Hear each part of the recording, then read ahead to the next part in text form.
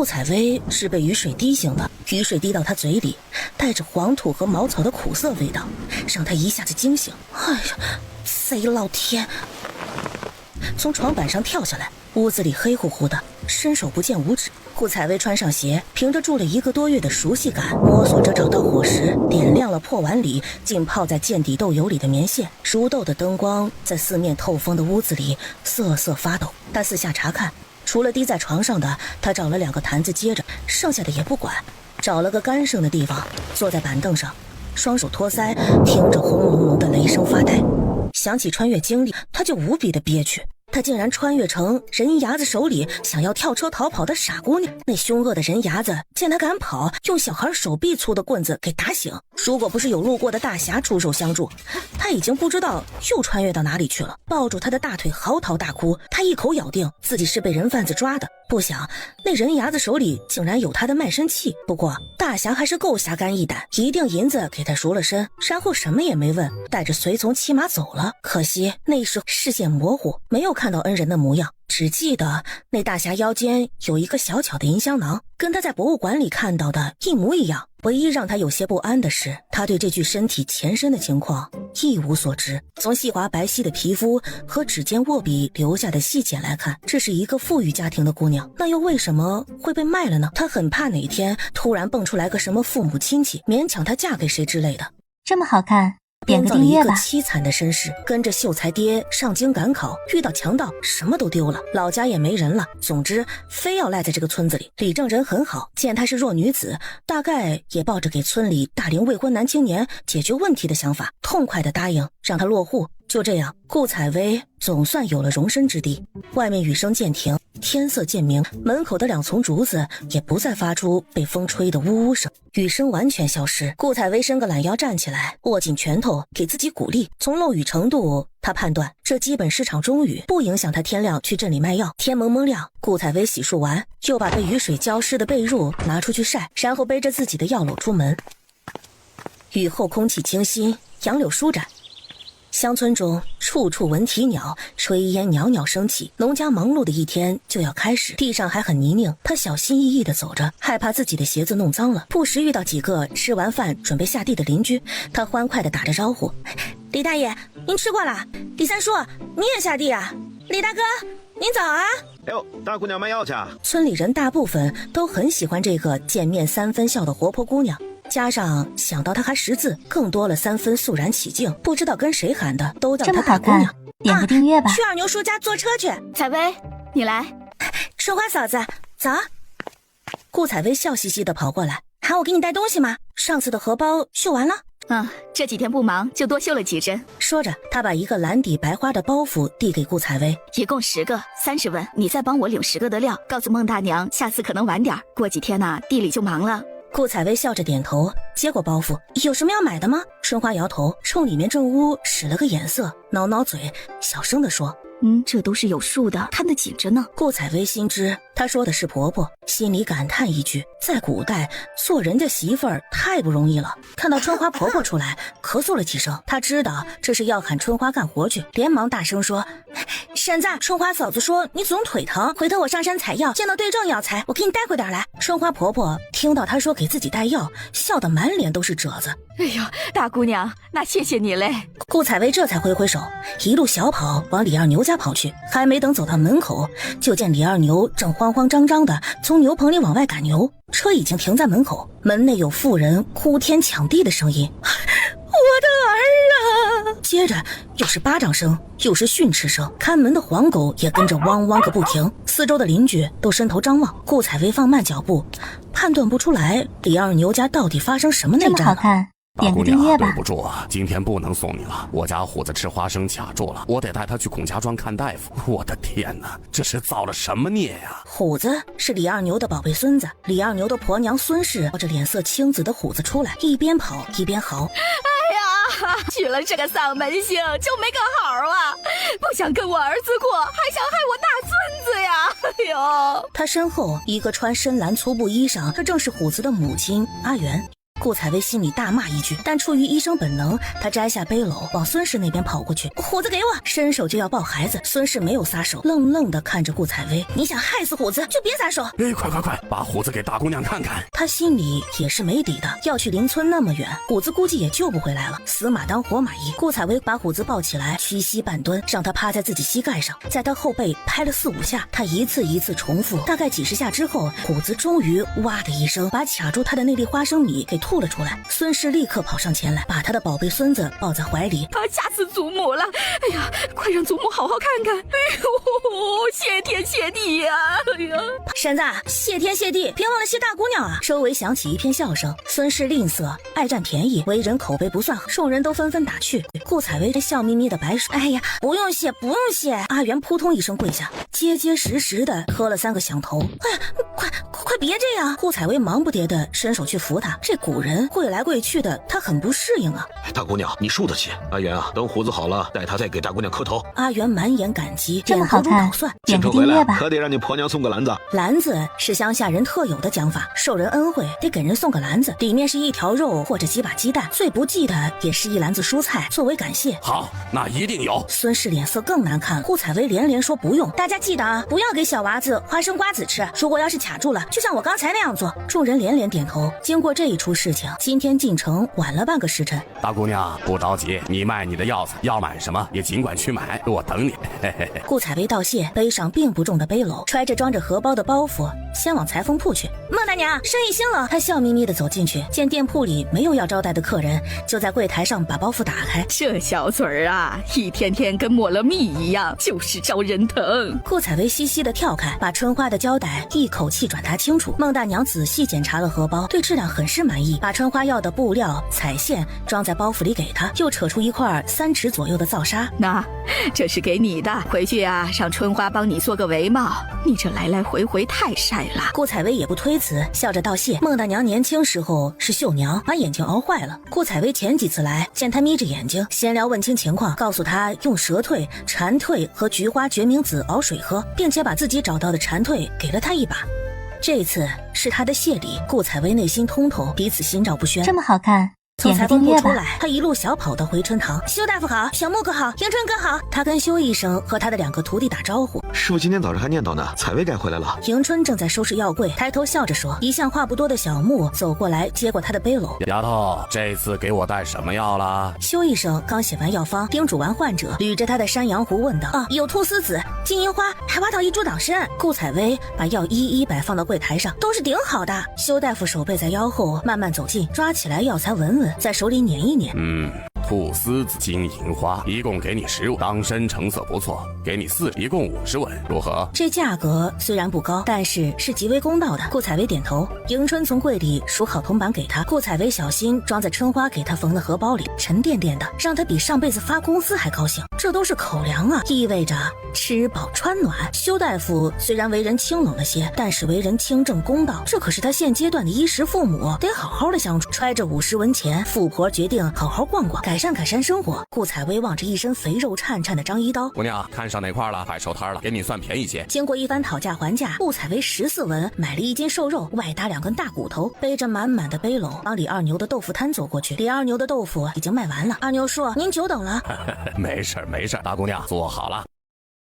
这么好看，点个订阅吧。顾采薇先把春花要的东西送过去，接过他硬塞来的一把青菜。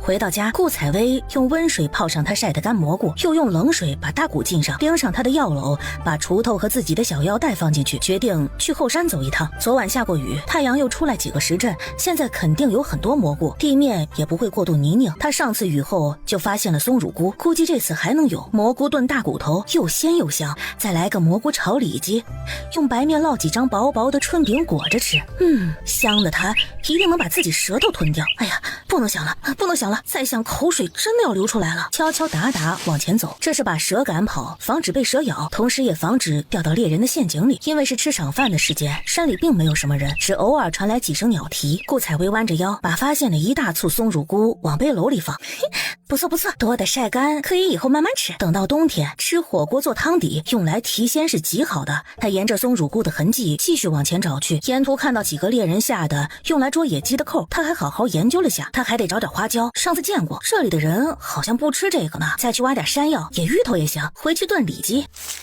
哎呀，终于找到你了！几乎累得头晕眼花时，顾采薇终于找到了花椒，几乎是一下子跳过去。站住！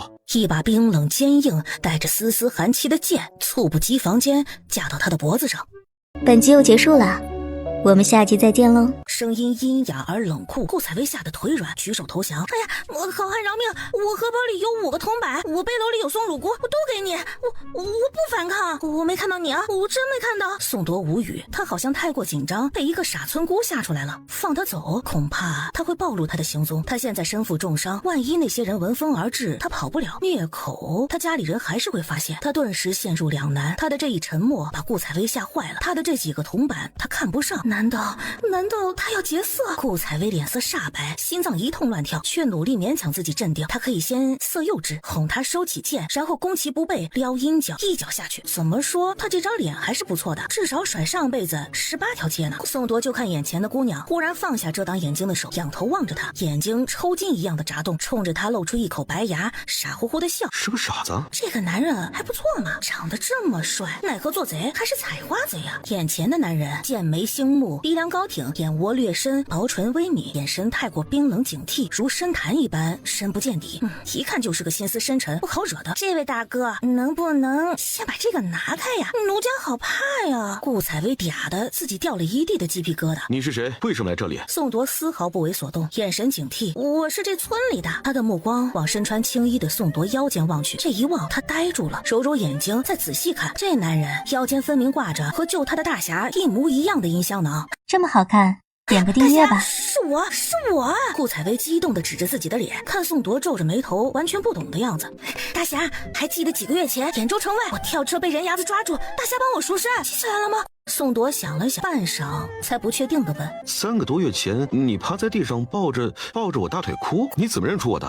一面之缘，难为你还记得。我当时虽然没有看到大侠的脸，但是对这个印象很深的。看见宋铎若有所思的样子，连忙表决心：大侠，你放心，你是我的救命恩人，我绝对不会出卖你。就是有人严刑拷打，我也绝对不会说出来你的行踪的。请您老人家高抬贵手，速速离开吧。宋铎嘴角一牵，2次相遇，是不是也有些太巧了？难道是那人的阴谋？可是现在的情形，他没得选。他如果只是一个傻乎乎的村姑，那么他能给他一些掩护；如果真是那人派来的细作，说明他的行踪已然暴露，逃跑也无济于事。不如将计就计，看他有什么阴谋诡计。想到这里，宋铎反而轻松了。长途奔袭，狼狈逃窜，已经耗费了他太多体力。他的伤口再不处理，恐怕他的腿也废了。你家里有什么人？顾采薇揣摩着他的意图。就我自己。看着宋铎面露狐疑，他知道这个时代都是家族聚集居住，像他这样的孤女，一般人都很难相信。于是把骗村里人的那套话又复述了一遍。那我是你表哥啊！顾采薇吓了一大跳。宋铎见他不灵光的样子，我不是你的救命恩人吗？现在我需要你帮我，我受伤了，我需要暂住你那里休养几天。你对外就说我是你失散的表哥。好。顾采薇松了一口气，很是痛快地答应了。即使他真的不是好人，他救他一命，他也该报答。以后两不相欠。宋铎心里暗醋，答应的有些快，若不是有阴谋诡计，就是蠢的要命。随随便便答应一个陌生男人进家门，说是他这番心思被顾采薇知道了，一定会跳脚，得了便宜还卖乖，小人。就这样，顾采薇上山采蘑菇，捡了一个表哥回家。跟顾采薇的粗枝大叶不同，宋铎是个谨言慎行、警惕性异常高的人。一路上他对周围都很警醒，而且教了顾采薇一整套完整的瞎话，滴水不漏。顾采薇这才知道他的名字叫宋铎。一路上并没有遇到什么人，顾采薇顺利的把人带回家。你先坐坐，我去给你烧水洗洗伤口。宋铎了一声，把剑放在身侧。等等，先给我倒杯水。好，顾采薇想，这也是个难伺候的大爷，这进入角色还挺快，迅速把自己当客人。用完给他倒了一杯凉开水，宋铎也没有挑剔，仰头就喝干了。顾采薇问他还要不要，他摇头，让他去烧水。他一身黏腻，伤口也化脓，现在得赶紧处理。生了火，把水烧上，灶台里填好了了粗粗细细的木头，估计能烧一段时间。顾采薇想起宋铎没有换洗衣服，想想他的身形，估计春花嫂子家的李四哥差不了多少，厚着脸皮去他家里先借一套。表哥，我出去给你借套衣服，一会儿就回来。他衡量了一下他出门报信的可能，又自嘲的想自己其实没有退路。他惜字如金，顾采薇这才一路小跑到春花家里去。春花家已经吃过午饭了，男人们都去歇晌去了。春花和她三嫂在院子里刷碗。这么好看，顾采薇扭扭捏捏说明来意，并且表示一定会很珍惜衣服，不会损坏。春花爽朗一笑，这算啥？你等着。说完，利落的甩甩手上的水珠，在围裙上蹭蹭手，噔噔噔的跑去给他拿衣服了。去年我娘家弟弟结婚，给他做的一套，没上身几次，别嫌弃啊。春花把衣服塞给他，该来客了，家里有菜吗？我再去给你筛点菜呀。顾采薇感动的都快掉眼泪了，连忙说不用，家里还有。看她妯娌在旁边一直斜眼看的样子，估计还能跟婆婆告状，回头她也得受委屈。可是她一点都没有犹豫，这份情谊他只能记在心里。回到家，他把衣服放到床板上，把兑好的温水用唯一的木盆端进来，这可是他洗脸的盆子，回头他得去河边好好的刷刷。你洗洗，擦擦身子，换上衣服吧，脏衣服放到床板上就行。我去做饭啊，你洗完后叫我，我给你上药。哦，对了，我还得先去看看我的药材够不够。宋铎听他絮絮叨叨，有点吃惊，他竟然还懂医术。顾采薇一边走出去，把门给他带上。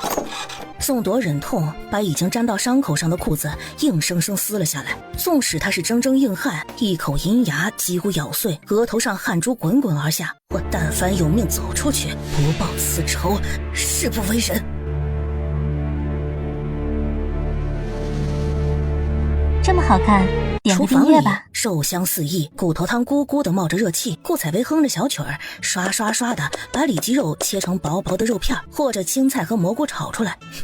哇，太香了！大姑娘在家吗？哎，阿元嫂子来了。阿元手里拎着个篮子，脸色有些尴尬。公公让我来给你送这个，今天真的多谢你了。李青，你不要嫌弃啊。顾采薇连连推辞，阿元更是尴尬，把篮子放在地上，转身就要走。哎，等等，我送你，等等我啊！说完，他也不拿篮子，转身进了厢房。那这是给你的，我自己闲着弄着玩的胭脂，别嫌弃啊。顾采薇把一个小盒子递给他，他闲着喜欢捯饬这些东西，给春花嫂子送过，一直也想给阿元送，只是没机会。谢谢。阿元愣了一下，没有推辞就收下，给顾采薇行了一个优雅的服礼才离开。哎呀，真好看呢！顾采薇看着他背影，袅袅婷婷，腰肢款摆，摇曳生姿，纵使精衣不群，也难掩风姿。真不知道他从前有怎样的故事啊！顾采薇发了一会儿呆，宋铎在屋内咳了2声，才让他回神。顾采薇扭头冲窗户一笑，进来收拾。这大爷一开口就不客气。顾采薇点头，吐吐舌头，马上就来。他把篮子提起来，拎到厨房里，掀开上面的青菜，发现下面装了6个鸡蛋。怪不得阿元那么不好意思，他听河边洗衣服的女人们说过，最不讲究的篮子里也该是10个鸡蛋，6个会被人笑吝啬的。不过顾采薇但是也不会生气，一会儿做春饼可以用上，也算是及时雨了。这么好看，对门进入正屋，木盆里的水已经被血染红，床板上也遗留下一大片的血迹。你怎么包扎的呀？你疯了！这衣服多脏呢，伤口感染怎么办呢？你怎么敢这样做啊？这血液怎么能止住啊？这个村姑真是时时刷新宋铎的认知啊！她一个未出阁的大姑娘，还是秀才家的姑娘，怎么如此不知道礼数呢？她眼睁睁地看着这个傻姑冲她扑了过来，伸手就扒她裤子。放肆！没看出来呀，她怎么这么不知道检点呢？把裤子脱了，把你那团包扎的臭布抽出来。你要是不想要这条腿，你就这样吧。宋铎迟疑一下，哎呀，情非得已，我只是大夫，你是病患，心中坦荡，自然就是清白的。顾采薇耐着性子安抚他这别扭的表哥，身体发肤受之父母，如果墨守成规而害了自己后半生，是不是也是一种不孝啊？宋铎表情松动，你出去再打盆水来。等我进来给你包扎，我还有些外敷的伤药，你等等。他端着盆子出去，顾采薇找到他自制的药粉，端着清水再进来的时候，宋铎他扭头看窗外，口气生硬，动作快点。顾采薇看他别扭样子，暗笑，上前来查看他大腿伤口，不由得倒抽一口冷气。伤口深刻见骨，已经有腐肉和脓血，有股刺鼻的气味，看起来当时没有处理，已经过了挺多天了，也不知道他如何坚持下来了，真是个铁人呢。这么好看，你匕首给我。点个订阅吧。宋铎转过头来问他，你怎么知道我有匕首？靴子里看到了呀。宋铎把改揣到腰间的匕首递给他，匕首通体乌黑，朴实无华，没有任何镶嵌，但是抽出来一看，锋利无比，吹毛断发，让拿惯手术刀的顾采薇一下子就喜欢上了。等等，他拿着出去，用沸水煮过，又熬好一锅汤药，细细净手，才重新回来。给他把一碗乌黑的药汤递给他，熬的时候不太够，药效也不确定，但是聊胜于无，还是喝了吧。宋铎皱起眉头，哎呀，放心，毒不死你。麻沸散。你有麻沸散？宋铎脸上写满不信，太医院里也就只有一位张姓太医有麻沸散的药方，从不外传。你爱喝不喝，一会儿疼死你，不关我事儿啊！宋铎端起碗一饮而尽，平躺下，如果疼就咬住这个。顾采薇把洗干净的布巾递给他，还得过1刻钟，药效才能完全显现，你要放松啊！不用，拿走，你现在就割，不用等。宋铎一言平躺在炕上，声音冷冰冰的。不行，我不愿意。顾采薇也是有脾气的。说完，他又想起什么，我可以先出去把蒸饼做好，一会儿给你处理完伤口，就可以直接开饭了。说着，也不等宋铎反应，推门出去。宋铎气得要发作，想要坐起来，却发现身体软绵绵的，没有力气。这药难道真有效啊？本集又结束了，我们下集再见喽。顾采薇在她和好的面浆中打入2个鸡蛋，又加了点面弄好，把火拨小，在锅底抹了一层薄薄的油，就开始做春饼。很快，2打薄如蝉翼、翠绿可口的春饼就做好了，被他和刚才做好的里脊一起放在锅里温着，再次用皂角洗干净手，他这才进屋。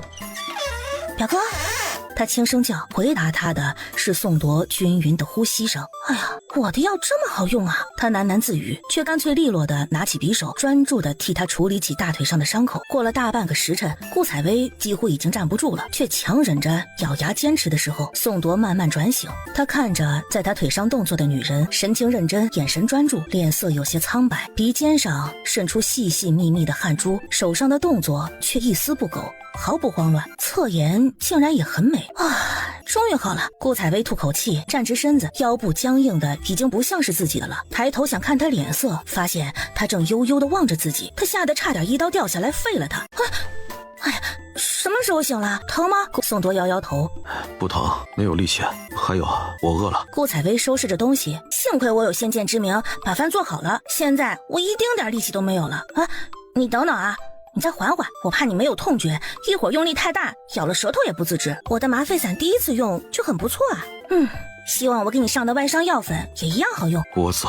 宋大爷开口了，顾采薇撅着嘴，气鼓鼓的出去。他大人有大量，不跟有病的人计较。这么好看，点顾采个订阅吧。薇他把饭菜端到炕桌上，就听春花在外面喊他。他出门一看，春花送了4个白面大馒头过来，这是极为珍贵的礼物了。春花嫂子，你这个我不能收，家家都不容易，春花恐怕连自己儿子都舍不得给吃白面呢。我还不知道你不会过日子，有一个夸一个，闲的还给我家那俩小的买糖，家里来客拿什么招待呀？哎，快收着，也是赶巧，你刚走啊，我娘家兄弟就来给我送中秋节礼，这馒头啊是额外偷给我的，你快收着，别拉拉扯扯，回头让人看见，我婆婆知道又要找事。哎，快夹去。春花把馒头塞到他怀里，自己一溜烟的跑了。好吧，人情欠多了，那就慢慢还吧。下一刻看到炕桌上被扫荡一空，立马就炸了。这我的肉哪去了？盘子里连个菜叶都没剩下，那么厚2摞春饼，一张都没剩下。做的有点少，再去给我做点。另外，再给我盛碗汤来。厨房里骨头汤的香气，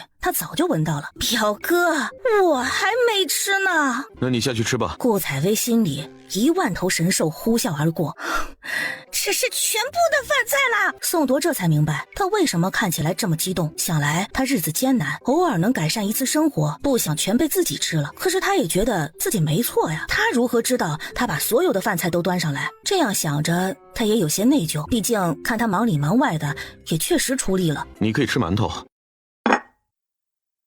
怒极的顾采薇觉得一股烈火顶到头顶，立刻就要爆炸。喏，这个给你，你晚上再去买点肉。顾采薇的火气像遇到瓢泼大雨，顿时消了。她不客气地接过荷包，发现里面沉甸甸的。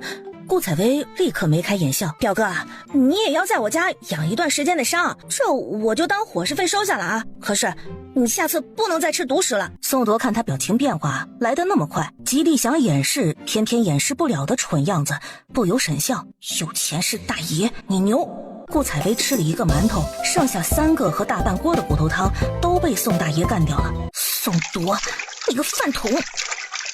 顾采薇一边洗锅洗碗，一边气哼哼地骂道，浑然不知他的这番话完全被听力极好、正闭目养神的宋铎完全听到。唯女子与小人难养也，阴晴不定，反复无常。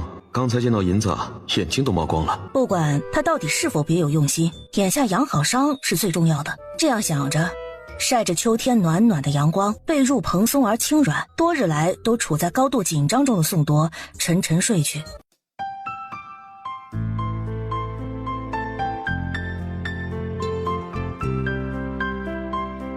这么好看，顾采点个订阅吧。薇是闲不住的性格，背着药篓继续上山采药。下午并没有太多收获，也是记挂家里的宋铎。顾采薇采了一点金银花，很快就下山了。方大娘在家吗？采薇啊，你来家里坐。方大娘在院子里编草鞋，开门让她进来。她儿子墩儿正在自己玩沙包，看到顾采薇就扑过来抱住她膝盖叫：姐姐，大娘，我来买只鸡。墩儿，你又胖了，可不能总吃肉了，吃蔬菜才能长高。他逗着墩儿玩，方大娘笑呵呵的给他抓了一只肥鸡。拿家里去吃，邻里邻居的不要钱。银子给您，回头我还来要鸡。顾采薇把银子硬塞给他，笑嘻嘻地说：我表哥来了，得招呼他。你家来亲戚了？除了你表哥还有谁呀？没谁了，就我表哥一个。顾采薇傻乎乎地说，看到方大娘脸色略变，顿了片刻才想明白，表哥表妹在古代也是高概率配对人选呢。拒绝了方大娘让表哥来他家睡觉的善意，顾大姑娘撒谎不眨眼，假装羞涩地说：我们有婚约，很快就成婚了。这个时代对未婚男女还是宽容许多，方大娘的笑意这才自然起来，却还是拉着他的手嘱咐道：嗨，你表哥既然找来了，你也不好意思麻烦别人，不如早点把事情办了。你一个姑娘家家太不容易了。顾采薇无语，拎着鸡几乎是逃回家的。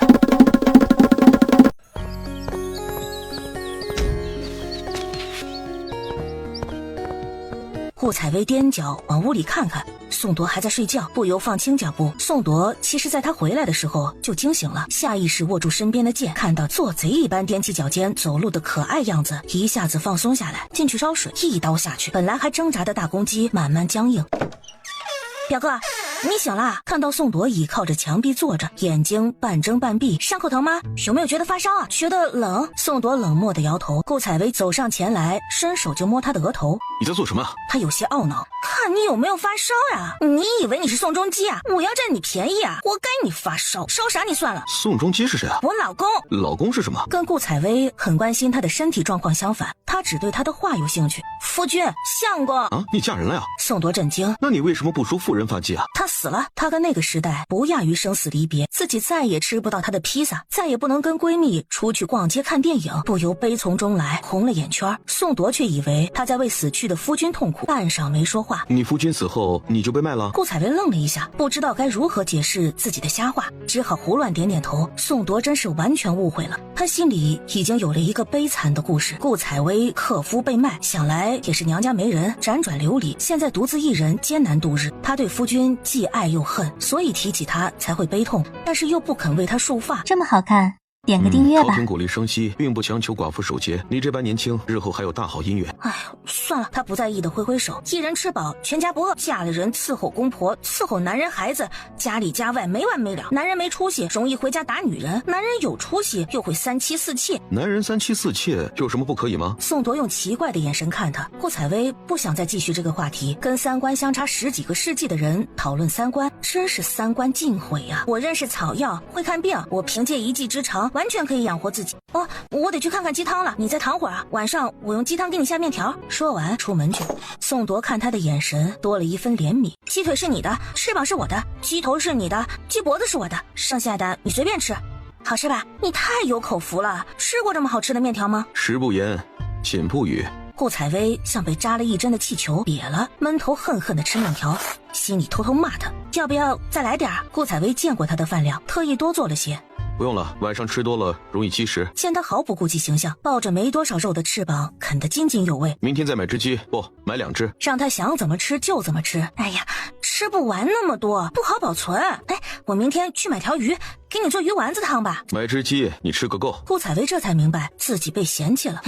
我从小就喜欢啃骨头，我们那里的人都喜欢鸡翅膀。宋铎狐疑地看他一眼。你们那里，你籍贯何方？顾采薇垂下眼帘，徐徐说：很远的地方，再也回不去了。宋铎沉默，没有再追问。吃完饭收拾完，顾采薇替宋铎熬好药，讨了烧酒，又去拎了透心凉的井水来，把布巾沾湿替他敷在额头上，又出去把他脱下来的脏衣服全部洗好。天色已经全黑了。表哥，你睡炕可以吗？我睡床，我不习惯睡炕，只有一套被褥，那就让给病号。反正现在秋老虎还厉害，他坚持到赶集日子就好了。借着微弱的油灯，宋铎看到他身形单薄，脸上带笑，跟他商量，一双水光粼粼的眸子闪闪发亮，甚是灵动。在这双水眸之下，到底藏着什么呢？宋铎嗯了一声，算是答应。如果晚上觉得难受，觉得冷就叫我。顾采薇把烧酒放好，如果要方便也叫我，没有夜壶我扶着你出去。宋铎的脸可疑的红了一下，这个女人真是口无遮拦，难道是因为嫁过人的原因如此不知羞臊？这次她连嗯都懒得嗯了，直接翻身装睡。顾采薇到底没睡踏实，半夜起来发现宋铎果然发高烧了。你做什么呀？宋铎也没睡着，看到他把油灯放在炕上，过来就扒他衣服，呵斥道：给你降温。顾采薇不屑地说：放心吧，你长得连我老公一根手指都不如。这该死的衣服怎么弄啊？自己脱。宋铎一言把上衣脱了。顾采薇丝毫没有他想象的脸红，面不改色的给他身上擦了一遍酒，一晚上擦了3遍。到了凌晨，宋铎才退烧。本集又结束了，我们下集再见喽。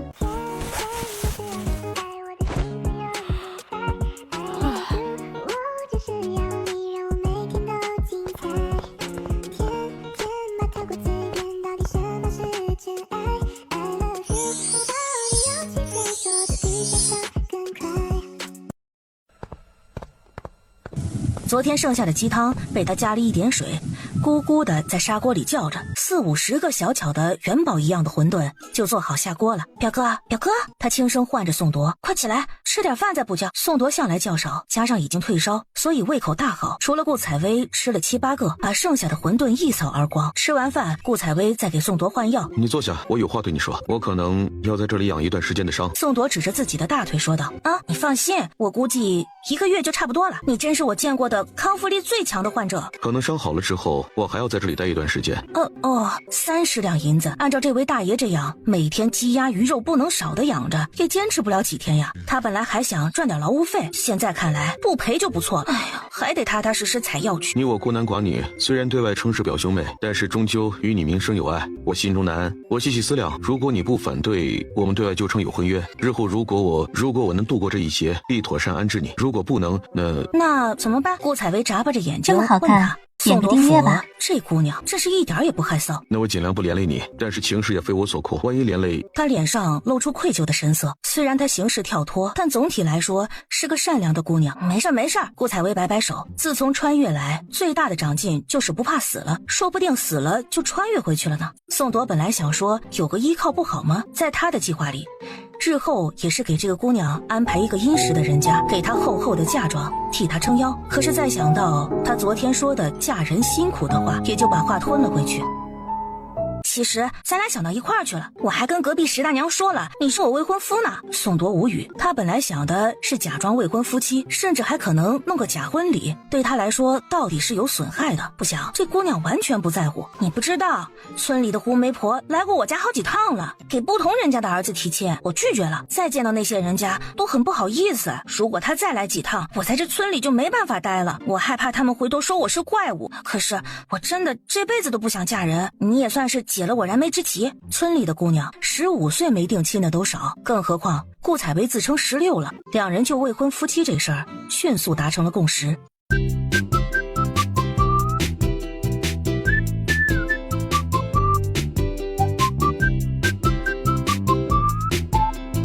我看你就知道，肯定是做大事的人。等你走了，我就告诉村里人你上京赶考了，你不回来我就守着，这样就不用嫁人了。我身无功名，同生都不是，如何进京赶考啊？他反问：哦，这是个问题。没事儿，那就说你做生意去了，理由反正有的是，随便找一个就是了。你走了，又没人跟我对峙，你就不问我是谁，不问我是好人坏人，为什么会弄成这样？宋铎看他傻乎乎的样子，忍不住说出心底疑惑：切，好人坏人又不是写在脸上，也不是自己说的。顾采薇用鄙夷的眼神看着他，反正你救过我，我就要还你一命。人在江湖飘，哪能不挨刀？谁背后没有一堆的糟心事儿啊？我就想有恩报恩，有仇报仇，简单点活着，想那么多干嘛呀？宋铎细细体会他这四不着调的话，若有所思。两人说话间，外面传来李正的声音：大姑娘在家吗？李正在呢，您来啦。出门迎他。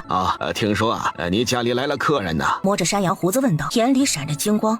您进来坐。顾采薇往屋里让他。李正跟他进屋，按照和宋铎串好的词儿说道：是我表哥，我嫁到京城的姨母听说我爹娘都没了，很是担心，让我表哥去我老家找我。我表哥为了找我也是吃尽了苦头，这不遇到了强人，被伤了腿。他假装低头拭泪。宋铎收起他大爷的样子，拱手致歉。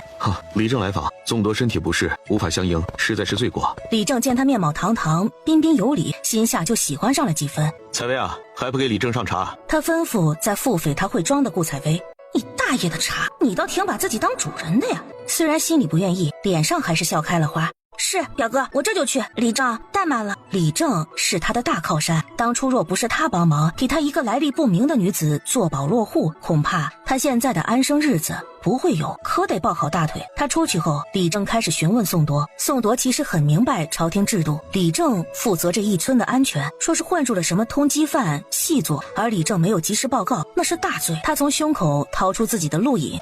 小子是京城人士，家有薄产，自幼与表妹有婚约，姨母多年前病逝，年前听闻姨父离世，万分悲痛，奉家母之命接表妹北上。苍天有眼，千辛万苦寻至贵地，表妹却言父丧刚满1年，虽然被叔伯欺侮离家，但是却不能贪图享受，随我去京城，立志在此为父亲守足3年，再随我去。小子心下不安，在此停留，希望可以说服表妹及早随我入京。宋铎的一番说辞天衣无缝。李正看了他的录影，上面红色官府大印历历在目，又喜欢他10里数，但还是很高兴的跟宋铎谈了一会儿。宋铎很擅长聊天，把京城的风土人情讲给他听，并热烈诚挚邀请他日后去京城一定要去自家。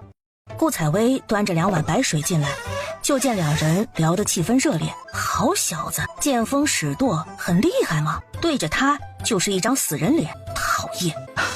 采薇呀，李正接过水，表扬了他一句。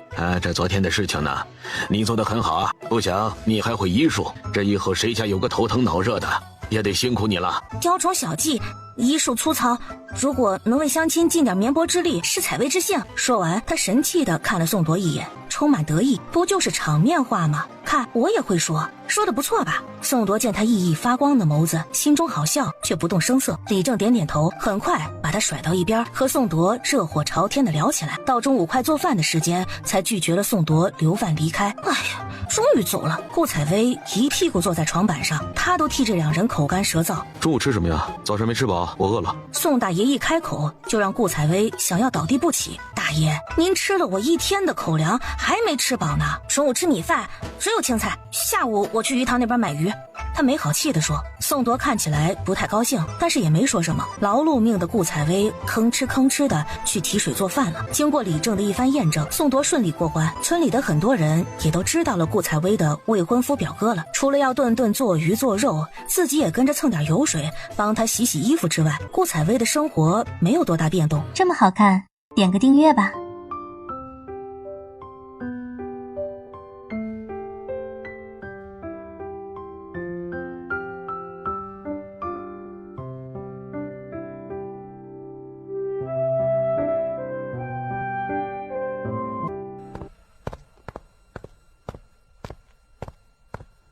依然是早上起来去提水，吃完饭上山采药。以前他经常中午不回家，现在不行，家里还有一个等着吃的。宋铎话不多，经常是沉默的看着他小蜜蜂一样的忙来忙去，听他絮絮叨叨自己的收获。明天我得去镇里卖药，再买一套被褥，给你买2身衣服，2双鞋。还有什么需要我给你带回来的吗？多买点面，我不喜欢吃米。宋铎冷漠脸。给我买套文房4宝，顾采薇一听就要蹦起来，那都是很贵的好不好？最差的一套也得2两银子，天天大鱼大肉也就算了，这还过不过了呀？宋铎不知道从哪里掏出一张银票推给他，大通银号通兑，你去换成银子，给自己也做2身衣服。顾采薇接过来，眼睛贼亮贼亮，看清楚上面写的100两，心扑通扑通的跳起来。100两啊，在这里100两，他都可以舒舒服服的过10年了。哦，都给我的，都给你，比墨纸砚要好的。还有，找人来修一下房子，屋顶修一下，最好呢把围墙也盖起来。他没有发现，已经把这棚屋陋室当成了自己家。因为照顾宋铎，整理出来的草药太少，他索性不卖了，决定高高兴兴去做一次购物狂。大清早给宋铎做好了早餐，又怕来不及赶回来，连午饭也做好。宋铎已经可以在地上慢慢走了。可是顾采薇不觉得这大爷会用灶台自己热饭，还是决定尽量早回来。计划没有变化快，他回来的时候已经是傍晚了，而且头发凌乱，衣衫破烂，还光荣负伤。大姑娘，真是对不住了。李二牛赶着牛车不住的道歉，没事没事。尽管前一秒还疼得龇牙咧嘴，这会儿他又笑眯眯的道，二牛叔，都怪我着急回来才碰上送嫁的，让牛受了惊。送嫁队伍吹吹打打，加上正红的颜色刺激，让拉车的牛受了刺激，疯狂的撞向人群。好在半路翻在沟里，车倾覆的力量拉扯住了牛，才没有造成更大的伤害。李二牛坐在前面正命拉扯着牛，顾采薇就没那么幸运，猝不及防间就被甩了出去。不幸中的万幸是，他抱着的被褥垫在他身体下面，起到了很好的缓冲作用，让他只是磨破了胳膊和膝盖上的一点皮肉。在出事的地方折腾了很久，在别人的帮助下，牛车才重新上路，东西都没坏，撒来的都是调料，不值钱。顾采薇连声安慰着内疚的李二牛，李二牛内心感激，却说不出什么话来。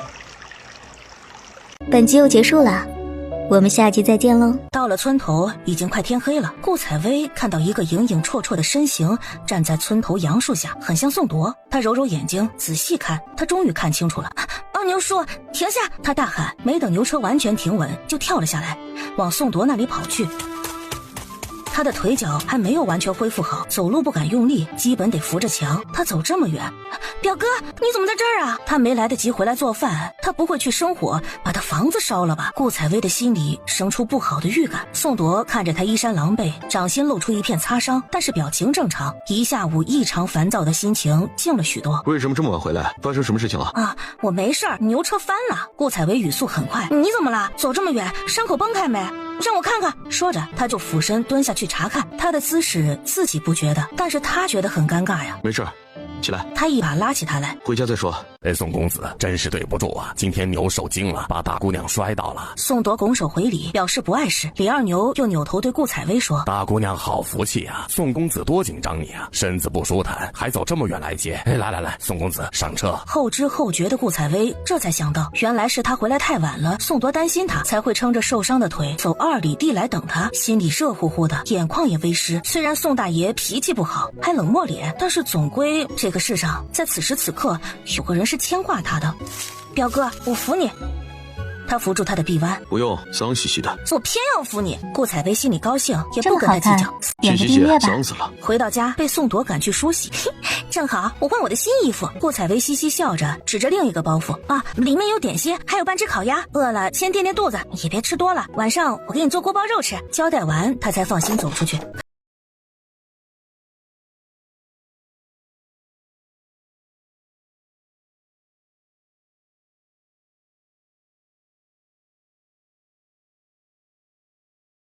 身体，他兴致勃勃地开始做他的锅包肉。今天挥霍了10几两银子，挥金如土的感觉真爽啊！他还买了羊肉、羊杂和羊大骨，准备熬个羊肉汤。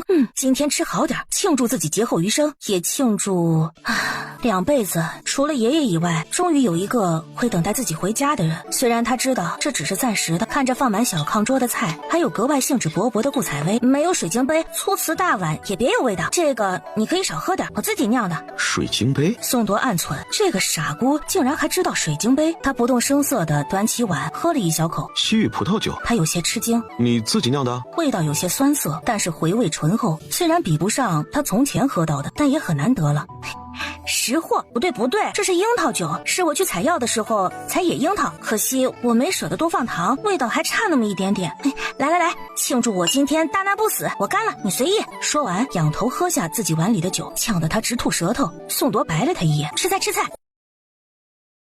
我本来想给你做孜然羊肉的，烤羊肉也不错，可惜呀，这里见不到孜然。你说的是小茴香？他在北疆时候吃过当地的烤羊肉，撒上一种特别的名叫小茴香的香料，味道格外香。不知道为什么，他觉得他说的就是那种香料啊！是，表哥，你在哪里见过呀？只在北疆见过，我京城家中有。他试探着说道，眼睛望着他，不错过他任何反应。北疆是在哪里啊？很远吗？有没有行商的贩卖这个？等我回京城后，可以让人给你送些。好，那就这么说定了。有什么稀罕的调料都给我烧点，那么远来趟不容易，多带点。你倒是不客气啊！宋铎被他都气笑了。吃完饭，收拾完碗筷，顾采薇把他买的大大小小的包裹都打开。这包点心，这身布料，我明天送给春花，还有这包花生米，送给她婆婆下酒。他碎碎念：你不是不喜欢她婆婆吗？哎呀，不给她，她就抢春花的东西，不看僧面看佛面，女人为难起女人来，有的是招数。我跟你讲啊，我之前顶头上司就是个更年期老女人，天天发作我都气死了。宋铎虽然完全听不懂，但是连蒙带猜，大概意思总是知道的。不过他以为他说的是自己过去的婆婆。那你的2身外衣、内衣没有，我买了最好的3梭布，回头让春花嫂子帮忙做。胡说！宋铎怒了，这个女人到底有没有一点男女意识啊？她跟什么春花素不相识的，她怎么可能给她一个外男做衣服？下次去赶集，去书店买本女诫，我亲自教你。顾采薇想半天也不明白她为什么突然生气。这么好看，点个宋铎看订阅吧。他一脸茫然委屈，生气地说：贴身衣物怎可交给外人啊？那你自己做？顾采薇下意识地瞪大眼睛。你做。顾采薇委委屈屈地答应了宋大爷的无理要求。那我明天就去找春花嫂子学着做，做不好你不要骂我就是了。好好做，记得买本女诫。顾采薇咬牙没吭声。她今天看上一部厚厚的药典，要价30两，她纠结半天没舍得买，才不会花钱去买那些没用的东西呢。那你的文房四宝？哦对了，这是3梭布布条，也都是上好的，不过就是太零碎了，我多买了点，以后给你换药还是这个不好。他唠叨着，我去烧水弄药，一会儿还是得给你换药。刚回来的时候，他已经要查看宋铎伤口，被他拒绝。他始终放心不下，按理说他的外伤现在已经开始好了，走路应该无碍，可是可能是伤他的刀口上淬毒，也可能是之前之后他中过毒，毒性始终未解。顾采薇替他把脉，对毒性了解七七八八，药方也有了，但是始终觉得有一种毒被忽略了。虽然他传承爷爷衣钵，但是他动刀更擅长，远远没有爷爷的造诣。你再让我想想。顾采薇收拾好东西，一边给他清洗伤口。伤口恢复可以，我再给你打点水梳洗，早点睡吧，我今天累坏了。我得去试试我的新褥子，比原来的还多用了2斤棉花，一定更舒服。宋铎看了一眼，怒目而视。这个女人难道不知道把好的给我用吗？可惜顾采薇完全没有这样的觉悟。伺候他梳洗完，很快就铺好被褥，陷入了梦乡。宋铎听见他匀称的呼吸，坐起身来。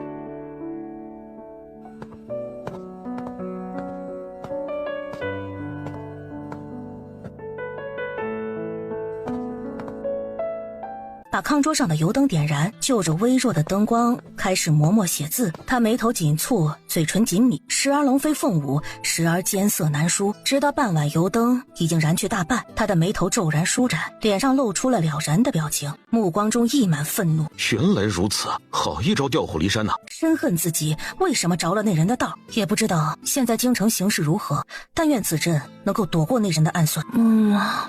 四君子汤，中和益，参数茯苓，甘草比。梦中的顾采薇喃喃背诵起汤头歌。见他没有形象的面朝他侧卧，怀里抱着枕头，口水横流，一条大腿没形象的耷拉着，几乎掉到地上。这个女人呐，到底是什么样的父母，什么样的家教，养出她这样的奇葩呀？她断然不是蓬门小户的姑娘，她的医术认知已经超过了。可是她也想不到哪家名门会不给女儿教女四书，难道是哪个武将家？可若是武将家，又怎么会让她被卖，沦落贱籍？要知道本朝贵贱分明，为了维护纲常，朝廷有令，落入过贱籍的女子永不可为正室，继室都不可。这么好看，点个脱籍后订阅吧。可以为妾室，否则只能是通房。顾采薇的身世始终是宋铎脑海中的一个解不开的死结。你别过来，你过来我就跑。咕噜来咕噜去，宋铎眼睁睁地看着他呼啦一下掉到地上去了。哎疼死了，疼死了！别打了！宋铎把嘲笑的表情和话都准备好了，然后发现这骨骼清奇的姑娘继续呼呼睡。宋铎见她又呼呼大睡，顾采薇眼神空洞，半晌才想清楚今朝何朝，怅然若失。这个心大的姑娘还沉浸在对爷爷的思念里，直到她站起来拍拍身上的尘土，她才发现宋铎正望着她，神情莫变。表哥，你怎么还不睡啊？顾采薇睡了大半夜，现在睡意全无，加上她心里有事儿，有个坏消息要告诉你。说，昨天了，我去镇上赶集的时候，听人说三皇子跟匈奴勾结，把军事布防图送给匈奴了，被抓起来了。本来要跟匈奴打仗的，现在也打不了了。咱们底细人家都知道了，还打个屁呀！皇上要议和，匈奴要了很多粮食，皇上很生气，现在在查军队里的奸细。宋铎心中又惊又疼，事情竟然发展到如此地步了，比他预想的还要坏。镇定，他对自己说，双拳在身侧握紧，青筋暴起，掌心里如湿一片。他用听不出异常的口吻问，这确实不是好消息，但是跟我有什么关系？装呗，你就继续装啊！如果真跟你没关系，你就左耳朵进右耳朵出，我要睡了。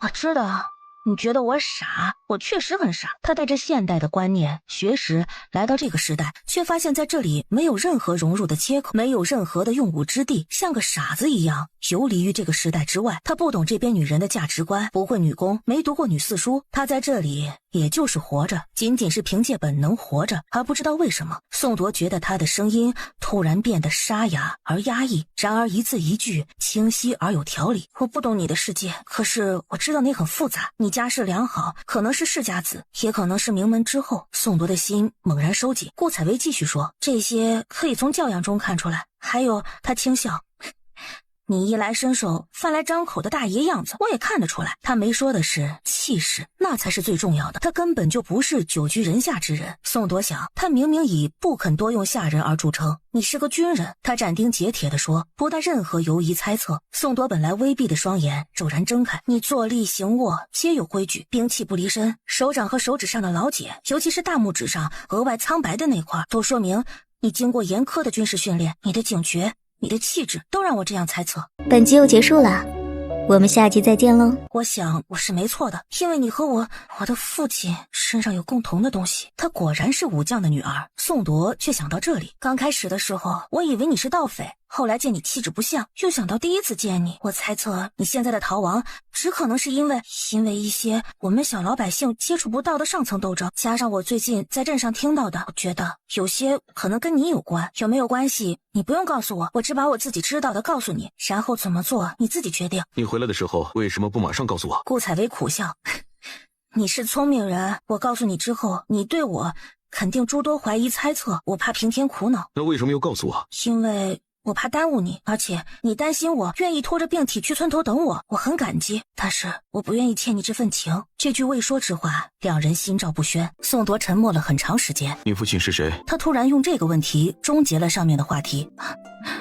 不在了，他是个军人，他曾经很疼爱他，每年一次的探亲，他只要一回家，几乎都会把自己架在脖子上。可是他没有福气，他跟他之间没有血缘关系。可以想象，当这个作为男人的奇耻大辱的秘密被揭穿之后，他的处境多么尴尬。他放弃了他，那个追求幸福的女人也放弃了他，他剩下的只有爷爷。可是他还是很爱他，他谢谢他曾经给过他那么温暖的年少时光，所以他给自己买的所有保险的受益人都是他。他大概已经收到了吧，这算是他对他的歉意和弥补。虽然他没有做什么，但是他的存在本来就是错误。这么好看，点个宋铎订阅吧。努力在脑海中筛选本朝最近10数年来战亡和病亡的将领，但是因为线索实在是太模糊，始终无法对号入座。表哥，顾采薇声音模糊，带着些许哽咽和茫然。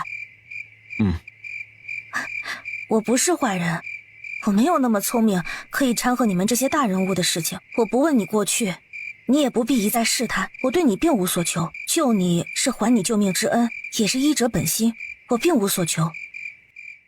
不，若你将来达成所愿，功成身就，能够帮我立个女户，让我始终在这个村庄里，始终在这里有容身之地，我就感激不尽了。孤独的在这异世漂泊，顾采薇始终缺少一份安全感。看小说里女户都很容易，但事实上没有族人支持，她根本就不可能立女户。她现在户籍不过挂在李家庄，属于边外人员，如果换个里正不允许她挂在这里，她就要走人。这次宋铎没有应声，两人彼此能听见对方凝滞的呼吸。是吧？明天记得找人修房子。顾采薇辗转反侧，半宿未眠，天蒙蒙亮，失眠的她就起床。早饭她烙了葱花饼，熬了白米粥，配上她自己腌制的小黄瓜，宋铎吃了不少。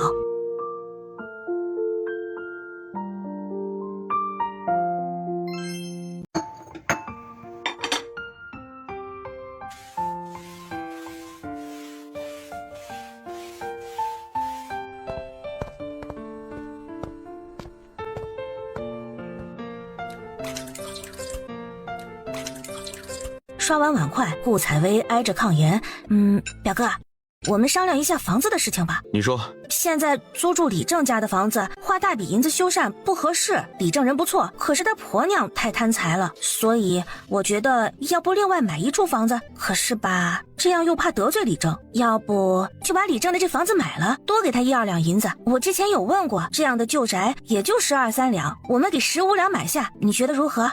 这些事情啊，你做主就好。顾采薇屁颠屁颠答应了，她也是本着尊重金主的原则嘛，毕竟是她的银子呀。嘿，我去春花嫂子家学做衣服去。宋铎透过窗户望着少女如同蝴蝶一般飞出去。顾采薇到的时候，春花婆婆正在院子里。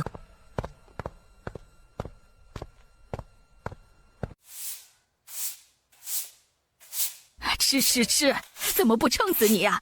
我打死你个不下蛋的玩意儿！顾采薇知道她这指桑骂槐，骂她三儿媳妇儿春花的三嫂，她只生了一个女儿，还弄坏身子，落下病根，不仅子嗣艰难，而且也干不了重活，因此在家里最不得婆婆欢心。她叹了一口气，嘴角扯出一丝笑容。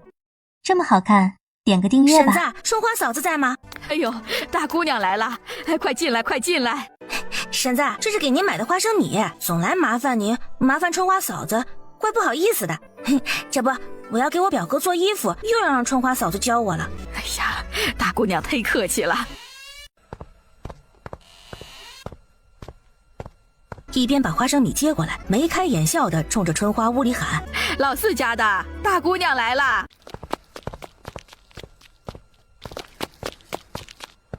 姨姨，两个小肉团子眼巴巴的望着他。哼，这俩熊孩子看见你姨娘啊，就像馋猫看到鱼，不许淘气啊，出去玩，别缠着姑姨。顾采薇从荷包里掏出一把花生糖，两个小家伙欢天喜地的去找堂兄弟姐妹分糖吃去了。顾采薇进了春花的屋子。哎，你来就来，给他带什么东西啊？哎，这是给李四哥买的。春花连连推辞，手里的触感细腻柔滑，是乡下人舍不得买的好布料。顾采薇压低声音说道，让外面的听见，你什么也留不下。我想好了，就说给我表哥做的，做小了横竖你家李四哥最高最壮，做好了别人也穿不了。春花眼眶一酸，几乎落泪。李四从小到大一件细棉布衣服都没穿过，他只是借件衣服给顾采薇，不想他如此回报。我要这么好的布料，傻子才不要呢。你就是那个傻子。顾采薇假装没看到他红红的眼眶，笑着跟他打闹，两人闹作一团。春花心灵手巧，按照顾采薇描述的宋铎和李四的身材差距，很快就把三梭布裁好，右手把手的教他拿针。拿针我没问题，可是怎么能缝得整齐还不扎到手，我真不行。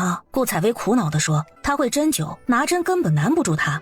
可是春花手指纷飞，针过留下的是一行行整齐均匀的针脚，她的就歪歪扭扭，不忍直视。春花笑得肚子都疼了，拿起剪刀要拆她缝好的歪线。哎，好容易缝这么长了，拆了我不白挨扎了。说着，她可怜兮兮地举起自己的手，露出上面好几个针眼。春花点着她的额头说，亏你命好，嫁到大户人家，要是嫁到我们这样的村户人家，一天不得被男人和婆婆打8遍。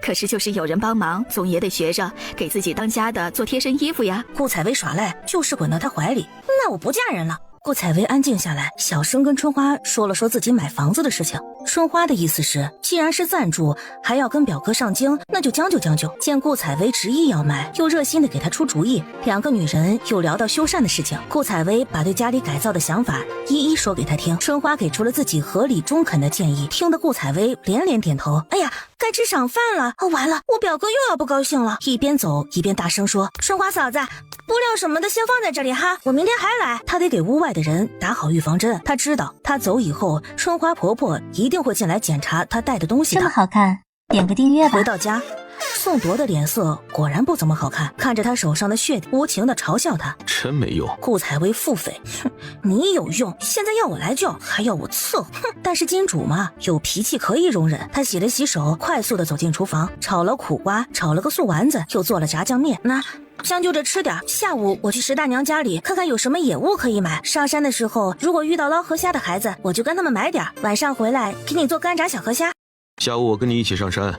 也行，你的伤口也恢复的不错，出去走走也有好处。吃过午饭，阳光有些炽烈，顾采薇把晒在院子里的草药和干花收了起来，回到屋子里。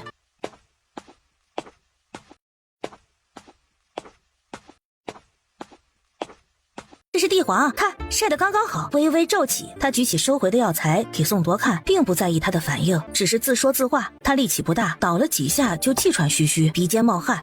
拿来。坐在床边看他瞎胡叨的宋大爷看不过眼了，抬起高贵的手示意自己要帮忙。受宠若惊的顾采薇当然不会客气，那都捣碎，把汁榨出来。宋铎一言去做，以令顾采薇目瞪口呆的速度把地黄捣碎。宋铎很快弄好。表哥，你太厉害了！宋铎面无表情，眼底的笑意却是出卖了他的情绪。这有什么功效？治元气受伤，逐气血虚弱，填骨髓，长肌肉，出寒热积聚，起风湿麻木。给我用的啊，对你的伤口有好处，而且我给你把脉，你以前双腿受过凉，虽然现在没什么妨碍，但是以后老了害怕落病，现在最好调理一下。一般用的都是烈酒，我用樱桃酒，本身也有除湿功效，效果会更好。宋铎没有再说什么。本集又结束了，我们下集再见喽。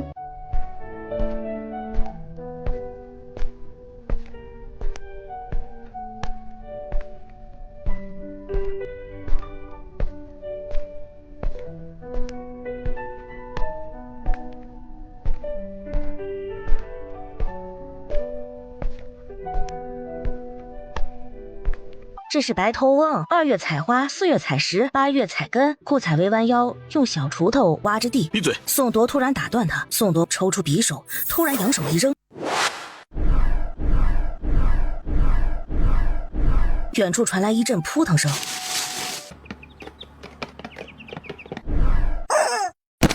顾采薇捂着胸口，紧张的心都要跳出来了。有刺客，射中了！去捡回来。宋大爷嘴角轻轻翘起，命令道：“表哥，虽然我不怕见血，但是我怕见死人呐，也害怕见半死不活的人。还是你去吧。”宋铎没好气地说：“是野鸡。”顾采薇心也不跳了，腿也不抖了，脸上立刻堆满了笑容，箭一般的窜出去。出息！宋铎鄙视他，嘴角笑意却更大了。哇，一箭双雕！表哥，你太神了！要是这个宋大爷是村里的男人，他一定厚着脸皮以身相许，这辈子吃肉都有保障了呀。他把匕首拔出来，才开怀的拎着战利品回到宋铎身边。晚上吃叫花鸡、油炸小河虾、拔丝山药，再来一个蒜蓉青菜，想想都觉得幸福啊。宋铎见他跑得脸蛋红红的，眼睛如同星辰，熠熠发光，仿佛被他的情绪感染。这么好看，点个订阅吧。心情轻松了许多。山间清风徐徐，让人心旷神怡。也许当一切尘埃落定，回归山林也是很好的吧。宋铎心里第一次生出这种念头。哎，走啊，表哥，去看看我的党参怎么样，然后我们就回家做饭。宋铎沉默地跟在他身后，听着他黄鹂鸟一般给他讲解遇到的药材。他突然想知道，没有他的那些日子，他一个人没被饿死，没被话憋死，也算是个奇迹啊。还在。顾采薇看到自己没舍得挖的那几株党参还好好的长在那里，顿时放下心来。这附近又没人采药，这个也不能做粮食，没人要。这都是银子，总是不放心呢。顾采薇小心翼翼的演好，并不计较他的态度。饱汉不知饿汉饥呢，他这种大少爷哪里知道人间疾苦。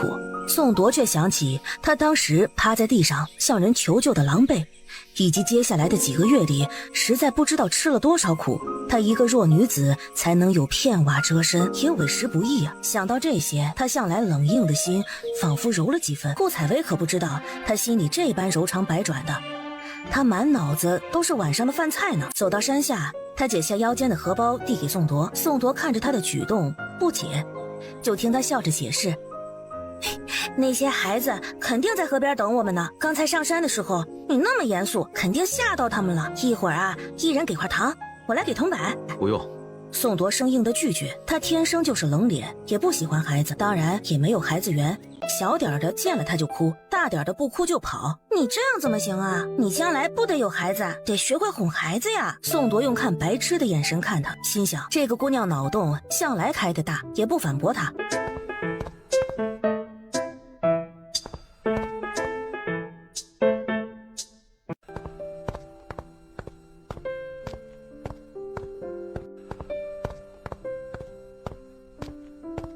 哇，这么多呀！打开钱袋，对面前几个8、9岁的男孩说：“来，一人2个铜板，记住啊，不准去河水深的地方，要不下次不给你们糖吃了。”孩子们看到铜板都很高兴，这意味着回家可以得到大人的表扬。听顾采薇说到糖，都流着口水，眼巴巴地看着他。宋铎假装没感受到，仰头望天，糖在宋叔那里，跟宋叔要。几个孩子看看宋铎，既害怕宋铎的冷脸不敢上前，又舍不得难得吃到的糖。表哥，你要留着自己吃了吗？拿去。宋铎生硬地把荷包塞到一个孩子手里，大步往前走。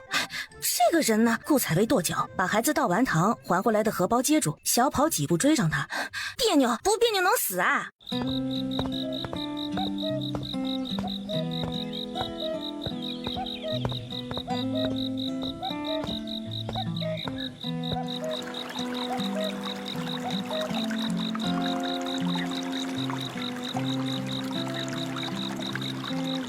这么好看，点个小花鸡订阅吧。很成功，带着包裹荷叶的清香，野鸡肉虽然少，但是很有嚼劲。顾采薇吃得不亦乐乎，宋铎更喜欢小河虾。哎，出去走走，消消食吧。本来做好被拒绝的准备，不想宋大爷今天心情好，竟然嗯了一声答应了。河水在月光下闪着粼粼的光，安静流淌。表哥，你多大了20有2，那你应该成亲了。并无。顾采薇愣了一下，没想到他竟然没娶亲。跳脱的思维马上让他想起，这货是不是那方面有问题啊？不对，他给他处理伤口，目测一大包，而且把脉也并无异常。他自以为自己的这番思量隐秘，却不知道自己突然的沉默和不经意间扫往宋铎腰部的眼神，被夜视能力极好的他完全捕捉到。下次赶集一定记得买女戒，还有戒尺。宋大爷，您怎么又想起这茬了？他连忙岔开这个话题。那定亲了？难道你和他谁要守制？这是他唯一能想到的理由了。没有定亲。宋铎想起曾经的事情，想起那女人给他的羞辱，口气有些冷硬。啊，你怎么逃过去的？告诉我，我也不想成亲。哎呀，算了，不提这事儿了。表哥，你打算什么时候走呀？啊，我可不是赶你啊，我只是想看用不用准备你过冬的东西。不想给我解毒了？我想的差不多了，下个集去回春堂给你买点药材，有南方的药材，我们这里没有。我虽然没有10成的把握，但是估计也差不了太多。这个下毒的人最卑鄙的在于用了2种很容易混淆的毒。说到本行，顾采薇开始絮絮叨叨。第二天，顾采薇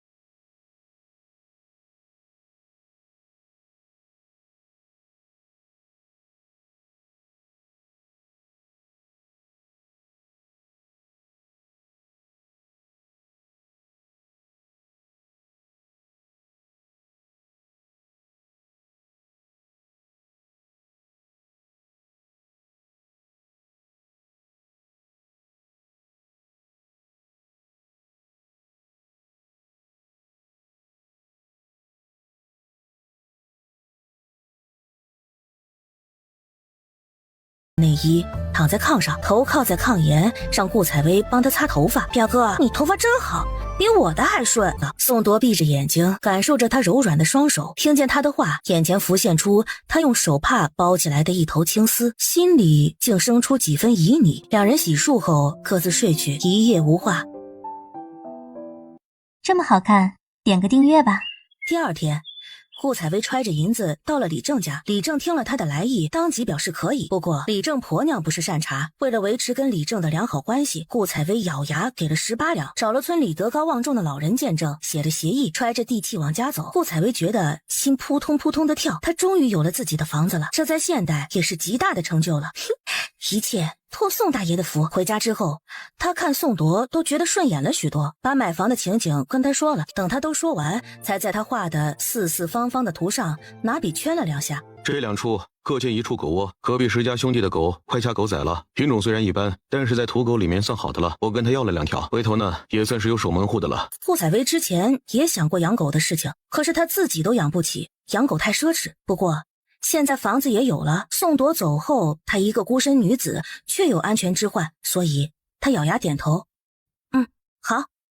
古代修缮房子并没有现代那样长的工期，李四哥帮忙在村子里找了8、9个精壮男子，用了7天的时间就全部弄好了。考虑到乡下人都讲究实在，也没整费事的菜色，顿顿都是白面馒头管饱，1大碗五花肉炖菜，大骨汤随便喝。就是宋铎都有些动容，破天荒的关心琐事，让顾采薇多给2天工钱，结果自然是皆大欢喜。李四哥又帮忙找了木匠，打了柜子、梳妆台、椅子等等家具，因为顾采薇的坚持，都用得上好木料，花了足足8两银子。房子修好的第2天，就是8月15，顾采薇望着翻修一新的房子，心里激动难抑，一口气做了8个大菜，做了月饼，包了水饺，又拿出他珍藏的樱桃酒，在院子里摆了一大桌。表哥，你先等等，我先拜拜。看他从厢房里拿出盆子和纸钱，放在地上烧了起来。他小声念叨着什么，他听不清楚，只隐隐的有只言片语传来。爷，很好，不记挂，有房子。端着烧完纸，顾采薇想了半天，对着月亮的方向跪下，恭恭敬敬磕了3个头，倒了一碗酒，轻轻洒在地上。爷爷，阿薇过得很好，您在天上也要好好的。祭奠完了，他起身拍拍膝盖上的泥土，回头冲宋铎露出一个笑容，却发现后者面无表情。表哥，你也有要祭拜的亲人？难道是他没替他准备祭品，他生气了？可是这边好像没有8月15祭祀的习惯呀。没有。切，真难伺候。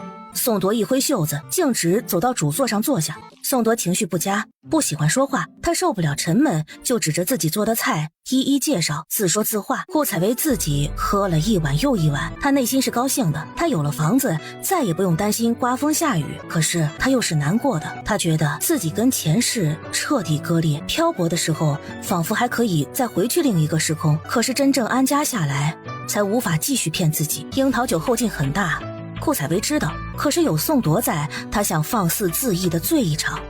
本集又结束了，我们下集再见喽。他走了，他这般放纵的机会就很难有了。宋铎吃了几口菜，就见他一碗一碗把自己灌醉。这是借酒消愁，缅怀前夫。宋铎觉得心里塞了团棉花，闷闷的难受，可是又不知道为什么会产生这种情绪，纠结之下面色更冷。表哥，我给你唱支歌吧。顾采薇摇摇晃晃地站起身来，双颊绯红，眼含秋水，朱唇漾起。明月几时有，把酒问青天。不知天上宫阙，今夕是何年。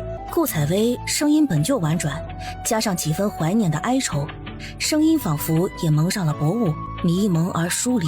她一身鹅黄短袄长裙，亭亭而立，眉眼含情，五官精致，在月下美得触目惊心。她竟然翩翩起舞，身材窈窕，舞姿婆娑，一颦一笑皆是风情，让宋铎看直了眼。顾采薇对自己的举动浑然不觉，如果她是清醒的，肯定会尖叫。上辈子她学舞蹈学了半个月就哭着不肯去了，而这辈子怎么会跳如此高难度的舞蹈？这辈子她会跳舞的事情，直到很久以后自己才知道。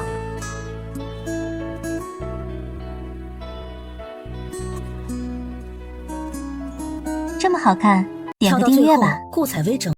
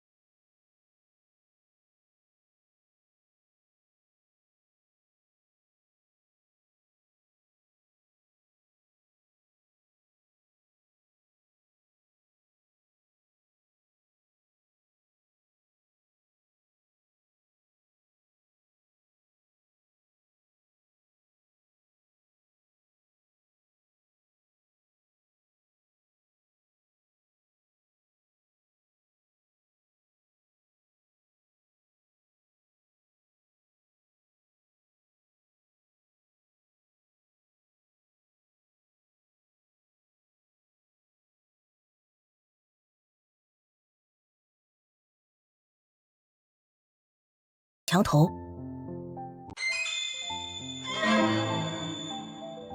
找到了！外面传来一个虚弱却又惊喜的声音，声音太过熟悉。宋铎哑声问：“刘鑫？”爷，是属下。两个人从墙头飞了下来，齐齐跪拜在宋铎脚下。两个高大硬朗的汉子却泣不成声。来人是宋铎8个侍卫中的刘鑫和邓博，有4人随他出行，已经尽数战死；1人有任务在身，几年都不在他身边。现在只剩下刘鑫、邓博和随意3人。起来吧。再次相见，已经恍如隔世。宋铎心里何尝不是百感交集。爷，听说您失踪，我们3人不信，一路南行来找，上天垂怜，终于找到爷了。属下来迟，让爷吃苦了。你们能找来，也吃了不少苦头。你们何时出京的？2个月前，听说您出事儿，属下3人立刻出京，府里被御林军围了，但是只有小姐在，皇上并没有下令如何处置，下人出入也可以，不过要被御林军跟着。宋铎不担心皇帝斩尽杀绝，皇帝算是看他长大的长辈，人和，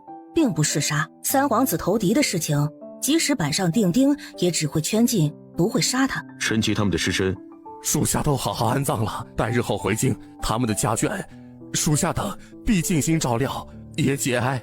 一起长大，一起训练，彼此托付后辈的兄弟就这样没了。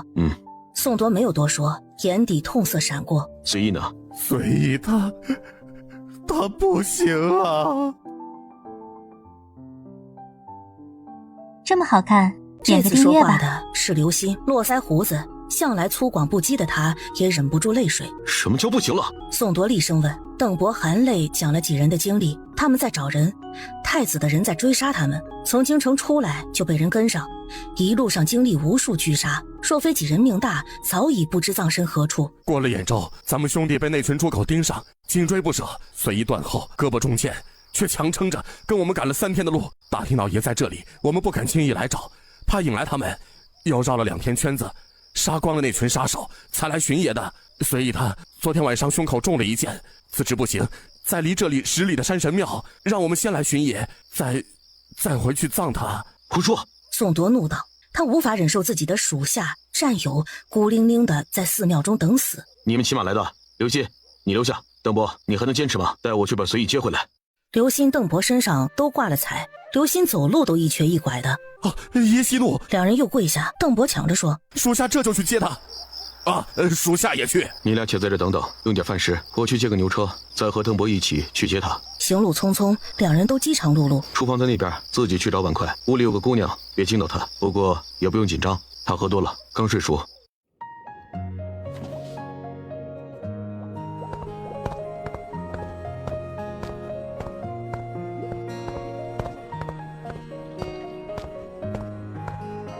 好在顾采薇是个爱说话的小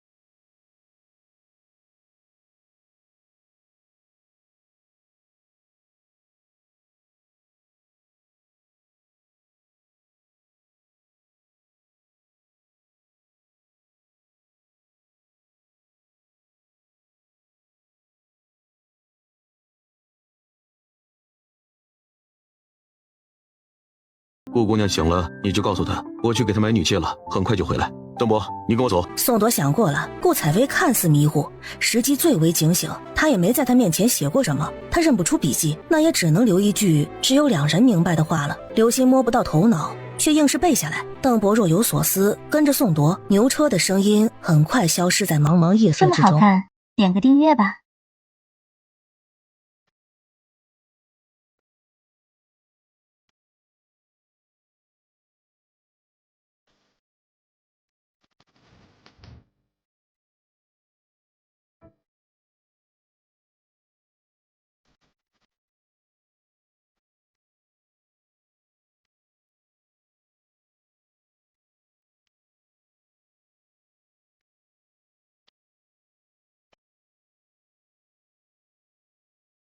顾采薇醒来的时候，发现宋铎竟然不在炕上，而且炕上的被子竟然是叠好的，还叠得整整齐齐。往外边走边想，走到院子里，发现桌子上还放着昨晚的盘子筷子，可是像被洗劫过一般，什么都不剩。突然钻出一个毛茸茸的大脑袋，吓了他一大跳。他看清楚是一个络腮胡子，冲他嘿嘿笑，带着善意和些许探究。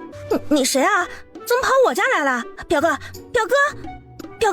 宋铎！姑娘莫惊，俺不是坏人，俺是宋爷的手下，昨天晚上才找来的。爷有事出去了，让我告诉你，他去给你买女戒了。听他这番话，尤其是说到女戒，顾采薇就确认了，他真和宋铎是一伙的，也不紧张了。那大哥怎么称呼啊？不敢当，姑娘叫俺大刘就行。刘鑫虽然看起来人畜无害，憨厚的跟熊一样，其实心眼很活。从宋铎的口气中推测出，他和这位顾姑娘关系匪浅，说不得这将来也要纳入府里的。大刘哥，你什么时候来的？哎，表哥也不叫我，给你做点热汤热水的。表哥什么时候回来呀？刘鑫估计一下时间，就快回来了。好，那我做早饭。本集又结束了，我们下集再见喽。大刘哥，你吃糖水鸡蛋还是煮鸡蛋？喜欢粥还是馒头还是油饼啊？顾采薇觉得自己该尽地主之谊，宋铎算是金主，金主的手下也得好好处着。刘鑫心想，这姑娘太客气了，又热情，自家公子正需要一个这样知冷知热的姑娘呢。俺不挑，姑娘随便做，根据爷的口味做就行了。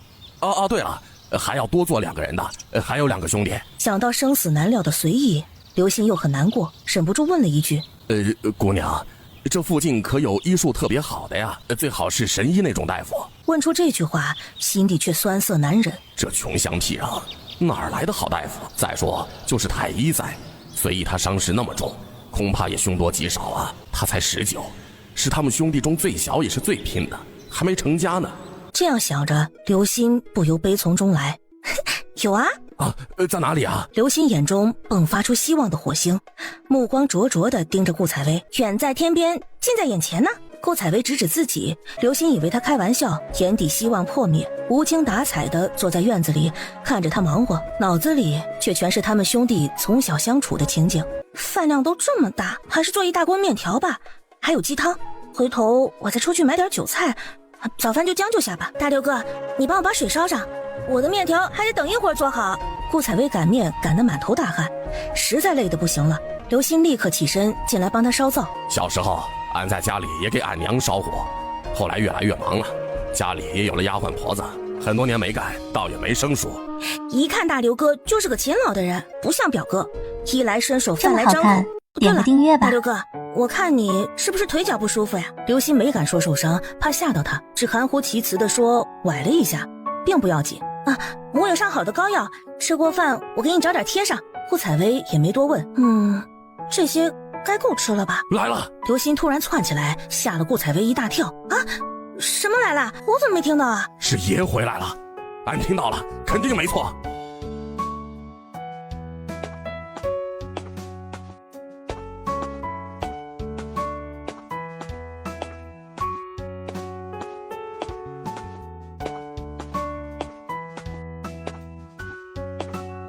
门开了，顾采薇也出来往大门外望去。10几米外，坐在牛车上，紧抿着双唇看他的，不是宋铎又是哪个啊？这是怎么啦？他快步走出来，看见躺着的随意，不由掩住了嘴，胳膊上伤口溃烂，发出阵阵恶臭，当胸一剑。从他平躺着来看，应该还没有贯穿，不过看剑簇的位置，插入的肯定很深。躺着的男人面色惨白，嘴唇干裂，却睁着眼睛带着笑意，还打量他一番，跟他说话。顾姑娘，随意有礼，恕我不能起身。原来这就是救了爷的姑娘。从爷的只言片语中，他只能隐约勾勒出一个农家姑娘的样子，然而见了人，却发现气质脱俗，容貌秀美可亲，眼神清澈，实在是个好姑娘啊。进去再说。宋铎伸手要去抱她，哎，别动，大刘哥，去帮我把厢房的床板抬出来，再乱动，小心剑插得更深。大刘没多想，立刻去把床板扛出来。什么时候受的伤啊？他指着胸口的剑簇问。随意要说话，被他严肃制止。你闭嘴，保存体力。你来说。他指着邓博，职业病又犯了，觉得像是手术前的紧张准备。他不自觉地咬着嘴唇。邓博见过姑娘，是昨天辰时左右。啊，还好还好。顾采薇听到了一个好消息，松了一口气。什么还好？宋铎抬头询问。废话什么呀，赶紧抬进去，我得立刻准备一下。顾采薇吼了一句，把几个人都吼愣了。刘星、邓博和随意面面相觑。还有女人敢这么吼公子爷，真是奇葩呀！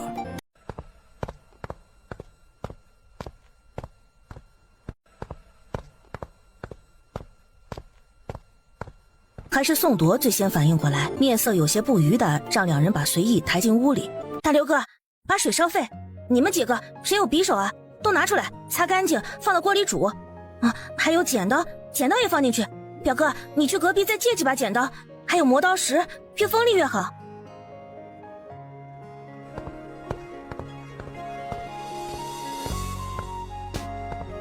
这么好看，点个在现有订阅吧。条件下做手术，没有无菌环境，没有趁手工具，只能九死一生。可是，即便是1%的机会，也比眼睁睁看着一个人在面前死去，束手无策要好。如果是村里的人，他还有顾忌，他害怕手术失败被人驱逐，也害怕手术成功被人当成怪物引来麻烦。可是，这是宋铎的手下，不知道为什么，他觉得宋铎和他们肯定愿意一试。宋铎动作很快，把东西借来，水也烧开了。所有人都看着顾采薇，因为从这姑娘近乎癫狂的精神状态中，他们看到了希望，包括随意自己。哎呀，不行不行，顾采薇喃喃地说，她从来没想过在古代动手术，没有任何准备，术后出血怎么处理啊？患者现在身体虚弱，如何吊住气？想到这些，他连连摇头。怎么不行？赶紧救人！爷，生死由命，不必苛求顾姑娘，能跟公子爷一场，也是随意3生有幸。如果有下辈子，属下还跟着爷。几个男人眼眶都红了。不行，必须救回来！宋铎大吼，他曾亲眼看见4个兄弟一般的侍卫为了他一个个死在面前，他也是凡胎肉体，也会疼，也会有不舍。闭嘴！顾采薇拿着他的炭笔在宣纸上写写画画，想救他就别吵我。4个男人顿时鸦雀无声。邓博士吧，知道镇上在哪里吗？我看见外面有马，你骑马去把我要的东西买来，找修大夫借1套银针，就说顾丫头要的，你给他押20两银子，然后要1根老参，要年限最久的，你带100两银子去，别讲价。然后还有一些药材，我都写在纸上了，再去买烈酒，最烈的烧刀子，能买多少买多少。你说，我来写。止血草2钱。很快药方写好，邓博揣在怀里出门，翻身上马，疾驰而去。现在做什么？吃饭。我去煮面，不吃饱怎么能给他处理伤口？面条煮好后，气氛太紧张，几个男人都没心思吃。顾采薇勉强自己吃了1碗半面条。姑娘，给我吃一口。随意倒是笑着讨吃的，被顾采薇拒绝。手术前可不能给吃东西，你等着，救活了你，想吃什么告诉我，我厨艺跟医术一样好。顾采薇很喜欢随意，她佩服他铮铮硬汉，也佩服他笑看生死。来，我有几句话想跟你说。还有表哥。姑娘请讲。随意依然彬彬有礼，他是8人之中唯一世家出身的，但是身世凄惨，不荣于家族。8岁后才跟着宋铎，宋铎也皱眉看他。第一，我没有把握，所以生死由命，我只能保证尽最大努力。第二，我可能需要一些特殊的手段，比如在这里划一道口子。顾采薇比划他的胸口，然后把剑取出来，再给你缝上。可能会留疤，你可以接受吗？随意只觉得被他一指，胸口一震，再想到他的说法，虽然不怕，但总觉得有些赧然。男女有别，还是公子爷的女人。那不是开膛破肚了？刘鑫蹦起来，对，就是开膛破肚，我只会这个。望着随意，眼神温柔却坚毅，信我，这是你唯一的生机。我不是第一次做手术，我救过很多人，当然也有很多人没熬过去，但是我相信你，你可以熬过去，你也要相信我，我可以救你。随意望着眼前容貌美丽、眼神坚定的女人，深深震撼，望着她含笑点头。顾姑娘，一切拜托。哪那么多废话，出去准备，救不回来，唯你是问。宋铎不喜欢两人之间的互动，这么好看，点个订阅吧。回来。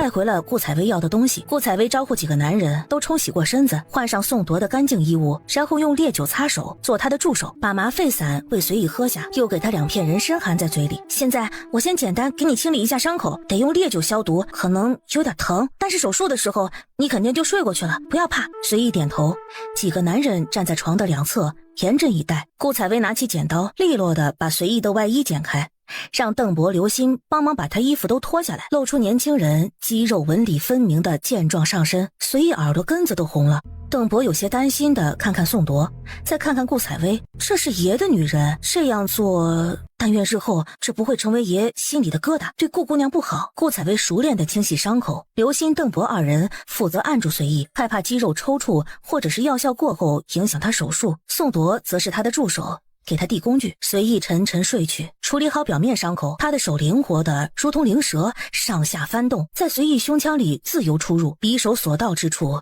血肉翻飞。除了认真，他却面无表情。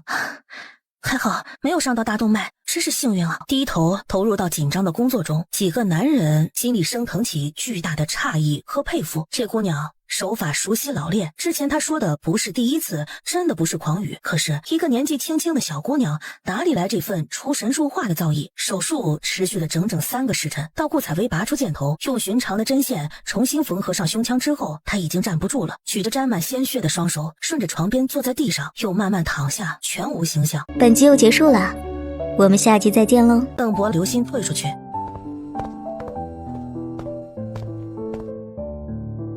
宋铎弯腰，在他诧异的目光中抱起他，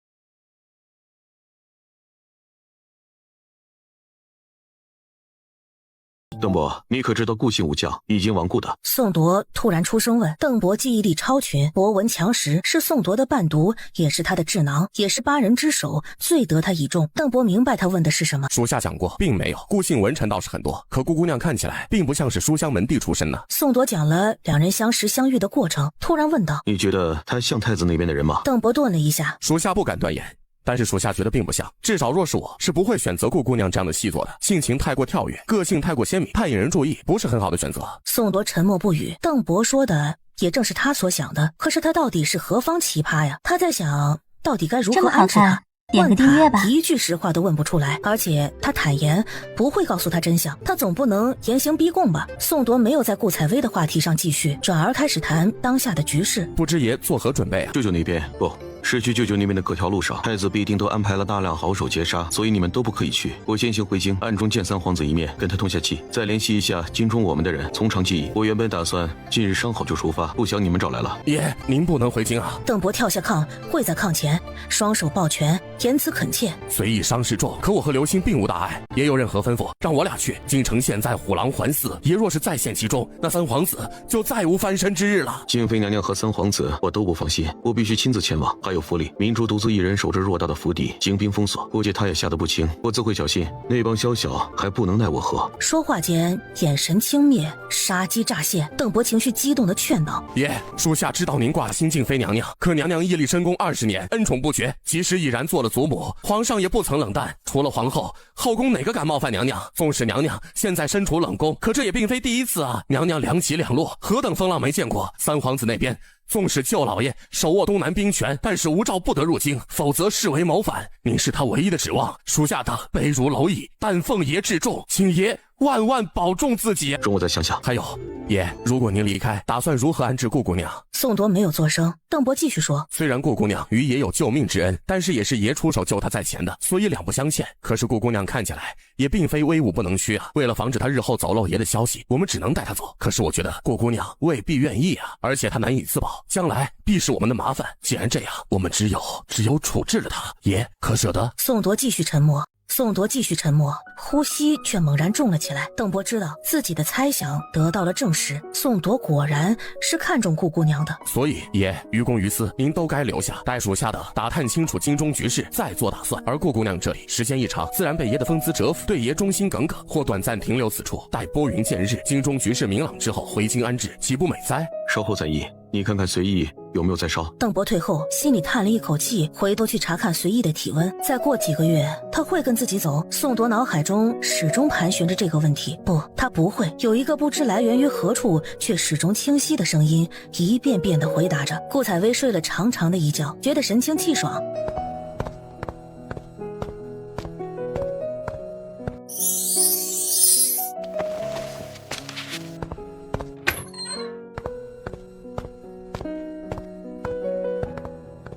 宋铎已经起身，和另外2人不知道商量些什么。作为主人，顾采薇有点不好意思。早啊，几位，抱歉，起晚了。哦，随意昨晚情况怎么样啊？我看看他，再去做早饭。另外几人都看着他，不施粉黛，露出天然去雕饰的美丽，肤如凝脂，双瞳碱水，樱唇微动，声如黄鹂。像什么样子？宋铎脸拉下，呵斥一声：还不下去洗漱晚饭？刘歆、邓伯都低下头。顾采薇大清早就挨训，也不高兴。气鼓鼓的刘歆觉得宋铎有些严厉了，忍不住出言劝宋铎：爷，顾姑娘她小门小户的，哪里懂那些劳世子的规矩这么好看，点个订拉了阅吧。他一下，狠狠瞪了他一眼。刘歆郁闷地看着他，为什么拉我？他是很喜欢顾采薇的，热情活泼，医术又好，救了自己主子和兄弟，对自己也好，他把她看作妹子的。那是爷的女人，轮得到你说话吗？邓伯在他耳边咬牙切齿地说：这就是一块木头。宋铎看了刘歆一眼，后者满脸委屈，小声嘀咕：俺心疼俺妹子，跟她是不是爷的女人有什么关系啊？再说爷也没说啊，爷是吗？闭嘴！邓伯真想扇这个傻子，他指指自己大腿根儿：你也不想想爷伤在哪里？那都是顾姑娘救的，这段日子不也都是顾姑娘衣不解带伺候爷吗？爷是那种始乱终弃的人吗？哦，那倒是。刘歆点点头。行了，我们继续说经理的事儿。宋铎把2人的对话听得都明明白白，心里不知道为什么异常烦躁，出言打断他们。她嫁过人了，她还对前夫念念不忘，她根本就没有看了他就要嫁给他的自觉。顾采薇笑着进来，径直走到床前，伸手放到他的额头上。还好，不错，应该没有太大问题。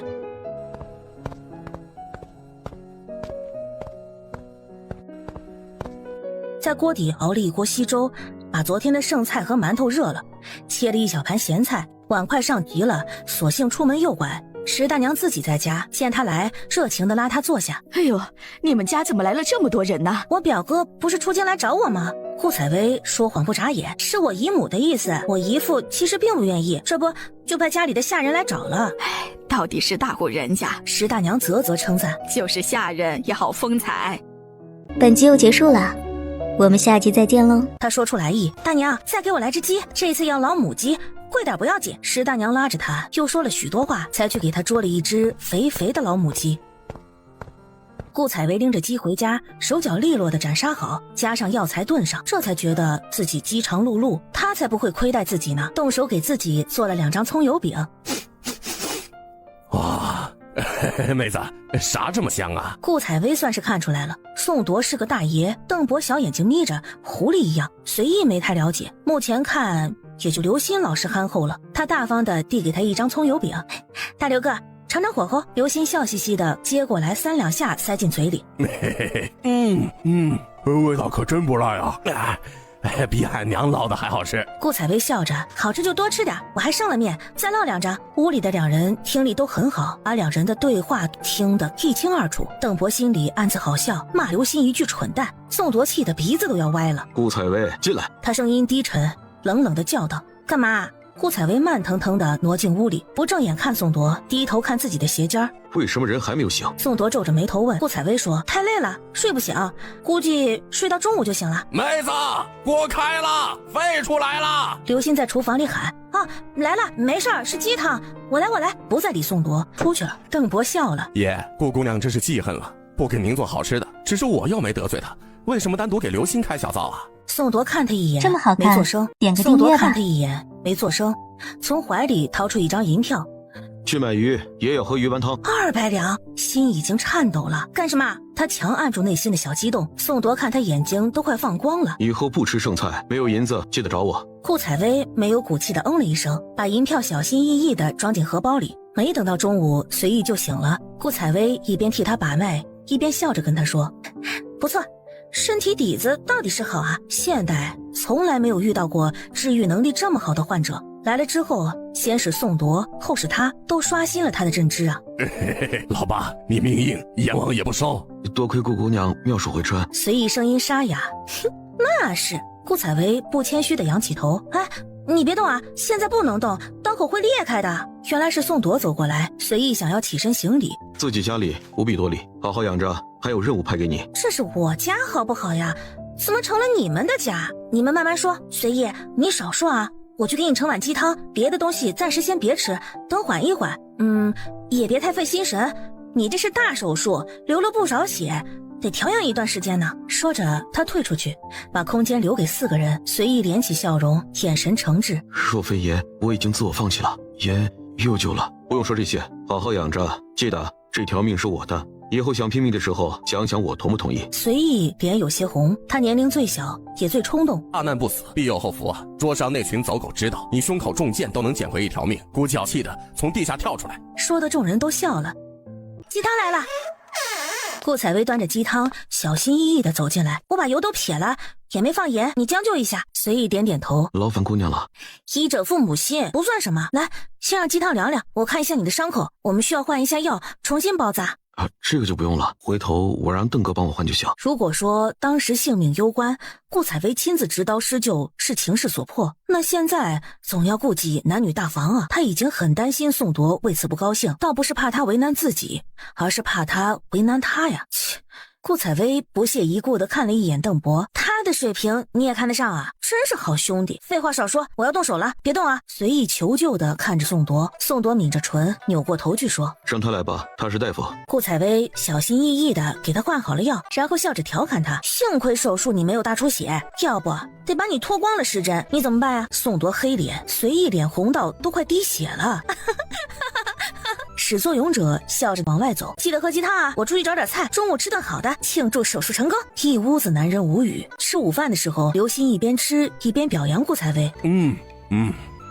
俺妹子的手艺真是绝了。老大，你都吃了3块红烧排骨了，剩下的是我的了。刘哥，你别说了，再说我口水都流到枕头上了。顾采薇在厨房听见刘鑫的大嗓门，很是高兴，冲着里屋喊道：“大刘哥，你喜欢就多吃点，我回头还给你做。”刘鑫爽快答应，继续埋手跟眼前的盘子做斗争。宋铎道：“我吃饱了。”这么好看，点个订阅吧。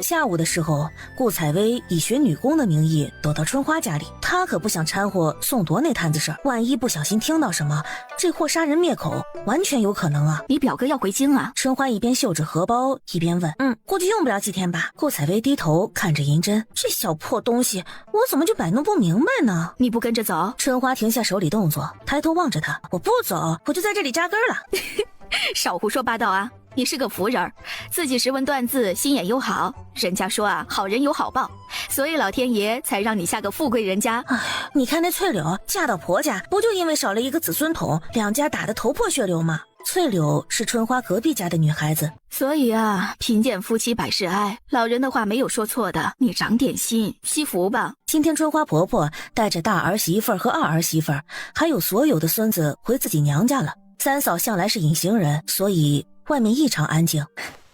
我现在一介孤女，没什么嫁妆，就是嫁个村里人，恐怕也嫌弃我做不了活，没有依靠，更别说姨母家里家大业大，婢仆成群，要什么样的儿媳妇没有啊？日子久了，就是姨父姨母不嫌弃，下人们恐怕都要看人下菜碟，给我冷眼。更何况姨父本就不同意我们的婚事，还是等表哥先回去商量，不是八抬大轿明媒正娶，我不会过门的。说着，他又有几分怅然若失，并不知为什么自己会为一番瞎话感到莫名的失落。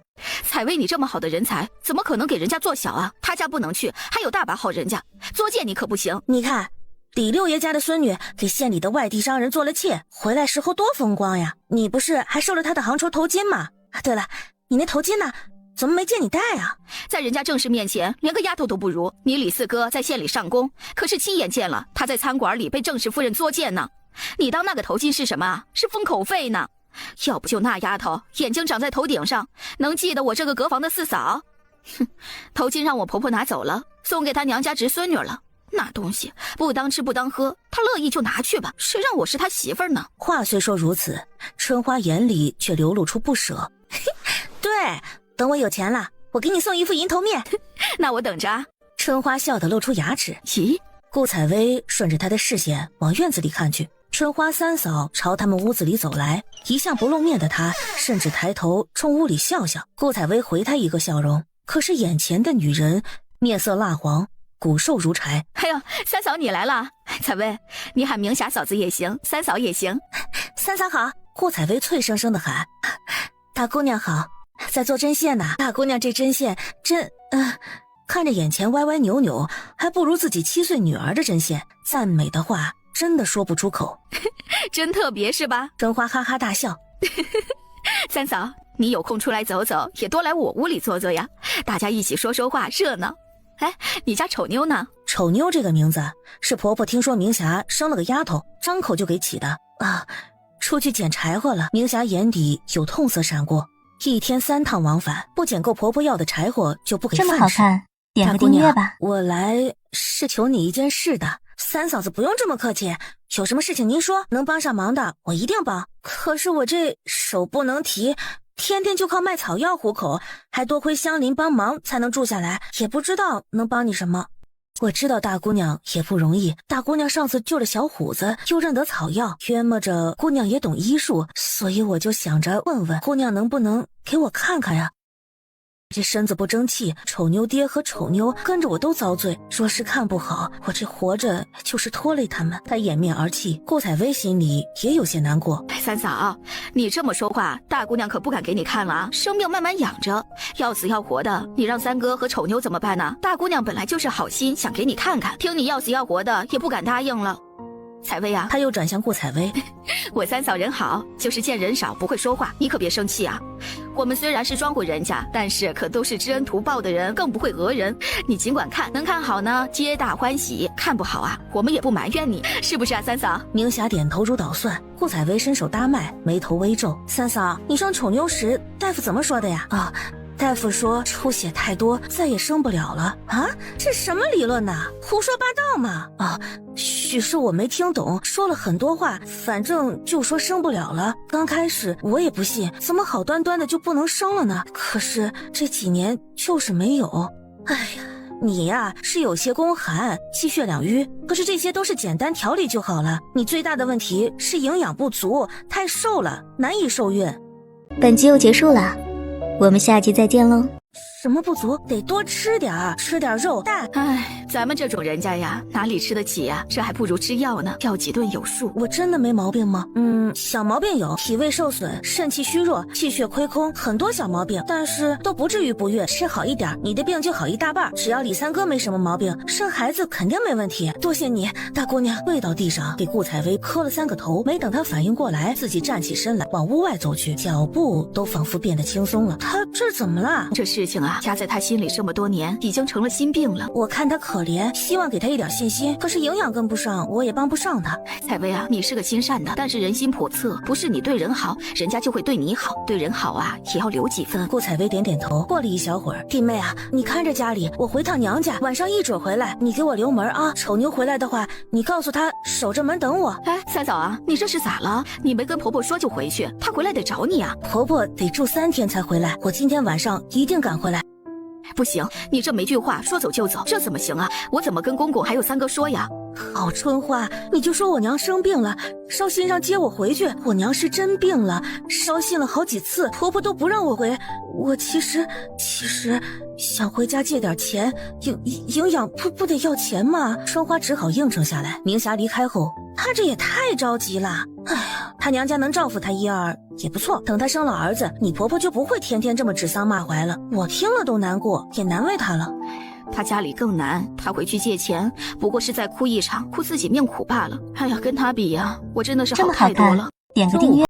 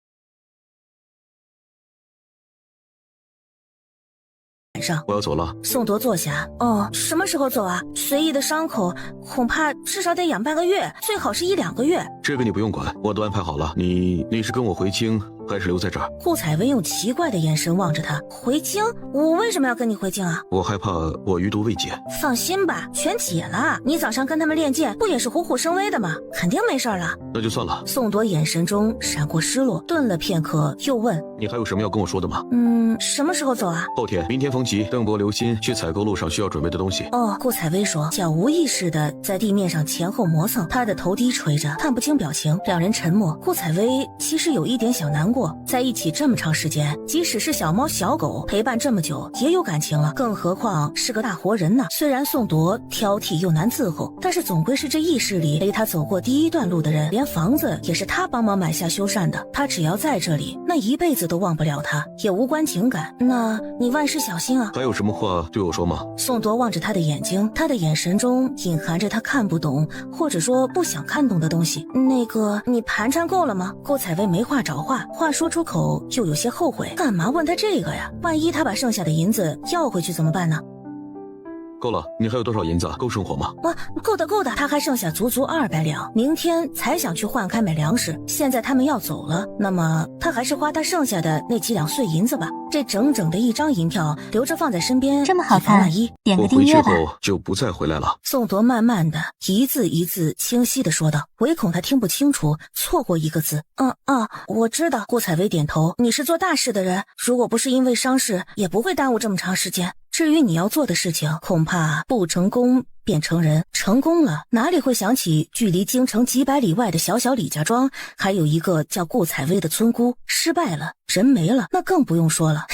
我祝你一路顺风，马到成功。明天好好准备一桌菜给你们饯行，想吃什么尽管说。不想听他絮絮叨叨，他面色清冷，甩袖而去。等等！顾采薇忽然叫他。宋铎顿步转过身望着他，眼神中有期盼流转。那个，别忘了我的调料，就那次你说的小茴香。顾采薇说着说着，对上他愈发铁青的脸，声音慢慢放低。你说过的，要不就算了。宋铎这次真的摔门而去，顾采薇用力向后倒去，重重的摔在床板上。他在内心嚎叫，怎么这么不会说话呀？可是他说什么呀？宋铎对他那一勾勾好感，他不是傻子，体会不到。可是那又如何呢？他和这世间的男人都一样，3妻4妾习以为常，恐怕就是喜欢他，心里给他安放的不过是个贴身丫头的位置。更何况他对他谈不上喜欢，不过是熟悉和好奇罢了。他是这个世界食物链顶尖的男人，他的世界是他这样的小白不该沾染也沾染不起的，那么就让他把他遗忘。宋铎，谢谢你曾经救我，谢谢你曾陪我走过这一程，愿你来日前程锦绣，愿你来日佳人在侧，妻贤子孝。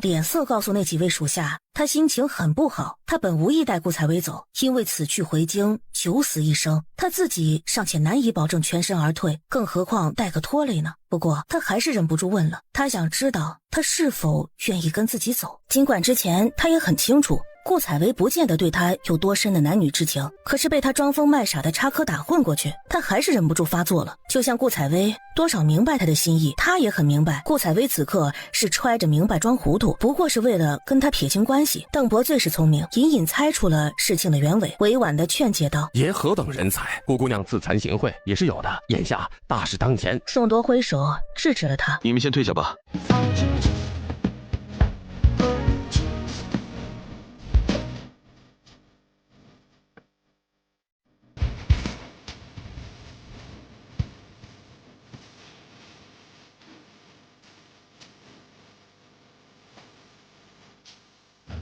顾采薇觉得面对宋铎感觉很怪，所以吃完午饭收拾完，背着他的药篓就上山了。刘星见他上山，吵着要跟他去，见宋铎没反对，就一起跟着去了。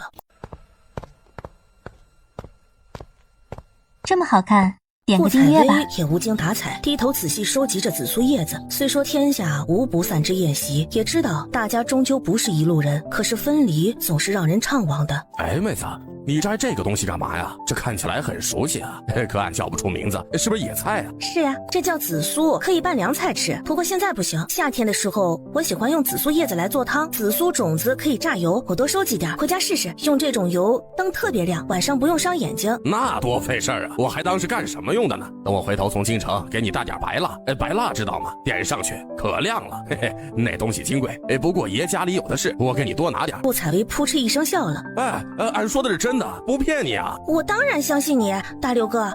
我是觉得你这点小事儿都想着我，跟我亲哥一样，我高兴的，高兴的。这个傻大个子是这几个人里最让他觉得亲近的了。大六哥，我带你去个地方，帮我把葡萄和酸枣摘了背回去，我自己背不知道要多少趟呢。我想做些葡萄酒，再做点醉枣，看能不能卖几个钱。刘星从自己怀里掏出几张银票，都递给顾采薇。大刘哥，你这是干嘛呀？顾采薇现在很熟悉银票了，没有伸手，仰头问道：“给你，都给你，你一个姑娘家的不容易，俺不少银子的，也给他赏赐，花都花不完的。”不用。顾采薇摇头，心中很是感动。我有银子，可是人总是要做点什么的，总不能天天在家里坐吃山空吧。我虽然是个小女子，但是我也有自己要做的事情。我可以给人看病，还可以采药，既可以有事情做，还可以赚钱养活自己。刘星想把银票塞给他，又不好意思跟他拉扯，想了想，把银票又塞回了怀里。本集又结束了，我们下集再见喽。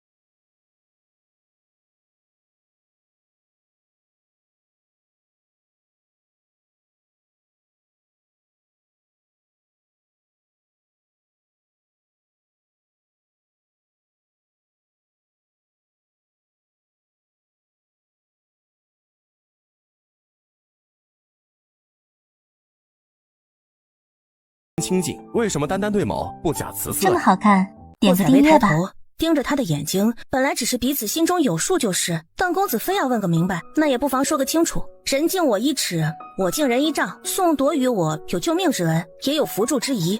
随意是我的病患，我身为医者，对他有照顾的义务，他对我也心怀感激。大刘哥对我像亲妹子一样，还帮我做事，而邓公子恐怕只会审视我是谁，对你们心怀什么目的，配不配得上跟你们说话吧。你只看到别人眼中有刺，却不曾看到自己眼中有横木。对于邓公子这种人，我自知鄙薄，从来敬而远之。我并不欠你，也不需要仰仗你，为什么要忍受你的挑剔？说完，他不待他反应，推开门走出去。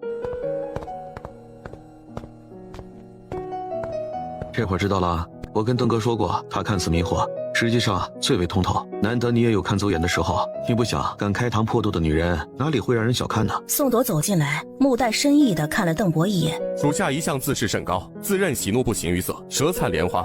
不想今天被姑娘看透心思，甚至无言以对，某惭愧。爷眼光，属下甚服，此女值得纳进府里。宋铎没有作声，邓博有些着急。爷，就凭她出神入化的医术，也断不可以让她为别人所用啊！随意争辩道：“顾姑娘身处乡野，连村里人都少知她的医术，而且这般惊骇世俗的事儿，若不是爷与她的缘分甚深，她恐怕未必敢出手。我看得出来，她也是很慎重的人。”邓博的话中分明有强迫之意，甚至还有不为我所用便毁之的杀意，这让随意有些不满。多事之秋，京中局势还不知如何，他的事情日后再议。回京之后，也许可以顺便查查他的事情。他的口音是很纯正的京腔，还有他谁都未曾提起的那月下惊鸿一舞，舞技精湛。他隐隐觉得与他赴宴时看到的许多舞蹈有重叠，他一定跟京城有关。第二天赶集，刘歆、邓博跟着顾采薇一起去，不过他2人都骑马。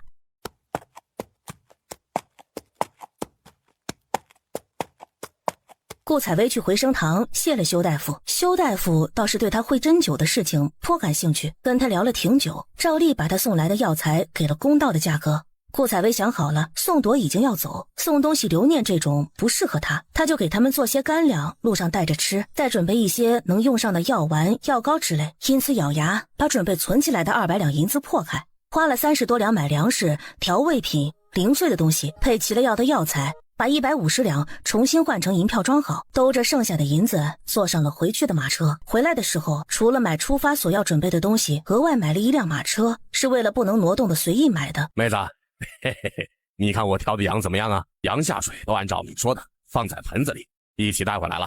好，太好了！中午吃的特别丰盛，唇齿留香，就连一向吃饭姿势优雅的宋铎吃的也是又多又快。给病号，顾采薇单独弄了菌锅汤，随意背后垫着枕头坐起来，吃的很是香甜。行了，差不多了，羊肉火大，老板说这里离京城近，起码也就2天路程，所以好东西还算不少。差不多了，我吃好了。随意吃了几口青菜就够了。麻烦姑娘了，你快点去这吃吧。么好看，点个下午订阅吧。的时候，酒足饭饱的男人们在屋里休息议事。顾采薇抱着自己买的药材和瓶瓶罐罐，把自己关到睡觉的厢房里。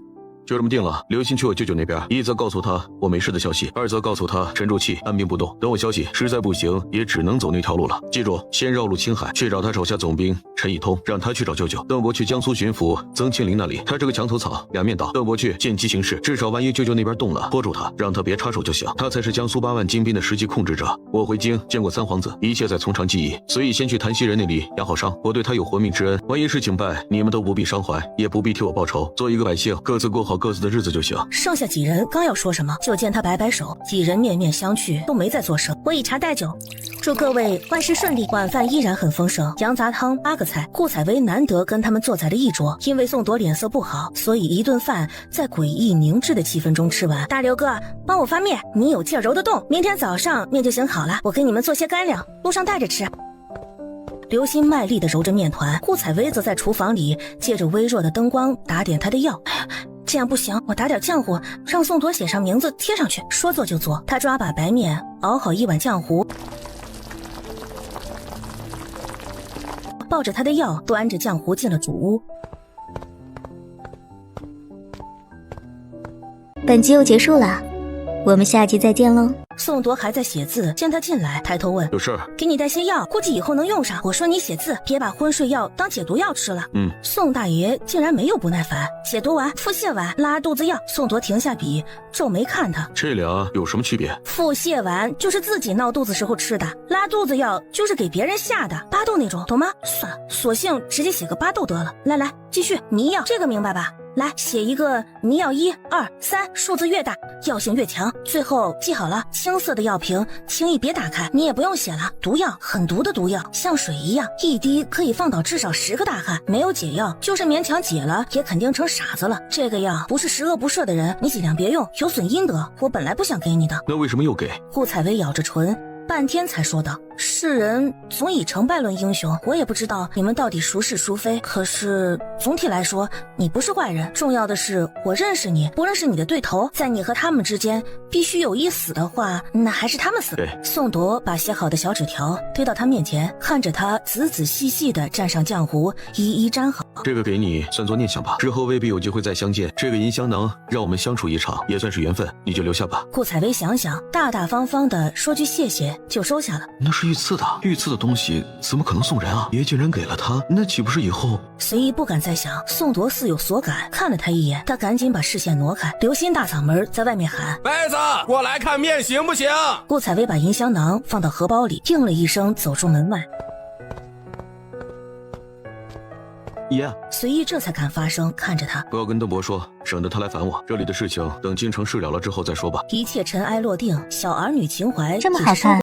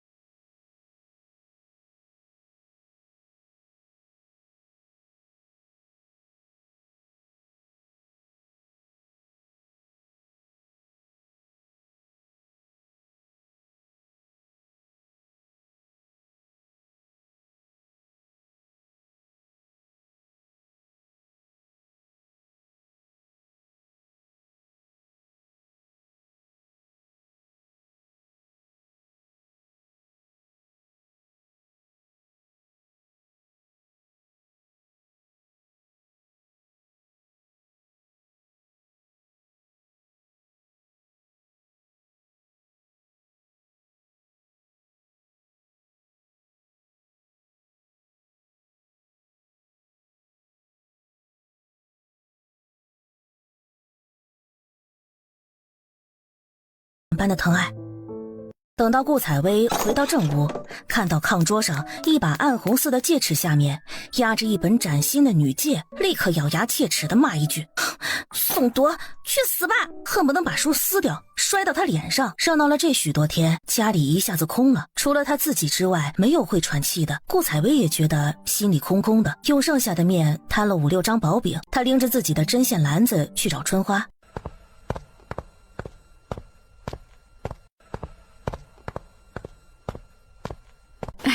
大姑娘来就来，总还带东西，哎呦，真香啊！顾采薇冲他笑笑，给大松、二松带了个油饼。大松、二松，快出来，看大姑娘给你们带好吃的了。2个小团子果然很快跑出来。走走走，我们先进屋洗洗手再吃好不好？顾采薇哄着他俩，2个孩子点头如捣蒜，口水都流出来了。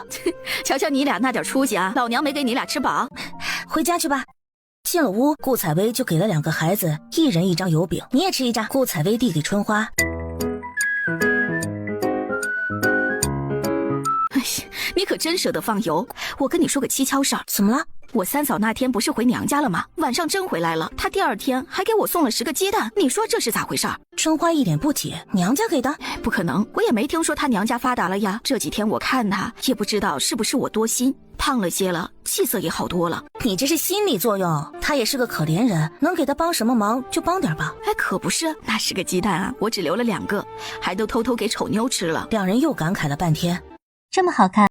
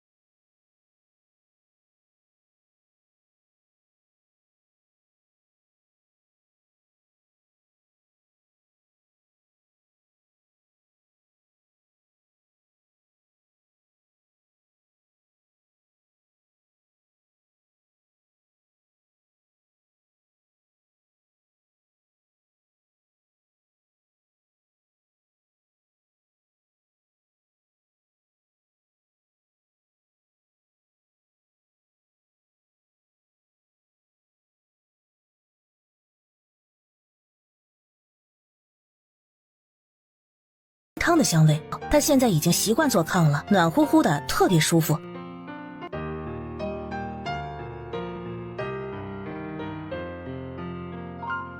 顾大姑娘在家吗？外面大门外突然传来敲门声，顾采薇听声音有些陌生，下炕穿鞋。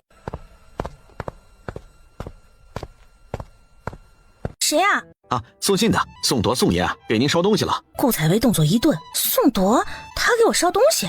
因为是大白天，他也不害怕。打开门，一个风尘仆仆、穿着棉袄、棉裤、马靴，30多岁的男人站在门口，见他开门，躬身施礼。这是宋爷给您的。说话间，他从怀里掏啊掏，然后递上一本书。顾采薇看见又一本女诫，那种熟悉的憋屈感又涌上心头。哎呀，先进来坐吧。顾采薇指指旁边，自己走到厨房里拿了碗筷。喝碗鸡汤暖暖身子吧。顾采薇把满满一碗热热的鸡汤递给他。来人道谢后没有推辞，也不嫌烫。雪团急得在床上左右乱跑，看见顾采薇转头看他，索性满地打滚。惯的你！顾采薇笑骂一句，盛了半勺，吹凉了，才倒进地上的狗食碗里，把它放下地。雪团立刻欢快的去喝。哈，多谢姑娘的盛情，爷让我给您送东西，东西在这儿呢。爷说让您打开看看，让我等您回信。顾采薇道谢，他是真多衣服。顾采薇打开包袱，抖着里面一件花色繁复、布料轻软细滑的裙子。虽然它不识货，但是却可以看得出这件衣服价值不菲。这么好看，点个订阅吧。可是这分明是一件夏衣，撑死春秋能穿。现在他难道不应该给他送皮货吗？然后随之而来的就是想打死宋铎的冲动。他妈的，到底是不是曾经的革命战友啊？这条裙子2个他都能套进去，好不好？他到底哪里淘来的旧货色送给他？就算他不嫌弃二手的，也至少按照他的身量改一下嘛。这么名贵的衣服，他难道能大喇喇的拿到村里让春花给改吗？他气呼呼的把裙子重新用包袱包起来，递给来人，告诉宋铎，送礼要有诚意，这么肥的裙子爱给谁给谁去。来人似乎要把他的表情看个洞，看到他都要恼怒了，才从袖子里掏出一封信给他。爷说这裙子您替他收着，他有用。这是信，爷吩咐过要拿到您的回信才让某折返。顾采薇接过信，一边拆一边说，让我收着也行，只要他不怕我把上面的珍珠和宝石都拆了卖钱。宋铎的来信简洁明了，顾采薇打开看了一眼就看完了，气笑了。安好。宋铎要回信？顾采薇气呼呼地问，就给他这2个字还要回信？是。爷还说，如果有肉干，给他带几件。说姑娘做的最早，没吃完的话，烧些给爷尝尝。给他一件华而不实、穿不了的破衣服，还不如给他一包调味品呢，还好意思要这要那，真是个混蛋呢。顾采薇心里吐槽：你赶紧坐下，别跟我多礼，显得我很不懂礼数一样。来人脸上露出笑容，一口白牙黄眼。姑娘说叫了。说着话，倒是真听话的坐回到椅子上。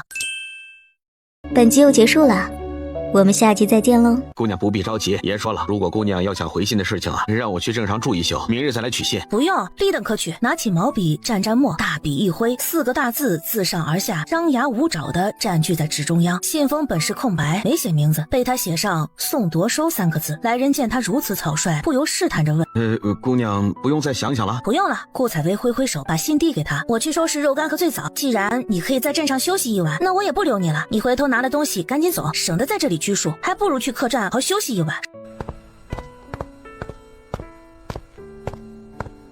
一小会儿后，他把一个已经绑好草绳的坛子和一大包肉干、油纸包着的一小团东西带起来。坛子里是最早，肉干在这里。那还有这个，他把油纸包递给来人，这也是肉干，给你尝尝。冰天雪地的，你也太辛苦，你们爷也太不靠谱了，做这么无聊的事情。还有这药膏，涂在脸上、手上，对冻疮好，不会痒，也是给你的。姑娘还有什么话要我带给爷吗？顾采薇想了想，咬唇问他最近可好。问完后，他又恨不得扇自己一个耳光，他肯定是不差的，要不也不会在走了这么久之后突然有心思来给自己送东西。万一被这人回去学话，搞得像他多思念他一般，那多囧啊。我就是随口一问，他肯定很好的。爷身体健康，不过思虑过重，数学了不少。顾采薇想自己好像也没有什么补身体的可以送给他。姑娘没事的话，我就先告辞了。这么好看，点刘个订阅吧星在不在你。们爷身边呢？来人摇头，某不知。在不在的你都帮我捎过去，这是蜜饯，不会坏的。还有你等下我去找几瓶自己做的补身丸，最适合老人，你帮我带给刘星，就说是给他家大娘的。顾采薇想起来，又急急忙忙收拾一小包东西，拿包袱装好后不放心，拿起笔在包袱上写了个大大的刘字。来人拿到东西很快告辞。2天1夜之后，第2天深夜，一个身影趁黑跃入京城的一处不起眼的民居内。爷，属下幸不辱命。来人单膝跪地，起来吧，信可送去了。来人正是去给顾采薇送信的人，也是宋铎的心腹，叫孟平。回禀爷，顾姑娘见到衣服，先是欢喜，后又恼怒。我按照爷的吩咐，见她这般神情后，才把信交给她。顾姑娘见到信，好像更生气。不过爷要的东西，顾姑娘都给了。说着，他把手里的东西分成3份，放在桌上，从怀里掏出信来，恭恭敬敬地递上。宋铎瞥了一眼东西，这才打开信来，然后看到张牙舞爪又极其幼稚的4个字：还没胖死。他眼前不由浮现出那个眼神灵动、表情丰富的女子，他甚至能想象出她眯着眼睛咬牙切齿写下这几个字的样子。孟平惊奇地看到自己主子的嘴角竟然带着可疑的弧度。顾姑娘写信他是看到的，寥寥数字竟然能让自回京以来不是从来都黑脸冷面的爷露出这样的表情。这姑娘不容小觑啊。说吧，这些东西她可有话说。宋铎把信仔细收好，夹在书桌的镇纸之下，放到触手可及的位置。那有坛子的是给爷的，中间一包是给刘侍卫的。这嘴边上的肉脯和冻伤药膏是姑姑娘给属下的，她倒是会收买人心啊。给你的就收着吧。多谢爷。宋铎看着给刘心包袱上那个大大的刘字，又是冷哼一声，伸手打开。孟平连忙解释：姑姑娘说，这是给刘侍卫的蜜饯，经放，不容易坏。药呢是给刘侍卫母亲的。宋铎把装着蜜饯的油纸包打开，把药也扔给孟平。你帮他收着，回头他回来了给他。蜜饯是放错了，应该是给我的。是。爷什么时候喜欢甜食了？又什么时候会争一点吃食这么没追求？爷还怀疑顾姑娘是否他调查到的顾姑娘，他现在还怀疑爷是不是他的那个爷呢？当然，这都是腹诽，他不敢说。行了，下去歇着吧。孟平行礼，抱着东西退下。宋铎拈起一块蜜饯塞到嘴里，嚼了一口，皱眉说道：难吃。但是到底没有吐出来，嫌弃的把剩下的蜜饯推到一边。他这才打开给自己的包袱，肉干是他近日来口中无味，一直有些想念的。他吃了一块，还是熟悉的味道。他又打开坛子，一股醉人的酒香扑鼻而来，叫人拿了长筷子和碗勺尝了一颗醉枣。粮食酒的绵长和枣的清香结合在一起，竟是难以想象的美味。倒在瓜里竟是吃的。他低声说了一句，坐在椅子上，头向后仰，闭目细细品味唇齿留香的滋味。脑海中浮现出来的是他一边洗手做羹汤，一边巧笑嫣然跟他说笑的样子。他不认识那条裙子。宋铎心里一直吊起来的那块石头仿佛落了地，但是更多的迷雾缓缓升起，种种迹象表明他分明就是那个人。若是他不曾与他朝夕相对，单独听从任何人的禀告，他一定会认为他就是那人。可是相处了这么长时间，他的一举一动皆看不出来伪装和娇柔造作。他不是一个有心机的人，纵使迷糊中有几分剔透，但也绝不是心机深沉之辈。那么他到底是谁？将近千里之外，顾采薇当然不知道他的这些纠结。点个屋外鹅毛订阅吧。大雪纷纷扬扬，顾采薇抱着雪团，盘腿坐在炕上看书。昏黄的书页，苍劲的小楷，久违的内容让她深深沉浸其中。采薇啊，开门，我是你春花嫂子。春花响亮的嗓门在外面响起。顾采薇开了门，发现是春花扶着明霞。三嫂，春花嫂子，来吃瓜子。顾采薇家里很少来人，让你们来家里坐坐，总不来，今天可算是舍得来了。春花来，她不奇怪，但是自从那次诊脉之后，很少出现的明霞竟然也来了，她就不由有几分奇怪。更奇怪的是，春花扶着她，小心翼翼的样子。我三嫂啊，要来你家认认门，今天中午咱可不走了，就在这里吃了。明霞一直没说话，看着顾采薇的眼神却有些迫切，连连偷偷拉春花的棉袄袖子。你就自己说呗，多大的事情啊？采薇是那种不好说话、嘴不严实的人吗？这样说着，他又转头对顾采薇说：“我三嫂啊，觉得听你的话之后，养了这段时间好多了，想让你呀给把把脉啊。”好，明霞果真是喜脉。过1个多月，顾采薇告诉她后，她激动的都说不出话来，双颊通红，一再确认：“大姑娘，你再给我看看。”再看看，别让我空欢喜一场。春花看不过眼，三嫂子啊，别怪我说话直，你是糊涂了，不是你自己觉得怀孕了，才非央着我陪你来找采薇看的吗？采薇这告诉你怀孕了，你怎么反而还不敢相信了呢？我有了，我真的有了。她的这份喜悦也感染了顾采薇，毕竟怀孕是一件大喜事儿。她笑着说：“三嫂，不仅有了，胎相还很好呢。你注意前3个月不要干重活就是，再有。”不要有夫妻生活。你个大姑娘啊，什么都敢说，我们都是生过孩子的，能不知道吗？顾采薇呵呵的笑，我是大夫嘛。村里是藏不住秘密的，更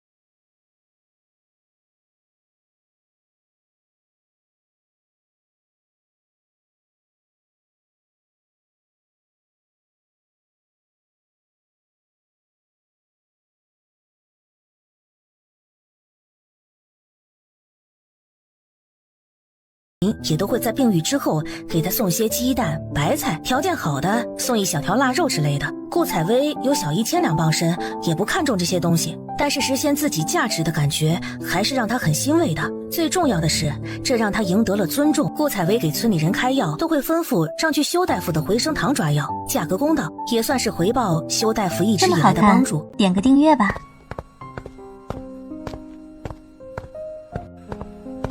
大姑娘，修大夫让我告诉你，药方是极好的，但是啊，要好好练字。迎春每次啊都要费好大的劲儿看你的药方。春花去了趟镇里送荷包，顺便给明霞抓安胎药，带回来修大夫的口信。顾采薇囧，哎，你三嫂怎么样了？她连忙转开话题。嗨，还是那个样，能吃能喝，就是太紧张肚子，总觉得肚子里不舒服。哎呀，她总这样也不行啊，这还不到3个月，她这么紧张，对孩子也不是好事儿。而且别总求我开药，是药3分毒，她又没见红，没必要如此。哎，算了，我可不做那坏人。要说啊，你跟他说，我说了，他还以为我这个妯娌见不得他好呢。多亏嫂子你来帮我收拾，我现在真是懒得动弹。春花也笑了，还不是我婆婆受了你的恩惠，又舍不得给你东西，见我来帮忙，巴不得拿工来抵你的人情呢。更别说你时不时还给我这给我那的，那村里都有长舌妇说我这是抱你大腿占你便宜呢。顾采薇笑得更开怀，拍拍自己大腿，来，给你吧，把李四哥扔了，来跟我过。春花话里未尝没有试探的意思。顾采薇其实听出来了，但是她用玩笑话告诉他，她把他当朋友，并没有多想。春花心下释然，又跟他说起村里的事情。你说阿元也命苦，怎么就摊上这样一个婆婆？这么冷的天，我早上去她家坐车赶集，她都洗了这么一大盆衣服，哎呦，那河水多凉啊！大早上就去，她那手肿得都不像样子了。本集又结束了，我们下集再见喽。这阿元要是有个娘家，她婆婆敢这么欺负她？阿元到底什么来头啊？我看她像大户人家出来的，看起来知书达理的样子。春花压低声音道：听说是她男人在府城里一户大户人家帮工的时候，主子把阿元赏给她了。顾采薇目瞪口呆，就不明白了，她婆婆平白得了个大户人家出来的好媳妇儿，还有什么不满意的？为什么不对她好一点啊？你个黄花大姑娘不懂。她这一说，顾采薇就明白了几分。难道她婆婆觉得阿元以前跟别人不清不楚？你就什么都敢说啊？不是她婆婆这么说，村里人都这么觉得。她来了李家庄之后，也是安分守己的，也给李二牛家传宗接代。咱们庄户人家心眼都好，没她婆婆那样小心眼，揪着过去就往死里整治那样的。顾采薇想起阿元那双美丽又哀愁的眼睛和那个说不出好看的府里，心里像被撞了一下。她不是那种人。心底一个声音一直在说，以前她自顾不暇，食不果腹，没有能力去帮助别人。可是现在她忽然有了主意。春花嫂子，你说我要是雇阿元来帮我写药方怎么样？一天给她10文钱，她婆婆得能放人吧？春花听了顾采薇的话，愣了一下。如果她会写字当然是好的，就怕她不会。再说了，哪里用10文钱那么多呀？6文就很多了。我觉得她肯定会，吃过晌饭我就去问问。还算了，我帮你去，你不会说话，别被那老太婆漫天要价。春花临走前，顾采薇把今天托她去镇上打的2个一模一样的长命锁都递给她。采薇，你这是干什么？大松二松喊了我这么长时间的姨，我这个姨手头宽裕点，给我外甥补个长命锁有什么不行的？又不是给你的，你别说话，给他们收着就行。谢谢你啊，采薇。春花红了眼眶，紧紧地捏住手里的银锁。收好了，被你婆婆收去了，我可没了啊！快走吧，我也得做饭了。点个订阅吧。手里有银子。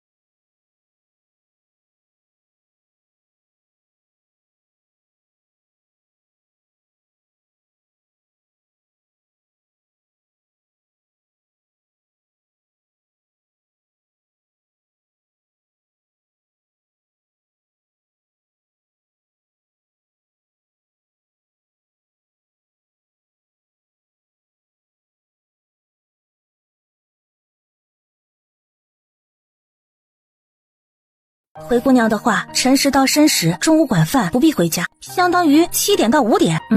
这样吧，你相公也不在家，索性就搬过来和我一起住，反正我这里也没人陪。这样的话，至少这个冬天你不用这么遭罪。等你相公回来，就按照之前说的时间来，我不留你。回头我让春花嫂子跟你婆婆说，一天给你10文钱。阿元扑通一声跪在地上。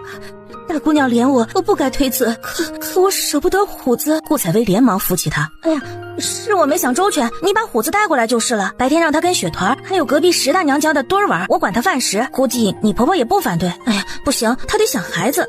要不这样，让他每天朝10之后把虎子接回去，晚上再送过来吃饭。我们距离这么近，想来他能同意。姑娘与我不过点头之交，先救我儿，又待我如此这般。阿元纵肝脑涂地，粉身碎骨，也难以报答。我必全心全意服侍姑娘，若有二心，让我五雷轰顶。阿元，这是我家，规矩我来定，我帮你。不过觉得同为女人，生存不易，但是不容易的人太多了，我最终选你来帮我，也是因为你有用。这不是我对你的施舍，而是你值得。所以你可以跟别人一样叫我姑娘，但是不要自称奴婢。第三，我不需要你为我肝脑涂地，粉身碎骨。如果有人以你的生命或者虎子的生命来威胁你，出卖我，你护着自己要紧，我并不怪你。就这么多，你有什么要求也可以对我说。姑娘考虑得如此周全，我再提要求岂不是太不惜福知足？只一样，我自己回去跟婆婆说，不敢再麻烦春花嫂子。顾采薇点点头，从旁边的笸箩里数出50个铜板递给她，调皮的眨眨眼睛说，给她这个，估计能更快同意。就说这是预支5天的工钱，要是不同意我就不要了。估计她舍不得钱，你这就回去吧。这么好看，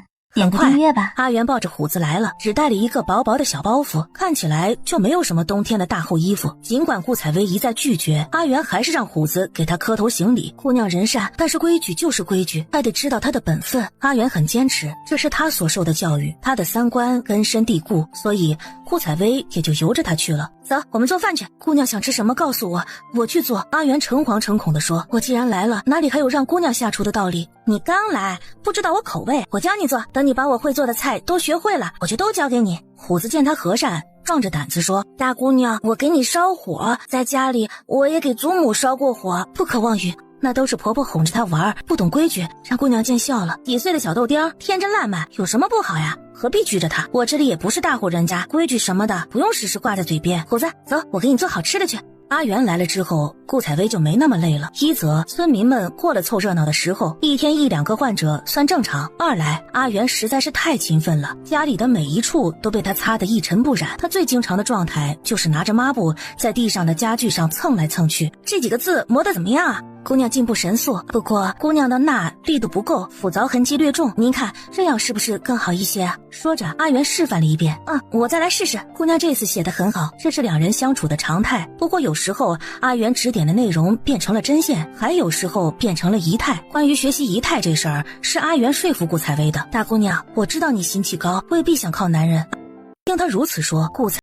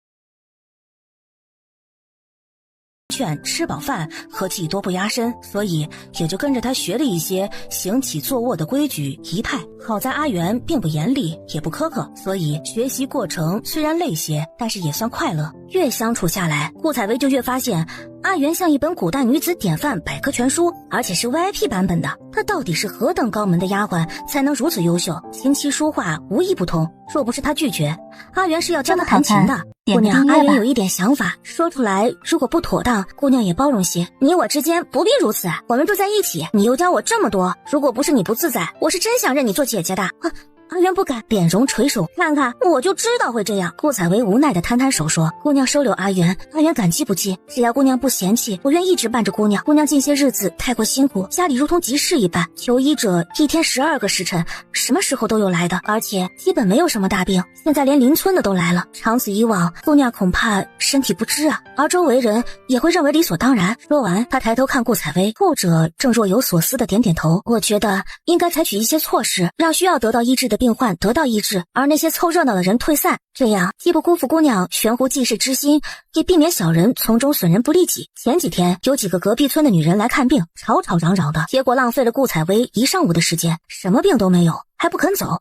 你说说你的想法，3个臭皮匠点个诸葛亮，我们俩慢慢合计就是。首先不妨定个固定看诊的时间，当然如果有急症的话，这个时间以外也可以接诊。其次一次诊费2文，急症诊费10文，这个价钱村里人基本都拿得起，这样就能让那些无病凑热闹的人不再来。顾采薇听完立刻鼓掌，阿元你说的太对了，2文钱也不多，省得有些厚道人家见我不收钱还大包小包的送东西过来，他们浪费我又不见得用得上，到春天我也得采药赚钱养家，不能时时坐诊。你的提议很好，收钱的话村里人估计会有议论，李正估计也会多少有些想法，姑娘势单力薄没有根基，也不能得罪大部分人，所以我觉得外村人不妨把诊费翻倍，这样村里人觉得受到了优待，翻倍后诊金和镇上也差不多，估计外村人就不会一拥而至。村里鳏寡孤独者诊金减半，以显姑娘善心，姑娘本也不靠诊费为生，不妨与李正商定，每年诊费的1半拿出来给村里修缮祠堂。所有的都想到了，阿元你真是老天给我的智多星。本集又结束了，我们下集再见喽。顾采薇闲暇的时候就画了整套的手术用具。阿元，村里有铁匠吗？手艺要好点那种啊？没有，镇上有打农具的，但是手艺肯定谈不上好。姑娘要做这个，估计得去县里。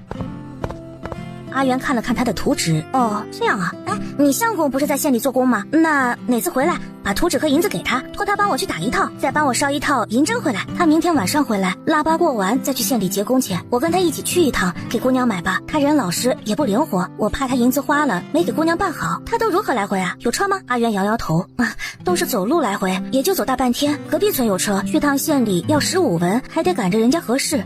那让你公公赶牛车去吧，你回家问问包1天车多少钱，回头我也去，咱们一起去。我还没进过城呢。再说了，年关到了，咱们去买些年货去。顾采薇兴致勃勃地定下来。不知道阿元怎么回家商量的，李二牛只要了50文钱，不过顾采薇很痛快地答应了。腊月初9，天气放晴，宜出行。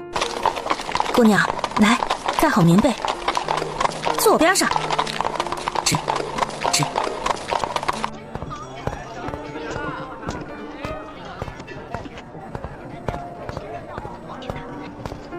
这么好看。待中午到了县城后，顾采薇带着阿元来到客栈，开了2间房，一间他们俩住，一间给李二牛父子俩。来之前就决定了要在这里住1晚上，下午和明天上午买了东西，中午趁着天气暖和再往回赶。阿元重新把客栈的房间打扫一遍后，咱俩下去吃饭去。李茂明说给人干活的主家能管顿饭，带着老爹去吃，把俩女人安置到客栈里后就走了。2人简单的吃了几口饭，阿元就被顾采薇拉着出去逛街。阿元本来不肯，非要等李茂明回来，说是有男人跟着放心，但是挨不住顾采薇软磨硬泡，只能跟他出门。县里很是繁华，又是年底，简直都是人挤人。在地广人稀的古代，顾采薇第一次见到这么多人，很是兴奋，拉着阿元在人群里来回穿梭，买了面人买糖人，买了糖瓜买炒豆。阿元，那是干什么呢？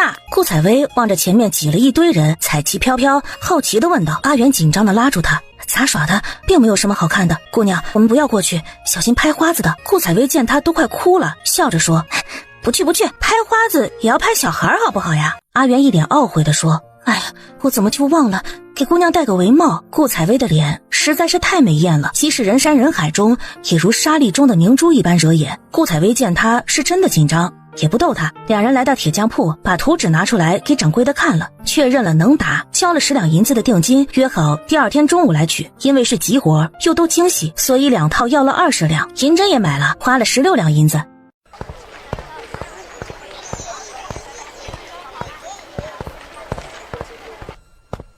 给虎子买的东西你也好好收着，别的不要紧，面人和糖人最要仔细，别压坏变形了。我小时候啊，祖父带着哥哥去赶山，我起风疹留在家里，哥哥给我带回的糖人都化成了糖水，哭的我呀。阿元点点头，大姑娘太疼他了。说话间，李二牛和李茂明回来了，换了阿元出去说话。一会儿后，阿元进来，说是工钱都拿到了，主家还额外赏了年货，神色颇为高兴。倒不是稀罕这些东西，婆婆高兴了，她回家过年，日子估计也能好受些。2个男人到了自己房间，倒头便睡。因为早上出门太早，赶车也不是轻快活，真是累坏了。顾采薇想起忘记买装药丸子的小瓷瓶，跟阿元好说歹说，才同意让他又去一趟。哎呀，带这个东西看什么都暗乎乎的，太难受了。顾采薇一边走路一边想掀，却总是被阿元无情的劝阻。让开，让开！两人说话间，前方突然传来一个男子大声的吼叫，发现不远处的城门口处，一辆马车发了狂似的往他所在的方向冲过来。即使人流密集，摩肩接踵，赶车的人也发疯一般的驱逐人群往这边赶。这么好看，顾采薇和阿元也赶紧往后退。是知县大人家的马车。有人认出来了，喊叫道：知县大人向来爱民如子，这是怎么了呀？这是。有人在窃窃私语。马车在人群中飞奔，总有躲闪不及的老人孩子，那赶车人就要勒马躲避，如此下来速度也快不起来。里面传来一声惊呼声：六子，你怎么赶车的？一个带着哭腔的声音传来：还不快走，广济堂还远着呢。赶车的小厮跳下来查看，几乎是哭着说：明翠姐姐，车坏了怎么办啊？明翠姑娘，我这就跑去把大夫找来，你和六子护好小姐。说完也不带里面人说话，迈开双腿箭一般的窜出去。哟，好快的速度啊！人群中有人惊呼，但更多人的视线都放在马车上。姑娘不要！正要上前查看的顾采薇被阿元拉了一把：是知县家的小姐，不要紧，我就去看看能不能帮上什么忙。知县从不横征暴敛，我们在乡间也有耳闻，相信也是明理之人，放心，我没有把握不会乱动。说着，只身往人群中央的马车走过去。你是何人？六子很警惕地指着顾采薇。顾采薇掀起帷帽，露出微笑：小哥，我是回镇李家庄的采药女，略懂医术。听小哥的话，是小姐犯了什么疾病，想看看能否搭把手。小六子瞪着眼睛吼他：小姐千金贵体，那个村姑看坏了怎么办？胡说八道！身着压青色皮甲，梳着双压髻的明翠掀开马车前面的帘子，探出头来冲六子骂道。他打量了顾采薇一眼，很快说道：劳烦姑娘了。六子被骂了也不生气，望着明翠陪笑。顾采薇提起裙子，穿着厚棉裤爬上马车。车上一个女子面色惨白，双唇紧闭，躺在明翠大腿上，右手抚胸，看起来胸口已经没有什么起伏了。阿元，回客栈拿我银针来！顾采薇冲马车外大喊一句，阿元应了一声，匆匆而去。说说情况。顾采薇跪在马车上，地方狭窄，有些难以施展。她伸手把那小姐的头抱起来，放在马车上。知县姓程，这位该是程小姐了。我家姑娘素有心计，我以为她服下药，可是这次……明翠眼珠通红，说话却很清晰。把药给我看看。明翠连忙把倒落在旁边的药给她。顾采薇放到鼻子底下闻闻，是丹参丸，心里略有数，按压了5-6分钟的样子。阿元赶回来，把银针递上。顾采薇继续她的心肺复苏。又过了5-6分钟，程小姐悠悠转醒。明翠，她虚弱地喊了一句，慢慢睁开眼睛，对上陌生的顾采薇，愣了一下。这位姑娘是？我怎么了？我就觉得心口很疼，吃了药也不好用，然后就什么都不知道了。这位是？明翠看着顾采薇，不知道如何称呼。这位姑娘救了你。大夫来了，大夫来了。顾采薇冲程小姐笑了笑，看向外面，那侍卫竟然背着大夫一路狂奔而来，后面跟着个背着药箱的小徒弟。那侍卫放下大夫，神情猛地警惕起来，沉声问道：你是何人？为何在车上？孟大夫，请给小姐看看。童卫士，姑娘醒了，多亏这位姑娘出手相救。来，孟大夫，您还是给小姐看看吧。这位姑娘，您能否先让下？他有些歉意地望着顾采薇，虽然颇有过河拆桥之意，但是孟大夫是他家姑娘最常用的大夫，对她病情也最了解。顾采薇冲他笑笑，把帷帽拉下来，抱着自己的银针从车上干脆利落跳下来。这么好看，点个那订阅吧。童侍卫似乎很紧张，小姐往里望了一眼，童卫士向顾采薇行礼：多谢姑娘施以援手，不知姑娘贵姓，家住何方？待知县大人问起恩人情况，我也可以回禀。举手之劳，不足挂齿，好好守着你家小姐。顾采薇淡淡说了句，拉起阿元，拨开人群走开。姑娘，你有没有觉得有点奇怪？那个童侍卫，阿元的语气有些迟疑，他从来都不是喜欢说人长短之人。你也觉得？我还以为我看小说，画本看多了，想错了呢。你说那个小姐喜不喜欢侍卫啊？那侍卫条件不错呀，那身板，若是我肯定喜欢。说完，他痴痴地笑起来。姑娘，好了，我不说了。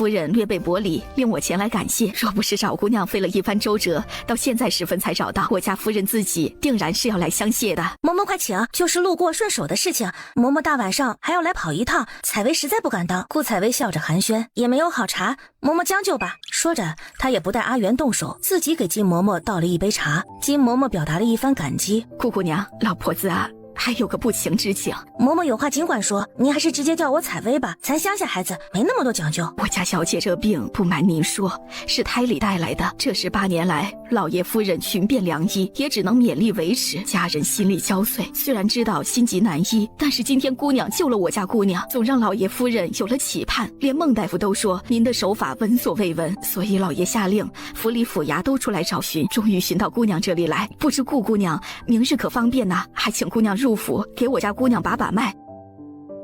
老爷夫人深知此病难医，所以即使姑娘无能为力，也决然不会为难。只盼顾姑娘可怜天下父母心，还有我这奶了姑娘一场，却日日为她揪心，恨不能以身相替的老奴啊！顾采薇见金嬷嬷泣不成声，连忙劝解，心说你不用说这么多，我也会答应的，可别再哭了。收下礼物，送走金嬷嬷。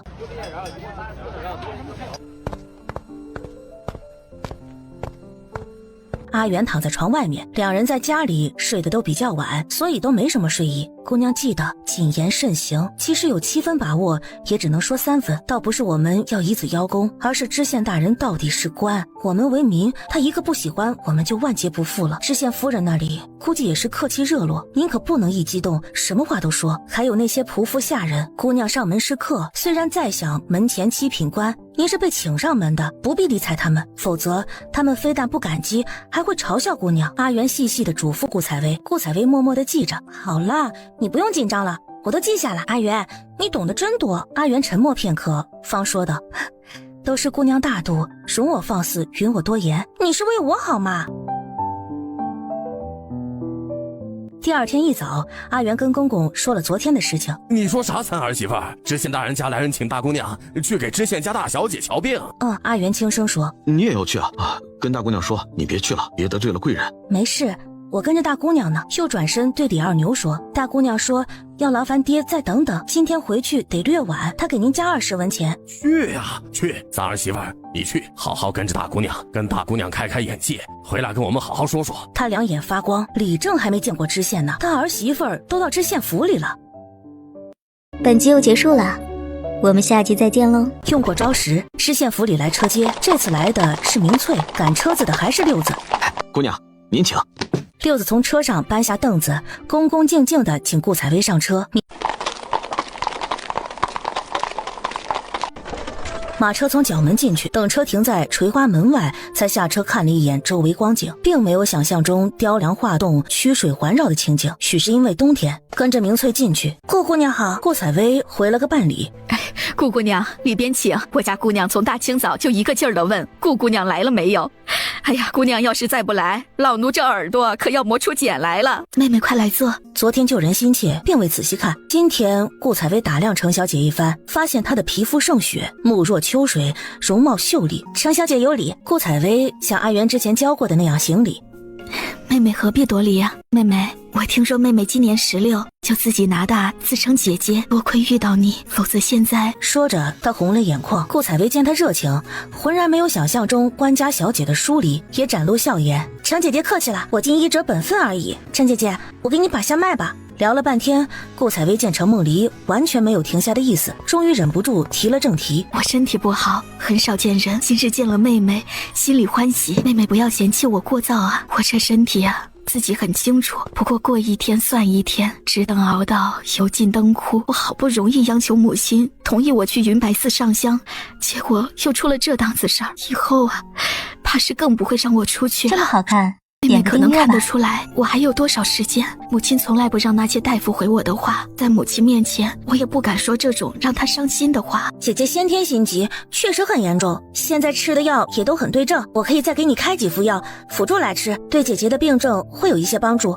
恕我直言，姐姐似乎有事耿耿于怀，郁结于心，病情无益。若姐姐配合好好休养，再活20-30年并不难，可若是如此，2-3年也未可知啊。程梦离扭头半晌没有作声，情浅言深是大忌，所以顾采薇也没有再作声。妹妹，母亲若是问起，我只会留下药方。见程梦离也没有再说话的兴致，他起身告辞。程梦离望着他，悠悠地说：妹妹，我今日心绪不宁，你勿见怪啊。我知道你是村里来的，来一趟也不容易，但是下次来一定记得找我。说着，他从手腕上撸下来一个绞丝金镯子，硬塞到他手里。别嫌弃我市侩，妹妹独居不易，还是这个实在。顾采薇没有推诿，大方收下来，解下自己腰间的荷包送给他。这是阿元啊，就是陪我来的同村嫂子做的，里面是苏合香。我买了普通的苏合香之后，自己回家重新捯饬做成的精致苏合香。刚我进门的时候，闻到香炉里燃的是百合香。百合香固然淡雅，但是会令人思宁不安，甚至夜不能寐，对姐姐病情并无益处。姐姐不妨试试这苏合香。程梦离点头，妹妹有心了。普通苏合香也是漂洋过海而来，价值不菲，所以他终究是不肯占便宜的人。顾采薇见他神情间已疲态难掩，连忙叫了金嬷嬷，丫鬟们进来服侍。金嬷嬷引着顾采薇去见知县夫人。知县夫人王夫人看起来46、7岁，坐在罗汉床上，2个3、4岁的孩子在她膝下围绕嬉戏。顾采薇进来行礼后，她让人带下2个孙子，询问了几句病情。顾采薇落落大方地回禀了他，然后口述让阿元写下药方，恭敬递给他。夫人不妨找相熟的大夫再看下。采薇年轻，不敢拿大。王夫人点点头，让身边的嬷嬷送客。送出来的时候，那嬷嬷塞给阿元一个荷包，阿元没有推拒，塞到了袖子里。出来的时候，赶车的竟然是童侍卫。顾采薇没有作声，点头示意，带着阿元坐上了马车。在马车里，他对阿元说道：程小姐病情其实没有那么严重。马车突然颠簸了一下，似乎撞到了什么小石头之类，然后很快又平稳了。前面传来童侍卫低沉的声音：顾姑娘，抱歉。顾采薇冲阿元调皮的眨眨眼睛，用嘴型无声地说：等着看。到了客栈，童侍卫，多谢您，您慢走。顾姑娘，我有话说，可方便单独跟您说几句？童侍卫拱手行礼，视线垂下，带着几分急切问：顾姑娘说我家小姐病情没那么严重，不知道是何意啊？顾采薇假装惊讶地看他一眼：就是我说的意思啊。童侍卫忠心耿耿啊，他意味深长地说。童侍卫猛然抬起头来，望着顾采薇，眼神中有被戳破的尴尬、惊讶。这么好看，点个不知道姑订阅吧。娘用什么药物，有什么特别的方法？不管有多困难，药多名贵，诊费多贵，姑娘尽管说。但是姑娘若信口开河，我必不能善罢甘休。被戳穿就恼羞成怒了。程小姐的症状有点严重，想寿终正寝，说实在的很困难，但是保养得当，活到40、50岁完全没有问题。只不过前提是她能解开心结，天天郁郁寡欢的，即使正常人也于身体有大损伤。顾采薇实话实说，药方我已经给了夫人，药引子嘛，我没办法了。你如何发现的？童侍卫大概意识到眼前这个不是什么大家闺秀，而是一肚子鬼心眼的小户姑娘。那天程小姐犯病的时候，你的反应太过强烈，眼神过于担忧，但是我还想可能就是你忠心耿耿。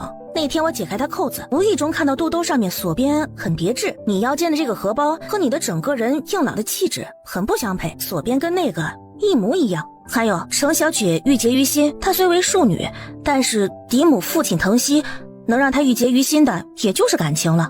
她自幼身子骨不好，几乎不出门，能接触到的人都是府里的，而我几次接触下来，距离她最近，同时也最关心这件事情的男的只有你。童侍卫的身体猛然绷紧，你不用紧张，我不会告诉任何人的，甚至程小姐面前我根本没有提起。我只是有些奇怪，你既然喜欢他，为什么不跟你家大人求娶？我看你应该身手也不错，程小姐这身体，估计知县大人也不求门当户对。她真的郁结于心？是，或者我更直白的告诉你，如果你想让她多活几年，最好解开她这个心结，要不娶了她，要不让她死心。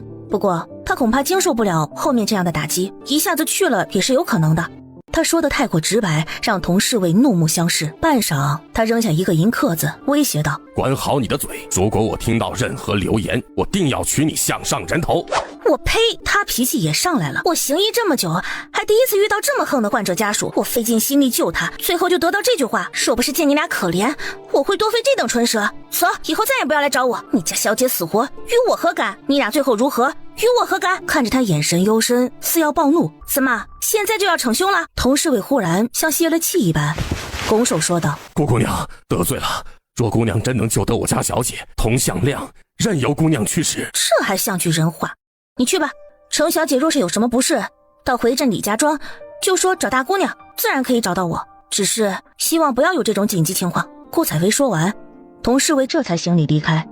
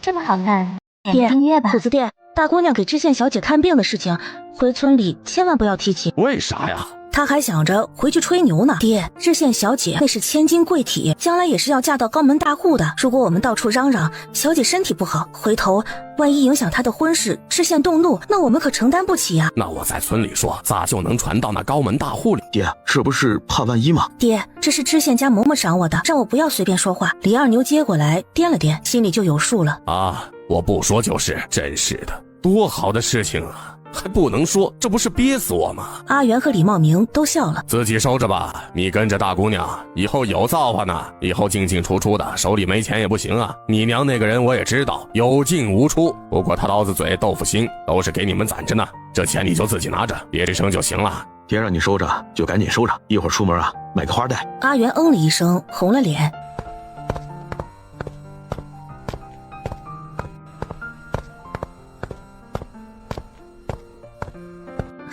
姑娘，这有什么好看的？阿元进门看她如此，好笑地说：“就是觉得自己赚的银子真好看。我的工具呢？茂明哥帮我拿回来了吗？啊，在这里呢，刚送上来。”阿元把木盒打开，里面整整齐齐摆放着他要的手术用具。姑娘可还满意？铁铺的伙计刚刚送来，现在还在楼下等着我去结银子，说是不好，可不能把银子给他们。他挨个工具拿出来，试试手感，甚为满意。阿元这才下去结银子。本集又结束了，我们下集再见喽！咱们赶紧吃饭，还得赶路呢。几人各自吃了一碗面，匆匆的就往城外赶。再晚了，恐怕要走夜路，那很不安全。可是走到城门口的时候，一声脆亮的李大哥让几人停了下来。一个梳着双平髻、形容尚小的小丫头冲着他们跑过来。李大哥，又要麻烦你帮忙捎个信儿，我们姑娘又生病了，这次又重了，已经躺了好几天了，你看看能不能给……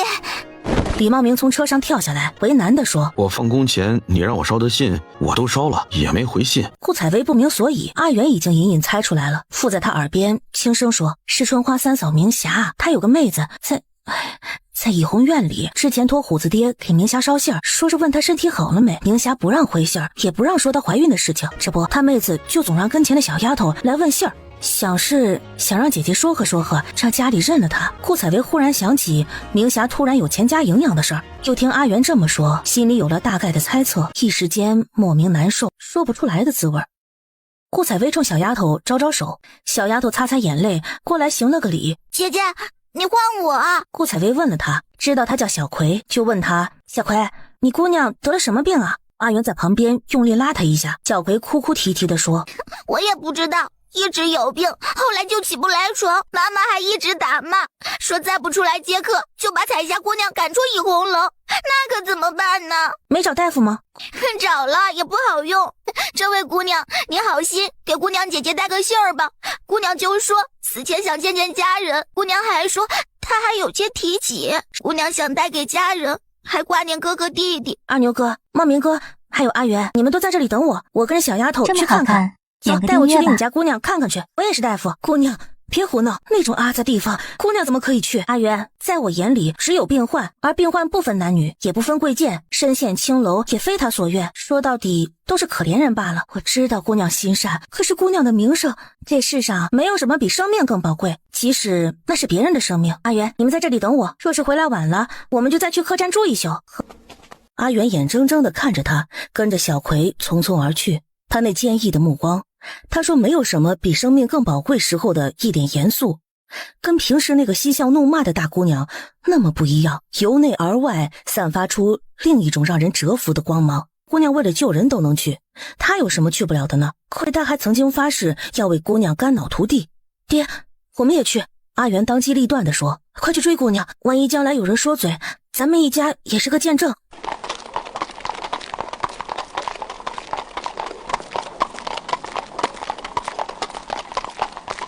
追上后，顾采薇还是不允许阿元进去，强要几人在倚红楼后门对面的茶馆等她。阿元拗不过她，让丈夫把车停到路边。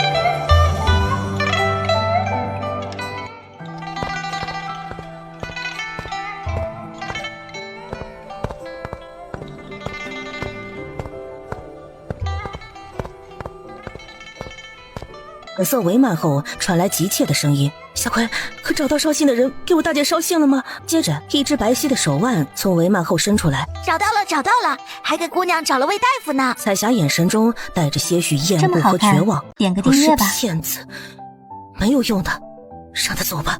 然后视线转到顾采薇身上，表情突然凝固，有些不确认地问：“大夫，是女的？”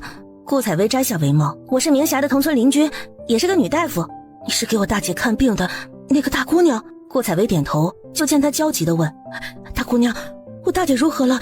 她身子骨好些了吗？”“大好了，已经怀孕了。”彩霞眼中迸发出惊人的神采，双手合十赞叹道：“太好了，佛祖保佑，戏女必吃斋念佛。”喃喃自语，念了几句佛经，她才不好意思地看着顾采薇说：“瞧我，最该谢的是大姑娘啊！大姑娘，你真是活菩萨呀！你不知道，我大姐想要这个孩子真的很久了，若不是你给她看了病，她也不肯低头来找我，也不能认我，多亏了你了。大姑娘，我这身上不舒服，小葵，快替我给大姑娘磕头。”若不是顾采薇拉得快，小葵都跪下了。哎呀，彩霞姑娘不必客气。顾采薇心下感慨，亲姐妹，纵使明霞显得无情，在彩霞心里把这个大姐看得比自己还重。小葵在旁边快人快语：“姑娘，让大姑娘给您瞧瞧。大姑娘是个好人，听说你病得重，本来要回家也不走了，跟着我来给你瞧病了。大姑娘是个大大的好人呢。”我如今死了可能比活着舒服，我就想着能让爹娘认了我，死后不必做个孤魂野鬼。说着垂下两行清泪。顾采薇信他的话出自真心而非做作，这女子为了感情做出了最惊世骇俗的事情，然后惨遭背叛，沦落风尘。除了悔恨，她心里真的剩不下什么美好的感情了。来，伸出手来。顾采薇压抑住心里不住的感慨，把凳子挪到床前。彩霞如言伸出手来，诊完脉，她对小葵说：“有以前的药方吗？拿出来我看看。”小葵想了想，突然冲了出去。以前的都被我引火了，好在厨房里还剩下这个。顾采薇看着药方，越看脸色越难看，最后把药方重重地拍在床边，怒骂道：哪里来的庸医，这是要误人性命啊！大姑娘，这是什么意思啊？这些药都是极为狠毒的虎狼之药，不仅与子嗣有碍，长期服用必流血不止，最后死于血脉枯竭。彩霞涨红了脸，眼睛转了几圈，厉声说：秋月这个贱人，一定是秋月这个贱人，她记恨我抢了她的花魁，处处拉拢秋红这些贱货挤兑我，我不防备，这楼里的大夫竟然也被她收买了。小葵，去叫妈妈来。小葵挽起袖子，嘴里骂道：这些娼妇贱货，我这就告诉妈妈收拾她。平时做些小动作就算了，现在还敢谋人性命，得告官，到官府去拉他游街。彩霞忽然想起什么，大声喊小葵回来。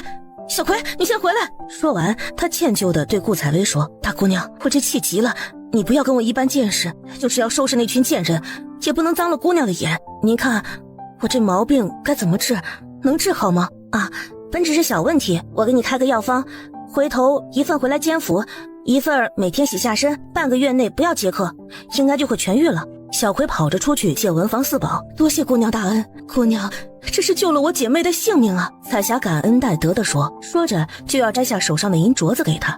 不用了，都是乡里乡亲的，好好保重，总有跳出火坑的那一天，就算别人都不认可你，你也要自己活出个模样来。看他失神要反驳，他继续说道：我知道那很难，可是再难，有你在这里过得难吗？说完，他在小葵借来的纸上写下2张药方，分别标记好。这么好看，点个订阅吧。保重。顾采薇说完这句话，对他展露一个笑容，转身走出去。小葵忙不迭地送他出去。大姑娘，我记下了，彩霞一定活出个样子来，才对得起大姑娘今日的委屈。还有，大姑娘，别告诉我大姐了，她怀着孩子。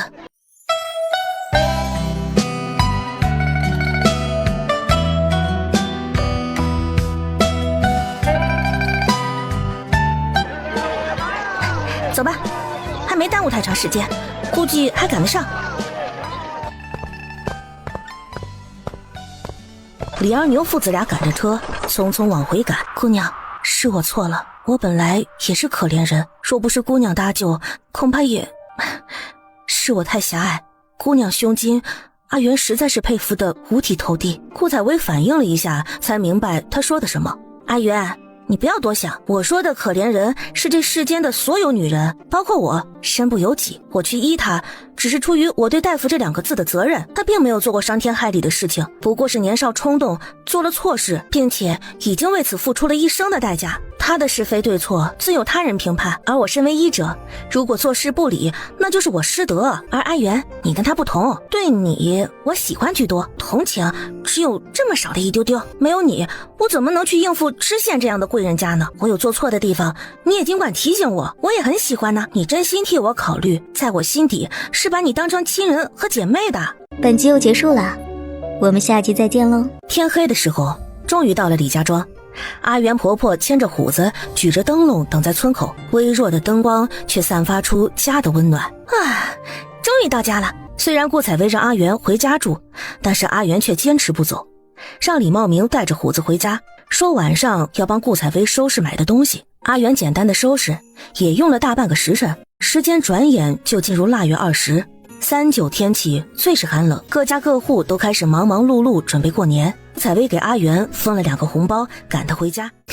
别傻乎乎的都给你婆婆啊，自己留大的。年底事情多，你再不回去，怕她不高兴了。估计你回去也有的忙呢，等过了15再来就行。哎，哪里用这么早？姑娘又不是不给工钱，屋里屋外都打扫得干干净净了，年货都齐全了。你又不是不知道我最喜欢下厨了，冬天的衣裳也不用总洗，你就放心回去吧。茂明哥一年在家就那么几天，我可不能扰了小夫妻恩爱。阿元涨红了脸，嗔道：哎呀，姑娘，好啦，快走吧，把东西都收拾好。阿元想想，点头说道：啊，27、8我再来给姑娘扫一遍。初一那天在家里拜完祖宗，我就跟婆婆说过来帮姑娘。正月初一，我有什么好要你帮的呀？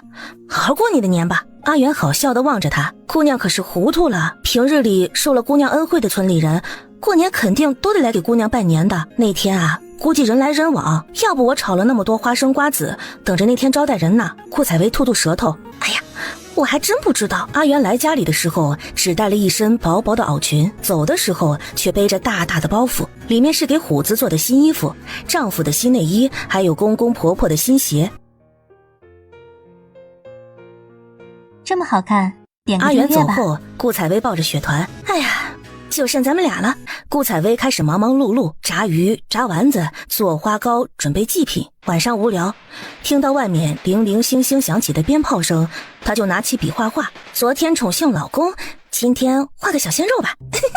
咬着笔头，想着她喜欢的小鲜肉，足足画了4、5张，她才有了些许困意。熄了灯，抱着雪团数着羊，1只羊，2只羊，3只羊，喜羊羊，美羊羊，懒羊羊，沸羊羊，小肥羊，海底捞，海带，豆芽，大海螺，茼蒿，菠菜。哎呀，他妈的，不睡了，起来吃火锅。没有阿元规劝管束的顾采薇，3更半夜从床上爬起来，把小炭炉弄上，热火朝天的开始弄火锅。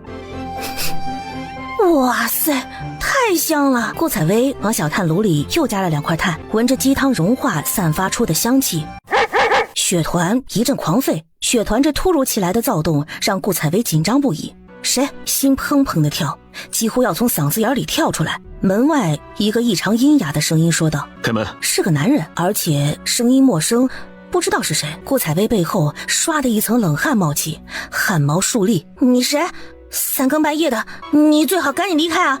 我叫起来，周围邻居都能听到，你就跑不了了。我可不怕名声受损什么的。外面突然传来一阵嗤笑，这声音就有些熟悉了。开门，宋铎。顾采薇听着这口气，确实像宋铎。大爷气十足，但是声音太过沙哑，他也不敢确认，心却放下了几分。表哥不是这个声音，他迟疑着说出疑问，耳朵贴在门上仔细听着。宋铎心里暗骂一句：“你在寒风里跑2天1夜试试。”顾采薇，你是不是故意的？宋铎怒道：“你戒没血吧？”顾采薇这才确认，真是宋大爷来了，这口气彻底松了。打开门，外面眉毛都染上冰霜，表情冷峻，脊背挺直的，不是宋铎是哪个？表哥，你怎么来了？这3更半夜的也不敲门，差点没把我吓死啊！等等，你抖抖身上的雪花再进来。本来怕你睡着了，半夜敲门吵到你。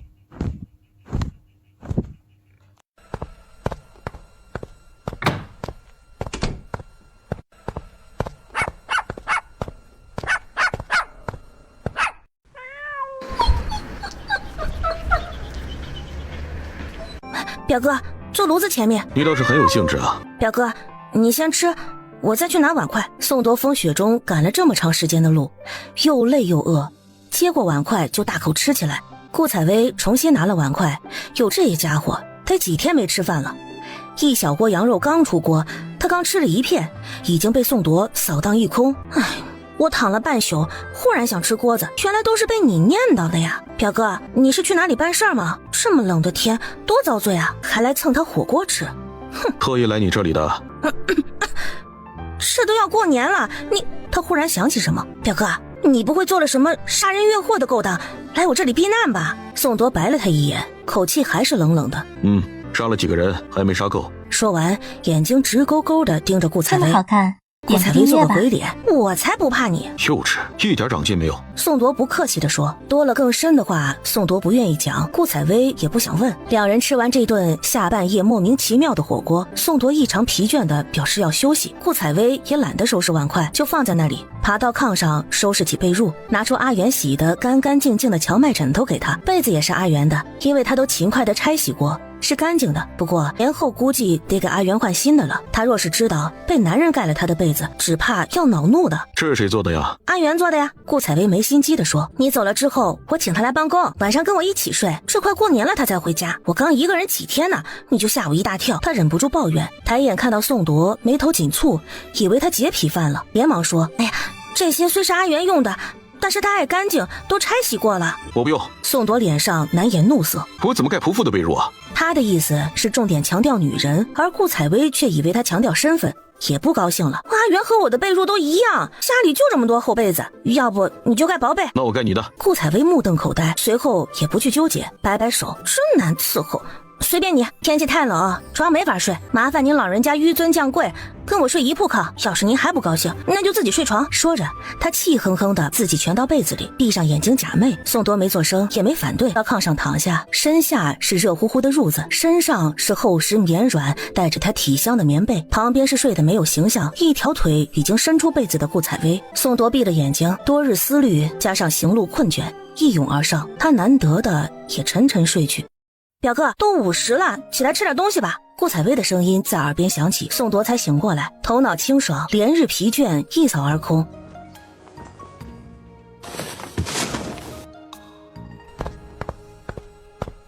捡起炕桌上的几张纸看了起来，书法倒是有进步了呀。他拿起一张宣纸，难得说句表扬的话。顾采薇瞥了一眼，哼哼着说：那是阿元写的，给我做字帖临摹的。宋铎毫不留情地嗤笑：我说你也写不出来，不过做字帖还是差了些，我回头给你写些。这是什么？他翻出来被顾采薇压在下面的朴宝剑的小象，待看清楚是个男人后，脸色顿时阴沉下来。去县城的时候，路上遇到的一个美男子喽。难得陆玉，你还知道他的名姓？他冷笑：还说话了吧？不过一看就知道是个假名字。顾采薇翻个白眼，不理他。宋铎继续翻看，越看脸越黑。他拿起宋仲基的那张纸，这个又是谁？宋仲基啊，不是写了名字吗？宋铎迟疑了一下，你像过？顾采薇想起自己信口胡扯的话，难为他还记得，了一声。你把他跟你陆玉的男子放到一起，倘若他地下有知，定会让你夜夜噩梦。他才不会呢，他的女人千万，不会记起来我的。表哥，你别那么无聊了，你真的不是路过吗？你要在这里住几天啊？他得算算粮食够不够，肉够不够。肉是肯定不够了，羊肉都被他吃完了。去村里看看谁家还有鸡卖。怎么怕耽误你找你的朴宝剑啊？宋铎话说出口，才觉得今天自己言语格外刻薄。他拿起几张画像，怎么看怎么碍眼，把画投入到还有火星的炭炉里，看着热烈的火苗，心里那股莫名其妙的难受淡了几分。这么好看，点个订阅吧。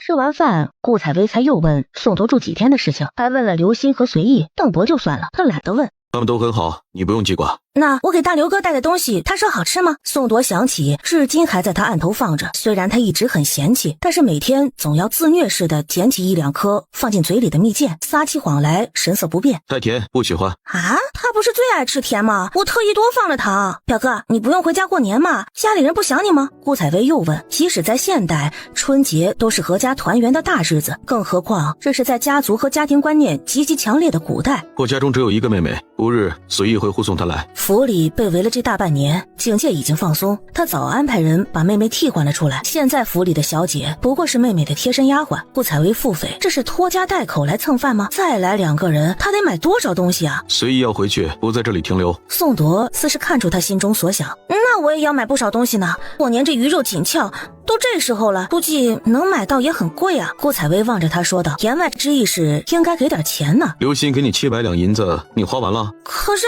那是大刘哥给我的嫁妆啊！顾采薇不乐意了，他的银子都是我给的。那是大刘哥给我添妆的。这话他在嗓子里嘟嘟。收拾了碗筷，宋铎望着他无声地说，花完了你也就不用嫁人了。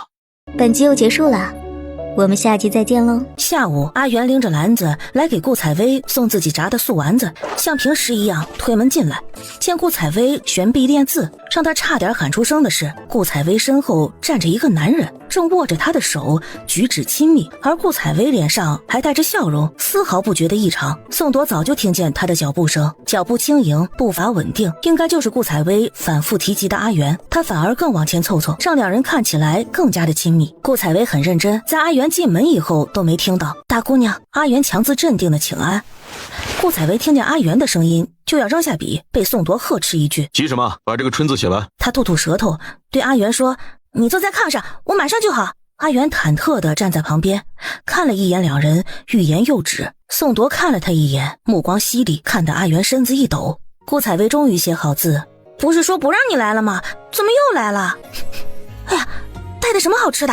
真香啊！宋铎清了清嗓子，顾采薇这才想起这位讲规矩的大爷在，连忙对阿元说，阿元，这是我表哥宋铎，你之前应该没见过，他在我家住的时候几乎不出门。表哥，这是阿元，我的好姐妹。阿元给表少爷请安。阿元恭恭敬敬地冲宋铎行礼，礼节挑不出丝毫毛病。起吧。宋铎声音没有起伏地说道，从腰间的荷包里掏出来一颗东珠，放到桌子上。你家姑娘说你伺候得很好，这是赏你的，以后要更用心伺候。顾采薇看着那鹌鹑蛋大小、圆滚滚、亮晶晶的东珠，一下子就被夺去了吸引力。好大，好豪啊！这么好看。顾采薇眼神灼灼地望着宋铎腰间的荷包，厚着脸皮说：“表哥，好事成双，再赏我一颗呗。”等你学好规矩再说。顾采薇翻个白眼：“嘘，那我不要了。”阿元放下东西，又擦了一遍屋子才回去。临走前，在门口把东珠偷偷塞给顾采薇：“姑娘，给你。”顾采薇连连摆手：“我不要，我就是不忿他来了白吃白喝，还拖家带口的。过2天他妹子也来呢。”哎呀，你快收好吧啊！阿元苦笑：“姑娘，替我收着吧。”顾采薇点点头：“好，留着将来给虎子娶媳妇用，到时候拿出来做聘礼，多风光啊！”说完，他把珠子装到自己荷包里。进屋后，宋铎看看顾采薇的荷包，嗤笑道：“赏下人的，你也好意思要？小人之心夺小女子之腹，我是怕她婆婆收走，她那婆婆更不省心。哎，算了，说了你也不懂，男人嘛，懂什么呀？”宋铎突然解下腰间的荷包，扔在桌子上：“还有8颗，都是你的。”啊，真的啊？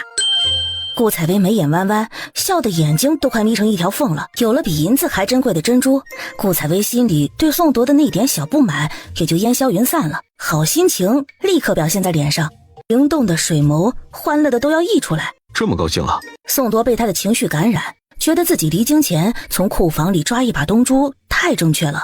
打算做首饰，也不见你戴首饰啊？不啊，我就喜欢存着，没事拿出来数数，享受有钱人的感觉。心情好了，话也就多了。他把宋铎离开后发生的事情说了一遍。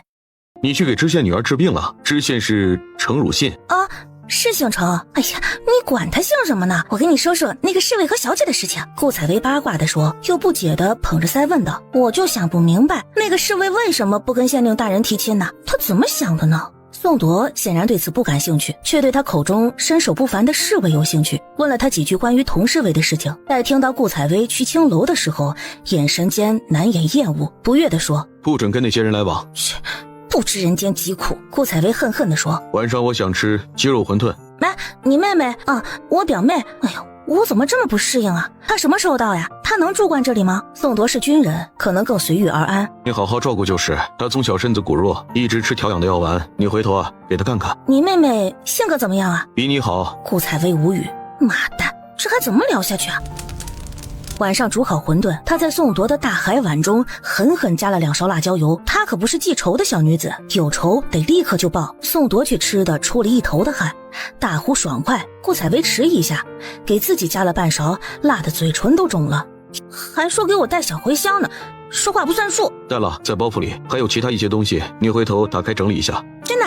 等我给你烤孜然羊肉。啊，奇怪，我怎么没闻到呢？下人收拾的都放在铁盒子里，自然散发不出气味。吃完饭，顾采薇兴致勃勃地打开宋铎带来的包袱，一个包袱是他的几身衣物，难得的是内衣竟然还是他做的那2身极丑的，另一个包袱里就是他感兴趣的调料，还有一些难得的香料，然后就是一些金银首饰。这么好看，点有个订阅吧。4-5个各式各样金镯子，几个金类丝镶宝石戒指，2条金镶宝石项链，还有耳环、丁香、发簪之类，看起来金光闪闪，夺人眼球。哇，表哥，这些首饰是给我的？顾采薇欢呼雀跃地问道。爱美是每个女人的天性，虽然她不爱戴这些累赘的东西，但是这精湛的手工技艺和名贵的材料，欣赏起来也心情舒畅。哇，是我者表哥也。顾采薇竖起大拇指。可是无功不受禄，宋铎的这份大礼有点太重了，已经收了8颗硕大的东珠了，再收就说不过去了呀，这个太贵重了，我不能收。宋铎看他那小矫情的样子，忍住笑说：“那算了，给我吧。”眼睛望着顾采薇，顾采薇跺跺脚，这人也不知道客气下。宋铎眼角瞥见他肉疼的样子，心情甚是舒畅。晚上熄了油灯，宋铎突然说：“明珠性格懦弱，但是人很好相处，琴棋书画都懂，只是心思重，有什么委屈也不说，所以身体也一直弱。”这是要来个林妹妹啊！宋铎之前没想过接她出京，不过偷偷回府中见她被下人欺凌，他想起顾采薇孤身一人敢跟人贩子叫板，敢奔走千里，并且靠着自己安身立命，突然有些惭愧，对这个妹妹只尽到了抚养义务，却没有教他强硬些。万一有一天他不在了，他不敢想象他的结局，但是他敢断定，如果是顾采薇，有没有他活的都会很精彩。你看这个女人在他离开的这段时间里做了多少胆大妄为的事情，也该让顾采薇从明珠身上学学到底什么是大家闺秀，好好的板板她的性子，否则以后他就在屁股后边给她收拾烂摊子吧。顾采薇有点发愁，要是像林妹妹那般动不动就捏着手绢垂泪，她的小心脏可受不了啊。第二天是腊月25，阿元早上来，都说了别来，你婆婆没说什么难听的话吧？一边扫地一边问，哎呀，姑娘放一边，我来做就行。现在我给家里赚了钱，婆婆也不像之前那样待我，还多亏了姑娘。姑娘在村里好人缘，姑娘都善待的人，其他人自然觉得也是好人，那就好。不过临近过年了，老人讲究多，你也别往外面跑了，我自己可以的。明天说是表妹就来了，我也摸不清她的性子，万一是刁钻的，总不敢给我这个主人甩脸子，我怕你受委屈。阿元点头，也出不来了，明天开始家里就忙了。但是姑娘若是有什么事情，就让多去喊我，表少爷在，我总算不担心你的安全了。去，他不吓唬我就好了。敞开的大门外响起了马蹄声，顾采薇放下扫帚出去查看，这会儿就来了。阿元跟在他背后出去，来到的是童侍卫，他从马车上跳下来，冲顾采薇拱手行礼。顾姑娘，可是程小姐不好。小姐无事，顾姑娘的方子孟大夫也说是极好的，小姐服用了这半个多月，身子确实好了很多，所以大人和夫人命我来感谢姑娘，顺便给姑娘送点年货。程小姐没事就好，快进家里坐坐，喝杯热茶。宋铎不知道何时从屋里走出来，这是我之前给你提的童侍卫，这是我。哦，我是他表哥，也是未婚夫。宋铎打断他的话，能为小姐效劳一二，是我们之荣幸，大人和夫人何须挂怀。童兄，快里面请。顾采薇目瞪口呆，这货也太能装了，咋就这么把自己当主人呢？未婚夫那事儿怎么又拎出来了？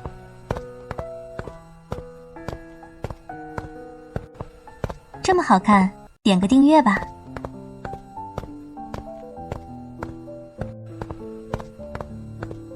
宋铎引着童侍卫进到主屋，不知宋兄在何处高就啊？原是在军中效力，奈何后来伤病。那童兄呢？我本孤儿，被师父捡到山上，后来下山。两个男人真真假假，巴拉巴拉的讲起话来，两人几句话下来就已经熟络得很。幸得顾姑娘妙手回春，我家小姐病情大有改善。食物县里有花灯，我家夫人的意思是邀请顾姑娘去家里住一，和我家小姐一起看花灯，顺便给小姐复诊一下。此前因为不知宋兄也在，所以没提及。我大胆做主，邀请宋兄和顾姑娘一起，不知宋兄可否赏面？童侍卫一番话说得很是客气，也很诚挚。坐在一边的顾采薇不淡定了，谁是正主啊？不是邀请他吗？为什么不跟他说，要跟宋铎说呀？宋铎只是挂名未婚夫而已，他又没嫁给他，他替他做的哪门子主啊？宋铎余光瞥见顾采薇气鼓鼓的样子，知道他心中在郁闷什么，不动声色地答应下来。承蒙夫人好意，也多谢童兄弟相邀，15那天定去叨扰。得，这是个惯会顺杆子往上爬的。他俩剩下的谈话，顾采薇已经不感兴趣了，看他俩人聊得还很欢快，估计得在这里用饭了。他自发自觉地出门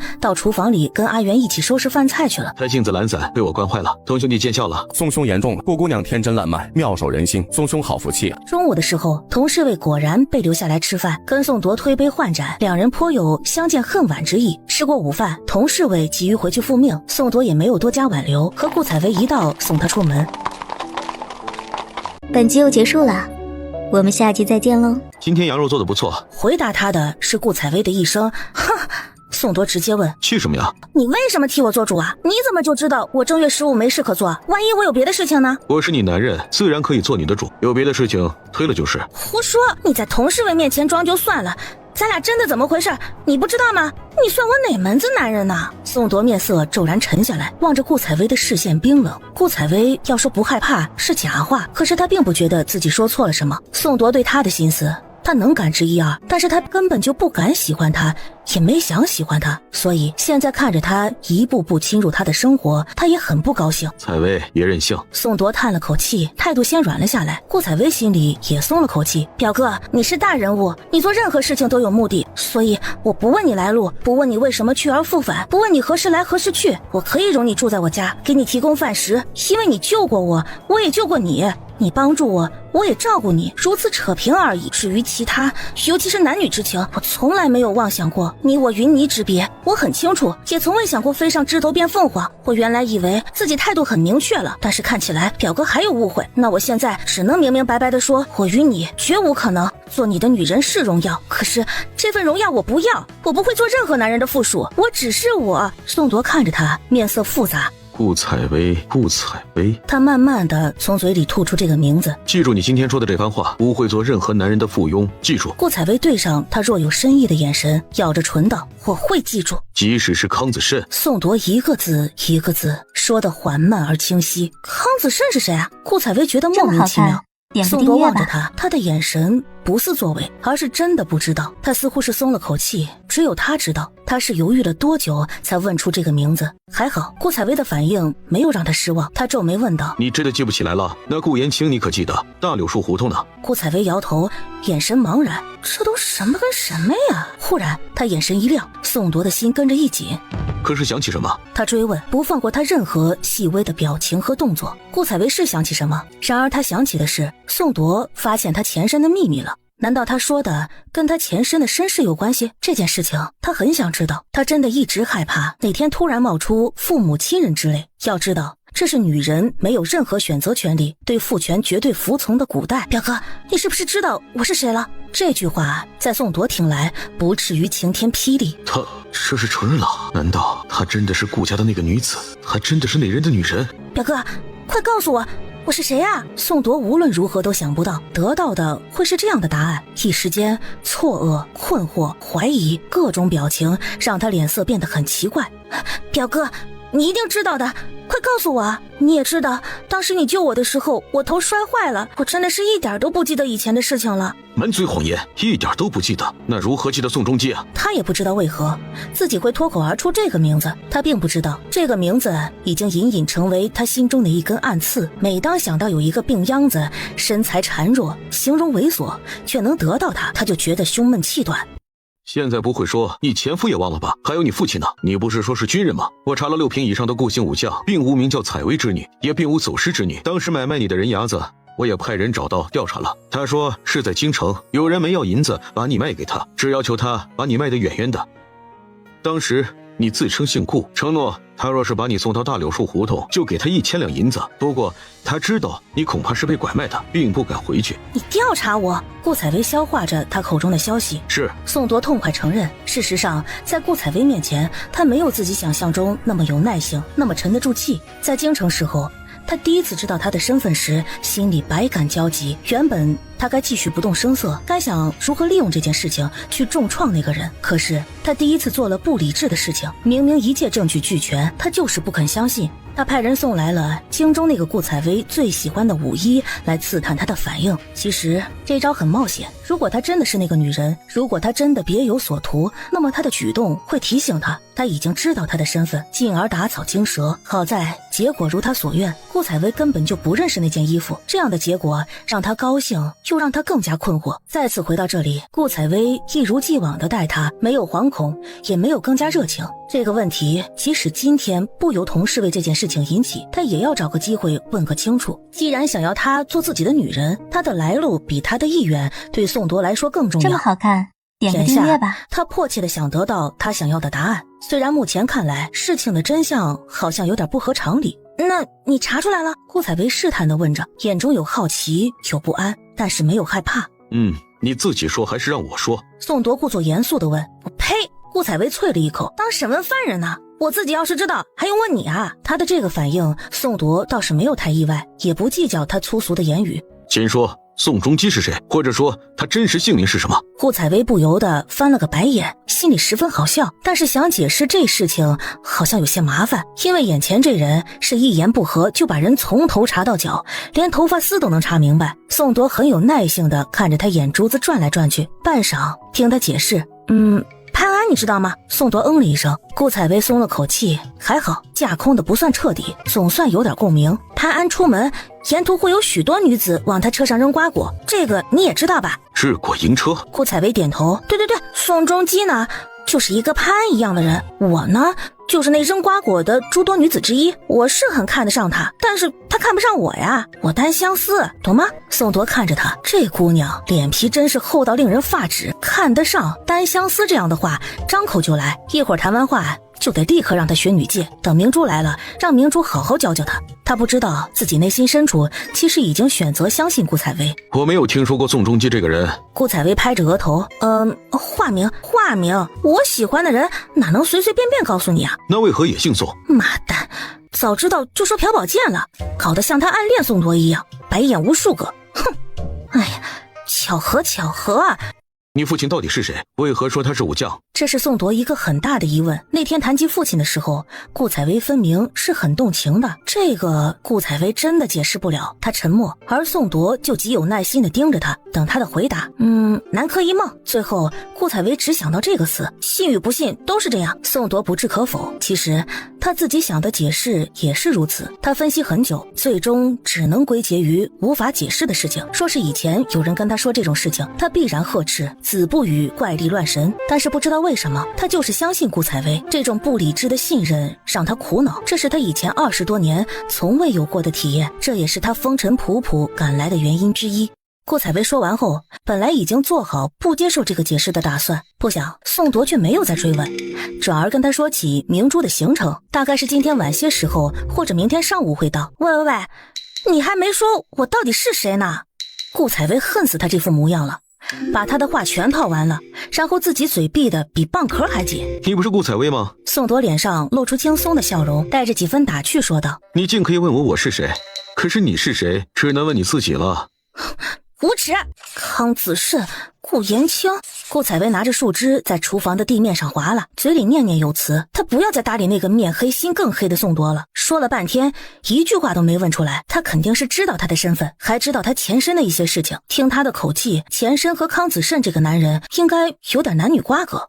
顾延清呢，跟他同姓，应该是亲人。阿元在擦灶台，听他嘴里念念有词，细听又听不清楚，只依稀听见画个圈圈诅咒你这几个字，被他反反复复地说。虽然不知其意，但是料想是跟宋铎有关。这么好看，点个订阅吧。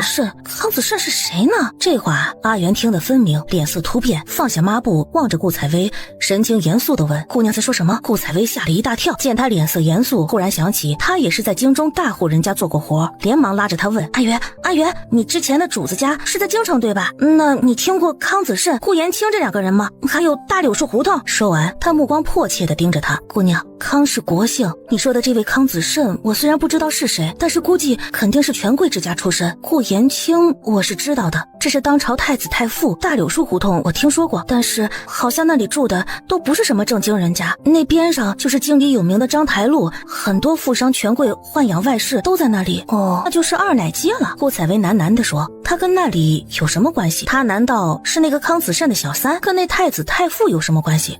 那可是很大的官，莫非是他的远亲？他是小三，被正式发卖，前身呢？前身不是我说你做什么不好，做人家小三呢？顾采薇心里叹道，最后落下被人发卖的结局。不过真是那样的话，虽然他心里有些膈应，但是能做小三，说明不是什么大家闺秀。这个年代给人做妾不可耻，但是外室就太丢人了。家里人说明没什么能量，而如果真是被正主发卖，那以后也不可能寻他，他就乐得自在了。顾采薇是个心大的姑娘，这样想着就有几分轻松下来。不过阿元显然是被他吓到了，问他如何会突然问起经理的事情，他问及的又是什么人？顾采薇摆摆手，没事，就是表哥今天随口提了几句，我想着问问你。阿元心思重，显然上了心，对宋铎的来历也上了心，可惜想了半天也记不起来曾经见过如此卓而不群的年轻男子。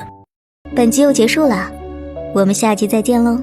吃饭时候，顾采薇已经心情大好，完全不像下午被气得咬牙切齿那会儿。宋铎心中诧异，忍不住问道：“你怎么不好奇了？”顾采薇洋洋得意地说：“我都知道了，还好奇什么呀？”哦，且说来听听，又想起来了。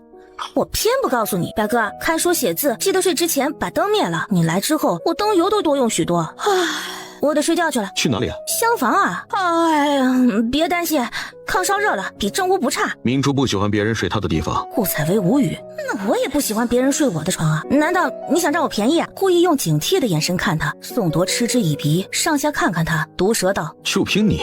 顾采薇怒了，姐现在也是前凸后翘水蛇腰大长腿好不好呀？你们这些古人不懂审美，偏偏喜欢一身大肥肉，哼！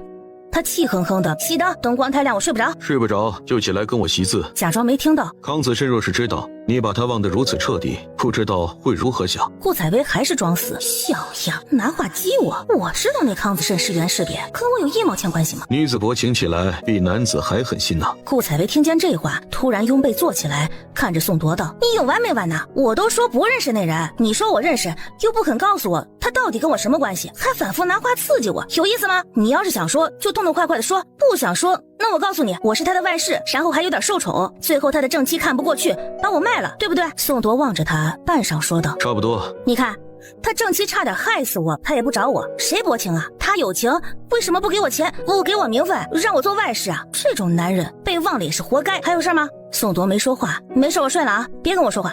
顾采薇拉过被子蒙上头，瞪了他一眼，躺下了。也许是顾采薇发这动脾气起作用了，宋铎再没提起这些事情，而他睡了一觉也自发忘记这事儿。这么好看，点个订阅吧。快到中午的时候，随意终于驾着马车姗姗来迟。顾姑娘可安好？看到顾采薇临门而立，笑吟吟地看着他，随意笑着拱手行礼，向他问好。很好啊，哎，看起来恢复得不错呀。顾采薇走上前去，伸手在他胸口上轻轻敲了一下，到底年轻，底子好。随意看看后面面色不善的宋铎，红着脸退了一步，拉开马车前面的帘子。小姐，我们到了。他把旁边的凳子拿下来放在地上，恭敬地掀着帘子，躬身垂首。后一个身穿雪白狐裘、身材纤细的姑娘慢慢探出身来，露出一个温柔的笑容。顾采薇打量她，眉如远黛，双眸含水，面部轮廓柔和，皮肤白皙细腻，嘴角弯弯，笑不露齿。虽然年龄看起来只有12、13岁，却已有大家闺秀的风范。最重要的是，她的笑意是从眼底散发出来的，让人看了就心生欢喜。这正是顾采薇最喜欢的女孩子类型。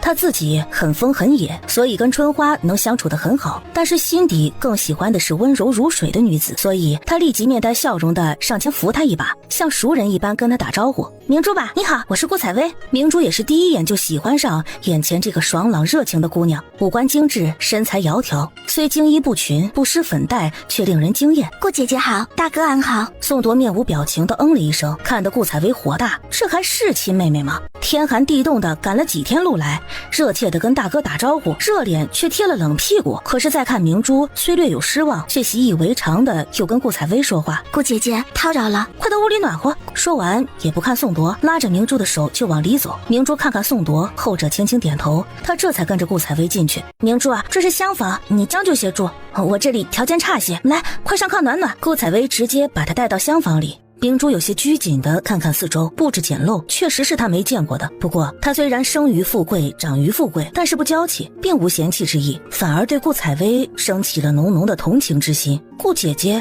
竟然一直在这样的陋室居住，听他唤自己，明珠委婉地拒绝：大哥一会儿怕是要叫我。宋铎现在估计跟随意问情况，一会儿就得照自己说几句话。哎呀，快上去坐啊！顾采薇把他推到炕边，一会儿他叫你，让他过来说话就是。这怎么可以啊？长兄若父，他对大哥一直敬重有加，怎么可以无礼？他们一时半会儿说不完，这是我家，按照我的规矩来。他靠近炕边的位置坐了下来，顾采薇坐到他对面，自己伸手给他倒水。这是我自己兑的药茶，对女子很好的，你喝喝试试。如果喝不习惯，这里还有冰糖，根据自己口味加。明珠道谢，接过来抿了一口，握着杯子赞道：味道很好。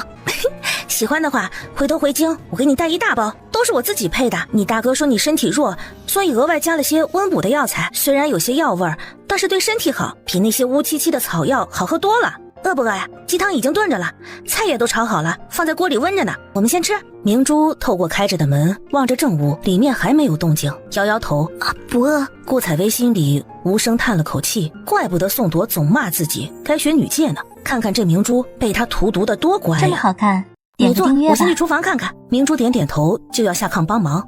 顾姐姐，我来帮你。顾采薇连忙拦住他：哎呀，快不要下来，好好暖暖，我自己就行，要想帮忙以后再帮，初来乍到的第一天总是客人嘛。明珠想了想，点点头。那麻烦姐姐了。顾采薇觉得她应该把阿元叫回来，对于这么多礼的孩子，她很有压力啊。顾采薇在灶底又添了2块柴，走到正屋门口敲门。长话短说啊，我饿了，要不我就先吃了。进来吧。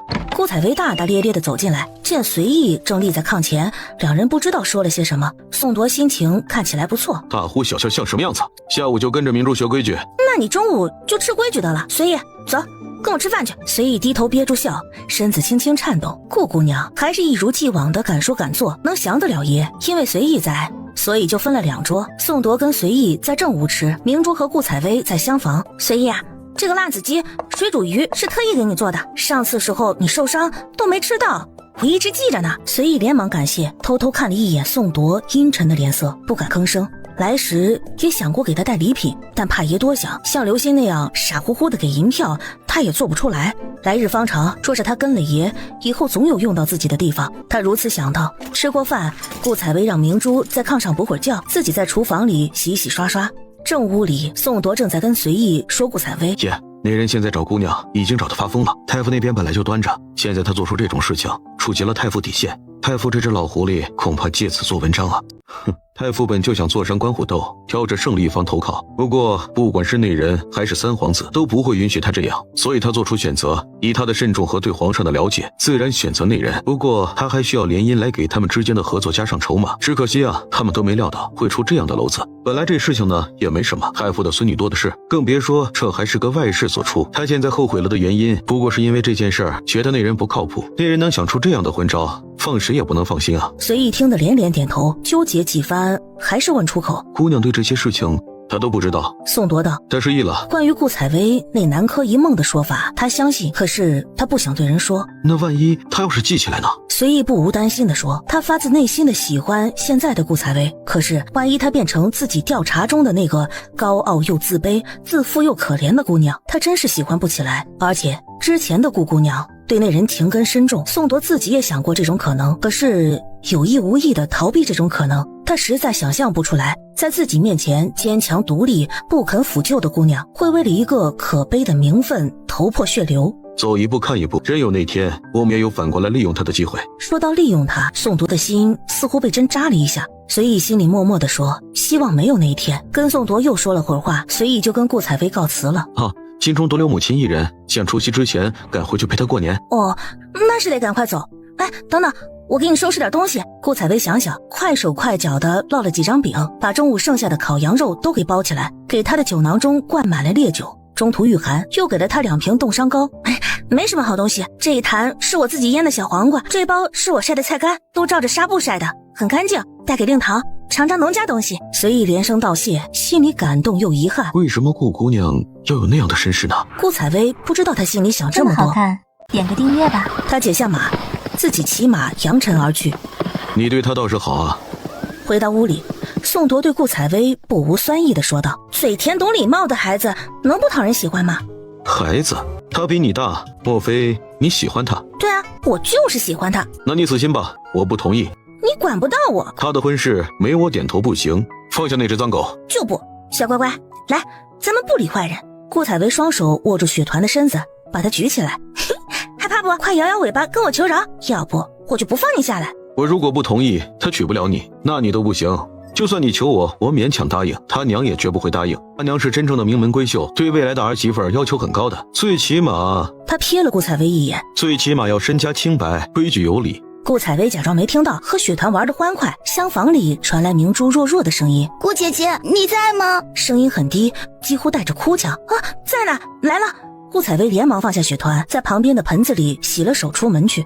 顾姐姐，我把褥子弄脏了。明珠坐在炕上，脸红得像要滴血，窘迫又紧张。哎，没事没事，肚子疼吗？别紧张，这说明啊，你长大了，这是值得庆祝的事情呢。你的衣服呢？在柜子里啊，我给你找一套来换。炉子里有热水，我这就去兑水，你洗洗，我再去取点东西，回头教你怎么用。给他找了衣服，又打来水。顾采薇想起自己做的姨妈巾，匆忙到屋里去找。明珠本来就身子弱，来了姨妈后更是恹恹的。顾采薇也不用她帮忙做什么，教她一些基本的生理卫生常识后，给她熬了红枣、姜茶，哄她热热的喝了2碗。本集又结束了，我们下集再见喽。黑暗中，明珠轻声唤他：“怎么了？换地方睡不着了？”顾采薇问：“还是肚子疼啊？汤婆子还热乎吗？用不用我给你换热水啊？”“不疼，暖暖的，很舒服。顾姐姐，你真好，怪不得大哥喜欢你。”黑暗中，顾采薇白眼翻得肆无忌惮。“没事，褥子弄脏了可以再换。你身下我不是给你垫了小褥子吗？那个这几天你用，回头我拆洗，以后每个月都有这么几天了。”“每个月都有，想想也很恼人。”“唉。”“是啊，所以啊，女人千万别为难女人，做女人太不容易了。”“顾姐姐，你一个人住在这里不害怕吗？你真勇敢。”明珠不无钦佩地说：“你长得好看，性格又好，还懂医术，真厉害。”“术业有专攻，你哥哥说你是才女，琴棋书画都很好呢。像我对这些就是一窍不通，长得好不好看那是爹娘给的，性格嘛，我是个火爆脾气，眼里揉不得沙子，像炮仗一样，一点就着。哦，对了，你放过炮仗没？”对着顾采薇跳跃的思路，明珠就跟着歪楼了，摇头说道：“没有，我害怕。以前过年时候会在内院听见小厮在外面放鞭炮，也能看到烟花，拿到我面前是不成的。”顾采薇嘻嘻笑：“那有什么好怕的？我买了好多呢，等除夕夜我带你放啊，肯定没事儿，自己放才开心呢。”“好。”也许是因为下午睡过了，明珠一点睡意都没有，睡不着。顾采薇敏感地发现了她的僵硬，有一点，许是下午睡多了。顾姐姐忙活一天了，快睡吧。没事，我今天也没做什么，我陪你聊聊天。说完这句话，顾采薇就有些断片了。她不知道跟一个在豪门中长大的小姑娘有什么可以谈。明珠是个谨慎的孩子，估计宋铎对她也有交代。要不我给你讲个故事吧。顾采薇想了半天，决定给她讲《红楼梦》，豪门生活也许会更容易代入些。明珠当然不会反对，顾采薇就开始凭着记忆删删减减讲了大半夜，讲到最后她先睡过去了。这么好看，点个腊月订阅吧。29就是除夕，所以27、8两天，顾采薇需要开始准备过年用的东西。关上门也没有外人，明珠像顾采薇的小尾巴一样跟着她忙里忙外。当然帮忙就算了，烧火顾采薇怕她烧了厨房，又怕烫伤她，杀鸡褪毛这些事情她都得捂着眼睛也做不得。上岸切菜炒菜那更是不敢用她。明珠很挫败：“顾姐姐，我是不是给你添乱了？”顾采薇笑着安慰她：“你陪我说话，我干活干的就不那么无聊了呀。晚上你教我写字。”宋铎良心还没有坏透，没有真的逼他跟明珠学规矩什么的，倒是两人自己晚上一起头拱着头写字作画打牌，很是开心。“表哥，你睡了吗？”顾采薇敲敲门，宋铎正气结呢。这个顾采薇自从明珠来了，对他可谓极尽冷淡，除了给他做饭烧水，连多余的话都没有。一有时间就钻到厢房里跟明珠玩，屋里常常传出两人的欢笑声，留他一个人待在主屋里冷冷清清。一天之中，他至少有8次想摔东西的冲动。“做什么？”“冬夜漫漫。”“直接说。”宋铎打断他的话。什么叫冬夜漫漫？难道他要自荐枕席吗？说起来他大概也不会拒绝，不过明珠还在这里，这样胡闹他可不许。顾采薇不知道他已经想得那么远，有求于人，他说话就客气。子曰独乐乐不如众乐乐，所以表哥，我们请你玩纸牌。顾姐姐，我们快回去吧，别吵大哥了。进来吧，门没栓。明珠都快哭出来了。顾采薇冲明珠露出得意的笑容，拉着她进屋。表哥，来，我教你玩纸牌。明珠，你站在地上干什么呀？快到炕上坐呀。明珠冲宋铎行了礼，怯怯地站在一边，嘴唇动了几番，才低声说：“大哥，扰到您休息，顾姐姐看我睡不着才陪我玩的，您别生气。”他本以为宋铎会不耐烦地让他俩走，不想他竟然拍拍自己左边的位置，对他说：“上来坐，你身子弱，地上凉，这里暖和。”明珠激动的不知道说些什么好，嘴唇哆嗦着说不出话来。印象中大哥极少跟自己讲这么长的话，也不会直接关心他的身子弱。上好的补品流水似的往他院子里送，但是这样贴心的话从来就不会当面讲。快上去啊！顾采薇推了他一把，自己跳到对面位置，正要脱鞋，听宋铎唤他去冲茶，真难伺候，风一样的拎着茶壶跑出去。你这2天可适应了？多谢大哥关心，有顾姐姐费心照料，一切都好。宋铎一下子也不知道说什么了，他大概被顾采薇传染了，已经习惯他说话直来直去，跟明珠说话突然觉得有些累。如果有什么需要不好意思跟他说，就来跟我说。明珠受宠若惊的答应。他正手足无措的时候，救星顾采薇端着茶壶茶杯进来，还有2碗红糖水。顾采薇给宋铎斟茶，把红糖水推到明珠面前1碗，自己留1碗。咱俩不喝茶，喝了回头睡不着觉就难受了。宋铎怒，喝了睡不着，为什么还给他喝呀？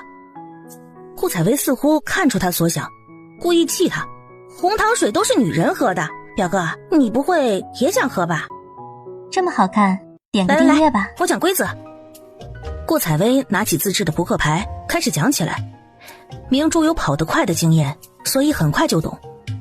表哥学会了吗？顾采薇讲得很快，一遍过后转头问宋铎，他才不会承认，他就是故意快点说，让他出糗呢。开始吧。没想到宋铎直接喊开始，切，让你装，一会儿就得露馅儿。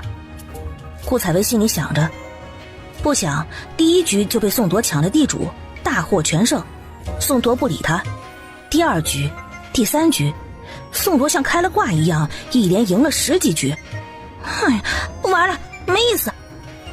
顾采薇挫败地趴在炕桌上，你手气太好了，老天爷也欺软怕硬，没法活了。那你来抄一会儿女婿，让明珠给你讲解，我就在旁边看着。宋铎不紧不慢地说道，继续玩，我就不信我赢不了你。宋铎一副我就知道会这样的了然姿态。明珠无语，他怎么就这么羡慕顾姐姐，在大哥面前也这么随性，不像自己小心翼翼的不敢说话，不会让大哥高兴。他看得出来，刚才大哥说话的时候眼睛里带着温暖的笑意，仿佛融化了眼底的寒冰。明珠别发呆了，该你拿牌了。好。3个人一直玩到子时才各回各屋里休息。大姑娘，救命啊！顾采薇觉得自己才刚躺下，就被外面猛烈的敲门声，不，准确的说是砸门声和女人的呼喊声吵醒。明珠也醒了，看见他一双大眼睛里充满了惊恐，他是想起来大哥生死未卜，府里被御林军围住的情形。你好好躺着，别怕，应该是村里或者是周围的人有疾病求医，我去看看。你快躺下吧，应该刚到营室，你躺一会儿，我直接把病人带到正屋去，你就安心休息。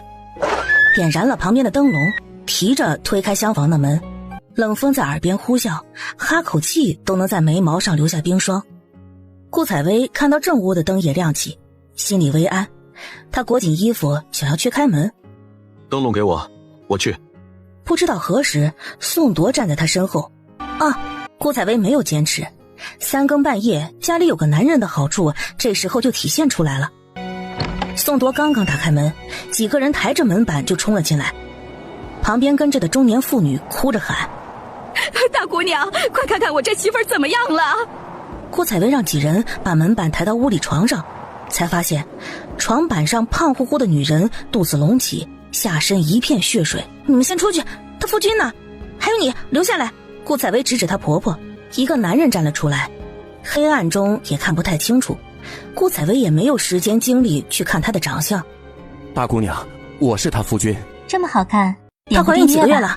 可吃了什么东西？哎呦，并没有吃什么特别的东西啊，白菜炖肉，吃了2个馒头。哎呀，自从她怀孕，我都不用她干活，吃东西也很小心啊。那男人突然想起什么，望望自己的母亲，又望望病床上已经没多少声息的女人，有些犹豫。顾采薇拿起针，在婆婆的帮助下迅速解开女人的衣服，在几个止血的穴道上扎了针，才又抬头看那男人，不想让他死，就实话实说。那婆婆这才发现儿子的欲言又止。都都什么时候了，你有什么话不能说呀？你要看婉娘死吗？说着，泪水哗哗直淌，望着床上的女子，心痛溢于言表。就是婉娘晚上偷偷喝了一碗药啊，让我在屋里给她煎的，那可是好药啊，是婉娘姐姐给的，说是可以生男孩的药。放屁！我打死你个糊涂的东西！当母亲的立刻就怒了，咣咣给了儿子2记耳光。哎呀，婉娘糊涂，你也糊涂呀！她那个姐姐要是个好的，能被休回家；她要是个好的，娘家能不让她进门吗？就在村里搭个棚子，她就是见不得婉娘好。偏偏婉娘啊，就听撩拨，你知道了也不告诉我。哎呦喂，这是要绝了我们老耿家的后啊！哎呦！顾采薇呵斥一句：“别在这里呼天抢地的！”他不知道这家到底是什么狗血剧情，但是通过诊脉和患者家属的话，他基本已经断定他服用了堕胎药，还是药性极其阴毒的虎狼之药，胎儿是保不住了。不过如果不尽快清宫，就是一尸两命。可是即使清宫，大出血已经发生，这里又不能输血，这女人能不能保住命也不好说。本集又结束了，我们下集再见喽。顾采薇只犹豫了10几秒，转头对男人说：“孩子和大人，抱孩子，抱孩子！哎呀，我们老耿家3代单传，我守寡多年，好不容易给儿子娶到个媳妇儿，拿他当手心里的宝啊，就指望着他给我们家传宗接代。哎呀，他偏偏不争气，听那坏人挑拨。闭嘴，没让你说话，你说。”他目光灼灼地盯着那男人，那男人显然没什么主见，既舍不得媳妇儿，又不敢违逆母亲，嘴唇翕动半天没说出话来。病床上的女人眼角2行清泪滑落。大姑娘，请救救我的孩子，孩子没了，我就算活着也没有意思。话语里充满了恳求和绝望，不想他竟然如此让人失望。顾采薇心里一片冰冷，她懂这个女人并不单单心疼孩子，如果失了孩子，恐怕以后要面对的就是婆婆日日责骂甚至虐待。可是真的很抱歉，她帮不了她。她冷笑一声，哼，我要说的是，孩子和大人都保不住。男人泪水滑落，扑通一声跪在地上，苦苦哀求：“大姑娘，求求你救救万娘啊！我不要孩子，我只要万娘。”那婆子眼里也失了神，喃喃地说：“怎么会这样？我攒了那么多年的钱呢，钱都花了，结果娶个藏门星回来。哎呦，这让我儿以后的日子可怎么过呀？”顾采薇已经不想理他，对那男人说：“现在我有一个方法可以试试，至于能不能救得他性命，就看他自己造化。”哎，大姑娘，那抱孩子呀，放心，你尽力去保，保不住我老婆子也不怪你。抱孩子，抱孩子呀！孩子别想了，已经是死胎了。顾采薇冷冷地说：“一个未曾谋面的孙子，竟然比不得朝夕相处的儿媳妇儿，人性的卑劣不能细想，否则真的容易抑郁。”这么好看，你们都出去吧，我给他开药，你去熬药，你在门口等着。顾采薇指着2人说道，抬腿往外走。表哥，你去帮我叫阿元来帮忙。顾采薇找出手术器具，找出了药的药材，让那男人去煎药。我去。婆婆大概觉得亏了个孙子，不能再亏儿媳妇儿，否则再娶也难，所以擦了眼泪就去煎药。阿元头发难得有些凌乱，跟着宋铎匆匆进门。他后面是棉袄扣子还没系好的李茂明。大姑娘，我来。他没多问，看着顾采薇在煮他的宝贝疙瘩，连忙说道：“他见他弄过几次，知道该怎么消毒。你放宽心，我会救你，而且你以后还可以再要孩子。你家人深夜带你来找我，就是相信我的医术，你也要相信我。”孕妇刚才听她严厉呵斥婆婆和丈夫，此刻对自己说话却柔声细语，声音温柔却坚定，有一种奇异的安抚人心的力量。她重重点头，往后缩了缩：“大姑娘，我信你，就是救不了我到了地下也得说说姑娘好话。”给她喂服了催产的药物，擦净了身体上的血污。顾采薇对站在身边的阿元说：“害怕就转过头去，手别颤抖，给我照亮就可以了。”阿元点头：“姑娘，您弄您的，我可以的。”一切都很顺利，死胎顺利诞下，清宫手术也很快，前后不过1个多时辰，还好没有再大出血，大人的命算是保住了。阿元脸色惨白一片，他看到的手术尽管对顾采薇来说是小到不能再小的手术，对他却是极大的震撼。没事，习惯了就好了。你表现真的不错，我当时都用了很长时间来适应呢。阿元木然的点点头，缓了半天才缓过神来。外孙急诊20万。那男人尴尬地望着自己母亲，那婆子真是个影后级别的人物，也不生气阿元骂他了，开始哭诉自己守寡何其不易，家里没钱云云。宋铎从屋里踱步出来，挥手让他们走。诊费作罢，快回家去。他看到顾采薇脸上已经满是疲惫，没什么耐性，那婆子竟还扯出笑来，舔着脸问顾采薇：这就走，这就走。大姑娘啊，大姑娘，我这儿媳妇儿还能生吧？顾采薇忍住啐他一脸的冲动，靠着墙冷冷地说：好治好喝养着，半年就行，吃不饱穿不暖，郁结于心的话，那就生不了了。那婆子点头如捣蒜，总算是送走这些人。阿元，收拾下赶紧回家吧，今天也是过年，我太累了。阿元进去收拾屋子，吩咐李茂明帮忙劈柴，两口子就开始忙活起来。我没事，老毛病了，睡不好，肠胃就闹。宋铎索性打横抱起他来。顾姐姐怎么了？表哥，快放我下来！顾采薇说道。两世都没有被人公主抱，喝醉酒不知道的时候不算，幻想过被他的踩着五彩祥云的盖世英雄抱着，却不想梦境实现的这么猝不及防，感觉这么不对呢。说好的心里吐着泡泡，整个人都要飞起来的浪漫感觉哪儿去了？为什么他只担心宋铎一个不小心或者一个抽风把他摔到地上呢？双脚够不到地面，其实是很令人不安的感觉。对跟着进来的阿元说道：伺候姑娘换衣梳洗。这么好看，阿元害怕伯父着急，把李茂明先撵回家。从正屋出来的宋铎从荷包里捏出一个1、2两重的小银克子，递给李茂明。有劳了。李茂明红了脸，连连推脱。阿元倒是大大方方行了一礼，谢表少爷赏，示意自己男人收下。前者这才有些赧然地收下银子回去了。表少爷勿怪，他不懂大户人家的规矩。阿元坦荡荡地说，望着自己男人背影的眼神却充满柔情。烧点粥，做点容易消化的东西来。是，表少爷和表小姐可有什么想吃的？你看着做就行，先给你姑娘做好饭，让她吃了好好休息。走进厢房，进屋后，宋铎就看到顾采薇躺在床上，正笑着和明珠说话。明珠坐在他身边，声音轻轻，眼神充满了担忧。明珠立刻下来向他行礼。你们俩哪里像兄妹啊？客气来客气去的。我和我哥才不会这样呢。我在床上躺着，我哥推我起床，我都得拿被子捂住头，假装没醒。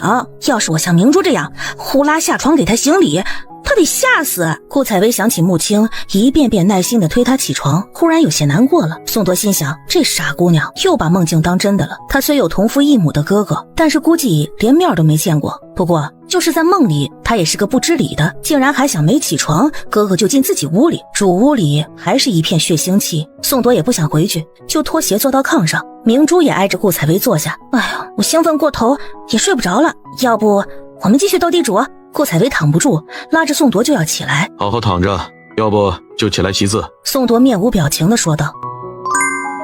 明珠望着顾采薇，翻白眼又躺下去，一副生无可恋的样子，抿着嘴笑。明珠啊，今天这事情你怎么看呢？那婆子嚎的你都听到了吧？明珠嗯了一声，望望宋铎，半天才说道：那夫人很可怜。哎呀，认识不够深刻呀。那男人太听老娘的话了，没有主见，虽然很想保住媳妇儿的命，却又不敢说，在性命攸关的关头都三棍子打不出个屁来。记住啊，这种男人要不得。明珠红了脸，低头不说话。宋铎冷冷地说：明珠的婚事自由我做主，不要带坏她，粗俗。顾采薇不客气地指着他说：看你大哥这种刚愎自用的也要不得。大哥是很好的，你还小，不懂什么叫真的好。什么叫好呀？首先得对你好，无条件包容你，其次要长得顺眼，一辈子太长了，对着一张狰狞的脸晚上都得做噩梦。第三得顶天立地，不管他做什么，做官也好，种田也罢，都得是铮铮男儿。第四嘛，不能花心，那种三妻四妾，天天勾心斗角，一辈子心累。够了。宋铎耐着性子听他说了1、2、3、4，终于忍无可忍打断他：你的3从4德都喂狗了吗？不想睡就起来抄写。他黑脸，顾采薇才不怕，倒把明珠吓了一大跳，带着哭声劝解：顾姐姐别跟大哥吵了。顾采薇拍拍他的手背，雄赳赳气昂昂地说：别怕，你大哥就是只纸老虎，3从4德，哼，我真知道，从不体贴，从不温柔，从不讲理，说不得，打不得，骂不得，惹不得，一派胡言。宋铎瞪着眼睛拍着炕沿，他现在已经后悔了，把明珠带来，本是想明珠教他规矩，他教明珠坚强独立，现在看来，他规矩没学，就要把明珠带歪了。这么好看，姑娘，白粥熬好了，起来喝点粥吧。阿元端着饭进来，几个人开始吃饭，这个话题才算终结。吃完饭，阿元忽然想起一件事情，连忙问顾采薇：姑娘可炸了油果子了？顾采薇猛地一拍头：哎呀，这2天明珠来了，我把这事儿都给忘了，这可怎么办呢？除夕下午，有交情的人家会串门互换油果子。阿元早就提醒顾采薇要多炸些，省得下午村里人都来不够用。若不是油果子放置时间长了味道不好，他提前就替他备好了。明珠听懂几分，小声说：顾姐姐，我帮阿元姐姐做吧。是点心吗？我在家里的时候也给大哥做过点心。行，我们一起来。阿元，你去和面，我想想还有什么东西要准备，一起弄好。不行，大哥，我可以的。明珠恳求道。他也需要休息。阿元，你去村里找几个妇人，许他们多点工钱来挣。你家姑娘和明珠都需要休息。顾采薇本来想说自己不困了，可是想到明珠身体不好，恐怕也会陪着自己强撑着，连忙答应下来，让阿元去找春花来帮忙。阿元带着春花和他大嫂在厨房忙碌，宋铎在正屋里看书写春联，顾采薇和明珠则是睡了一上午。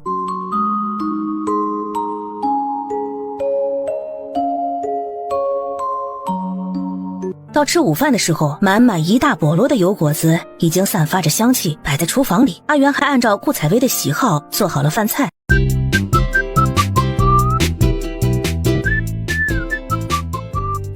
本集又结束了，我们下集再见喽。去我那屋吃，到炕上坐着吃，暖和下。阿元没有推辞，大方接过来。谢姑娘，从容地端着碗退下。明珠已经知道这里没有食不言寝不语的规矩。顾姐姐，怪不得阿元姐姐一心为你，原来你待她这般好。大哥总说我的丫鬟待我不好，我待他们也没顾姐姐这般。宋铎眉头都快能夹死一只苍蝇了。顾采薇抢在他开口之前说道：明珠啊，阿元和你的丫鬟不一样，你的丫鬟是卖身的，对你好是他们应该做的，你没苛待他们，给他们月钱，他们却耍滑糊弄你，这样你就应该立威而不是拉拢。高门中自有约束他们，教他们如何伺候你的规矩，那你就按照规矩来。阿元只是帮工，而且帮我甚多，从心底为我着想。我这里也不是高门大户，没有那么多的规矩，所以我视她为姐妹。你对待他们要恩威并重，而我对阿元是情义为先。当然，立威不是让你像你大哥一样时时冷着一张脸，而是你为人处事有原则，绝不允许别人踏足你的底线。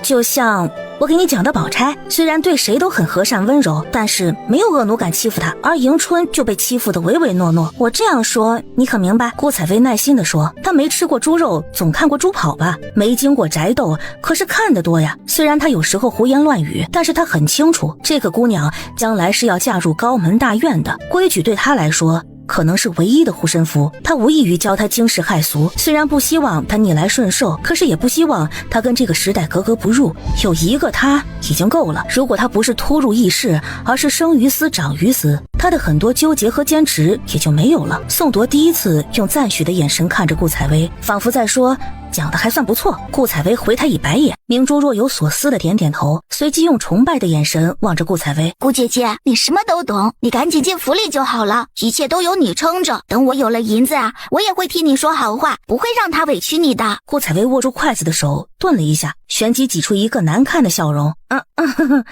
戳，我用力戳。他幼稚的拿着筷子捅着鱼眼睛。明珠说这话并无恶意，如果在现代说欢迎你来我家做我个小三，他这小暴脾气一定把说这话的人打成猪头。可是真是说不清楚。吃完午饭就开始陆陆续续的有妇人拎着篮子上门。阿元把准备好的瓜子、花生这些炒货，还有给小孩子的糖果都拿出来。表哥，你去厢房里回避下。明珠，你跟我一起待客，今天来回走动的都是妇人，你不用回避。春花也来送油果子，送了之后就没走，留下帮阿元送来来往往的妇人。几乎整个村子里的妇人都来了，有些人来了之后也不走，留在家里聊天。明珠一直很拘谨地坐在炕最里边，村里妇人夸她长得俊，跟画里的大家小姐一样好看，她就抿着嘴笑笑。顾采薇早就提醒她，村里人说话口无遮拦，而且有人极能说，搭腔后就怕他们问个没完，所以嘱咐她只负责微笑就行。明珠觉得她太有先见之明了，顾采薇自己就无所谓了，跟他们嘻嘻哈哈，有时候听他们说人长短，就赶紧拿话岔过去，跟他们聊一些收成、孩子的事情。在这群看起来有些粗俗的女人中，依然游刃有余。明珠羡慕地看着她，顾姐姐真是太能干了。等到太阳都快下山了，妇人们都要回家做晚饭了，顾采薇家里的人潮才慢慢散去。哎呀妈呀，累死我了！顾采薇没有形象地躺着，坐了一下午，我这老腰，哎呀，也受不了了呀。阿元笑着上来给他揉着腰，柔声回禀道：“姑娘，李正家那边我已经替你送过油果子了，除了油果子，还加了2条肉，1斤糖。”哎呀，我都忘了这事儿，还是阿元你想的周到。宋铎推开屋门走进来，村里人送来的东西我还没来得及收拾，饭菜已经做得差不多了。姑娘若是爱动弹，就再做几个菜。行了，管家婆，快回家吧，再不回去没饭吃了。来，晚上记得带虎子往我这里看，我放烟花，明天早上记得带他来啊，我给他封个大红包。阿元笑着行礼退下。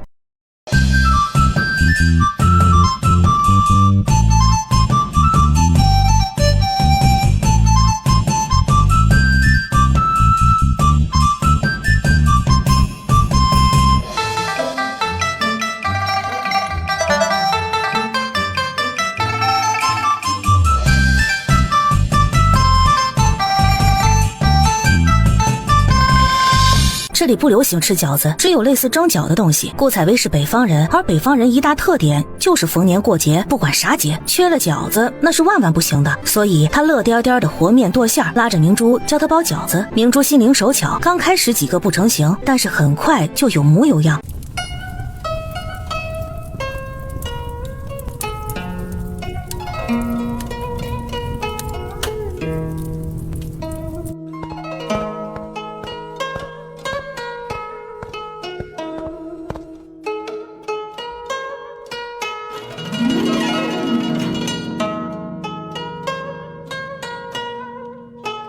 雪团在院子里撒欢跑，过年的气氛也感染了他。远处已经零星响起了鞭炮声，估计是有些调皮孩子等不到晚上跟大人磨来的福利。宋铎今天难得很有耐性，听顾采薇大呼小叫也没恼。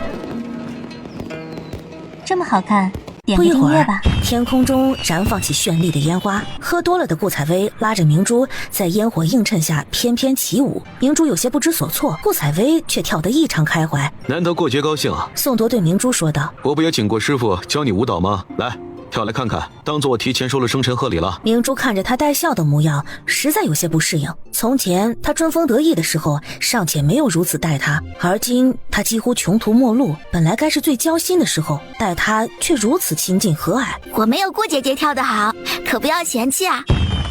顾采薇又点燃一排烟花，哼着小曲儿，拉着明珠的手，一会儿伦巴，一会儿国标，又一会儿随心所欲，跳得醉心。宋铎虽然当时没有作声，可是他知道这是真的。而现在横亘在他们之间的根本不止2个人自己的情感困惑，即使他忘得一干二净，他也是顾家的子孙，他不屑与顾延清支流相交，甚至有一天他们会站在完全对立的位置，这个局又如何破？即使再退一步讲，顾家一败涂地了，愿意将他拱手献上，那静妃娘娘和三皇子呢？他们断不会允许他以跟那个人有过瓜葛的女人为正妻，这又该如何？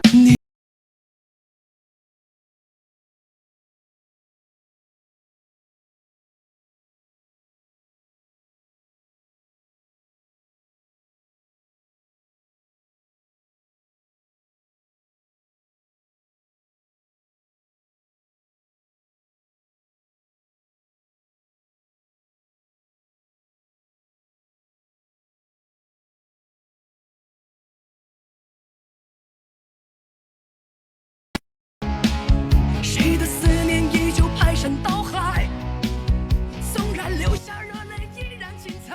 睡得香甜的顾采薇不知道宋铎这一晚上的天人交战，他一会儿梦见自己在考场上考试，已经快到交卷时间了，他的考卷上还空空如也，却不知从何下笔；一会儿又梦见自己在手术台上，不知道为何开了腹腔的病人腹中涌现出汩汩的鲜血，他却束手无策。这都是从未发生过，但是却是在他内心深处最惧怕的事情。不知为何一股脑地涌入梦里。宋铎看他有些眼住了，轻轻拍打他面颊：“咪咪，咪咪，醒醒！”这个名字叫起来有些陌生拗口，却异常亲切，甚至让人在喊的时候声音不自觉地带上几分亲昵温柔。梦中恍惚听人唤敏敏，顾采薇一度恍惚自己回到了现代家里。等他茫然睁开眼睛，看清今夕何夕，才怅然若失地叹了一声：“唉，还是回不去。”你又做南柯梦了？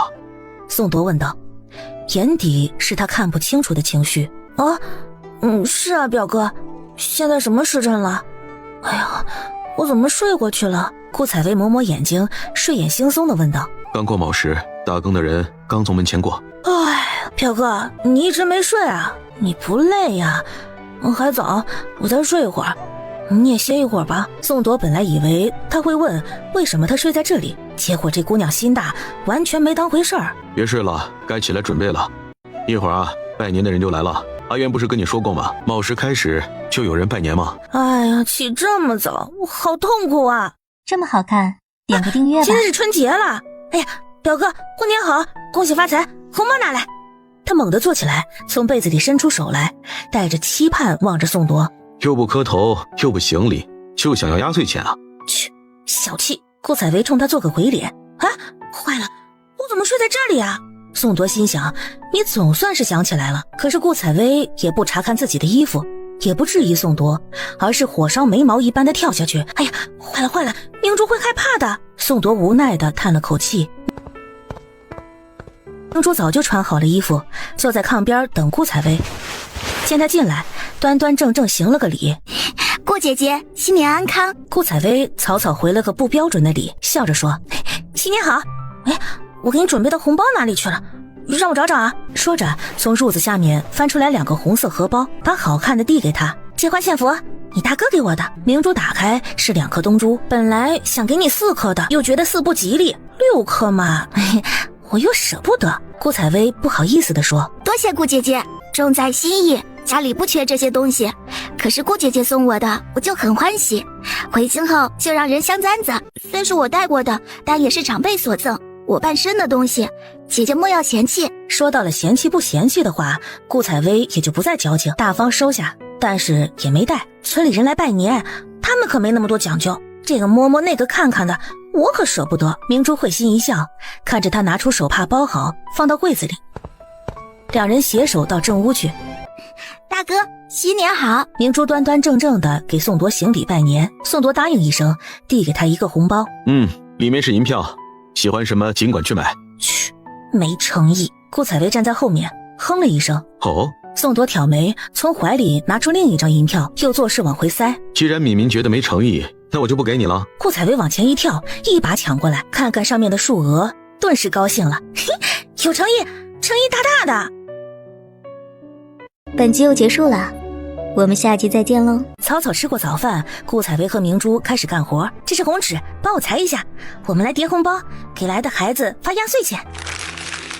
顾采薇说着，在地上铺了1张纸，把早就准备好的1笸箩铜板倒在纸上，哗啦啦的声响，在她听起来甚是悦耳。顾姐姐，一个包多少铜板啊？2个就行，如果4个6个，估计全村的孩子都能来，就是2个，来的人也不会少。顾采薇早就算计好了，李家村是大村，想想所有的孩子都涌来，她的头皮都要炸了。但是她还是低估了村民的热情。从第1批结伴带孩子来拜年的妇人出门后，见孩子得了2文压岁钱后，都奔走相告，甚至回家把自己没带的孩子又领来一遍。一上午，家里的人络绎不绝。宋朵躲到明珠屋里，阿元和春花帮顾采薇招呼着来人。大哥，顾姐姐这里过年好热闹啊！明珠听着外面来来往往的脚步声，妇人高声说笑的声音，无不羡慕地说：村里人啊，多受过他恩惠，所以趁着过年来给他磕头。不过呢，他多半是不高兴，他最不喜欢磕头，也不喜欢别人给他磕头。宋朵手持一卷书，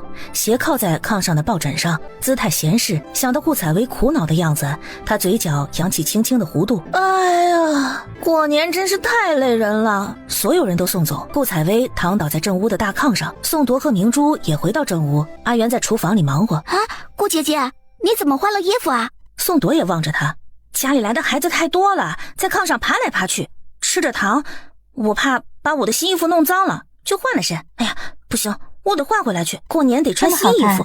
点个订阅吧。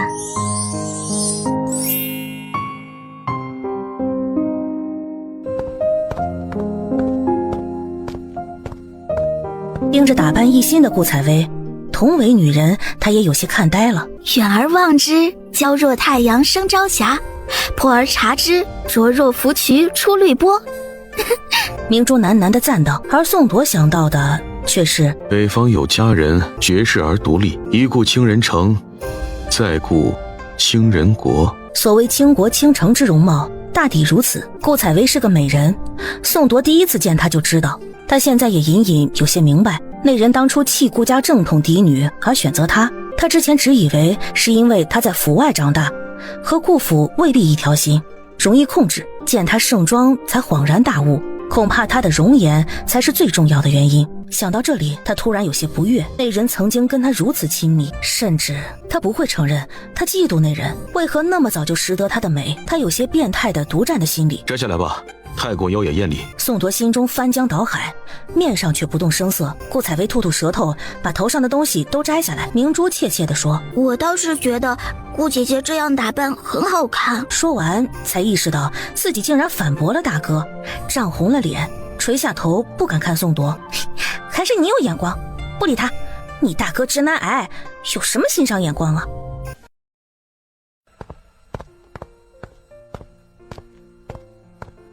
哎，阿元阿元，好看吗？明珠送给我的。阿元看了一眼，似乎愣了一下，旋即笑着说道：“姑娘戴着真是极好的。”小姑娘慷慨带着笑意望向明珠：“顾姐姐待我好，我也要待她好。”这项圈看着甚是眼熟啊，你每年过年都戴的吧？明珠点头：“不知为何和顾姐姐一见如故，我就想把心爱之物给顾姐姐。”是姨娘给你留的？顾采薇耳朵竖起来，原来宋铎和明珠竟然是庶出，可是宋大爷这样子真不像能够忍气吞声的庶子。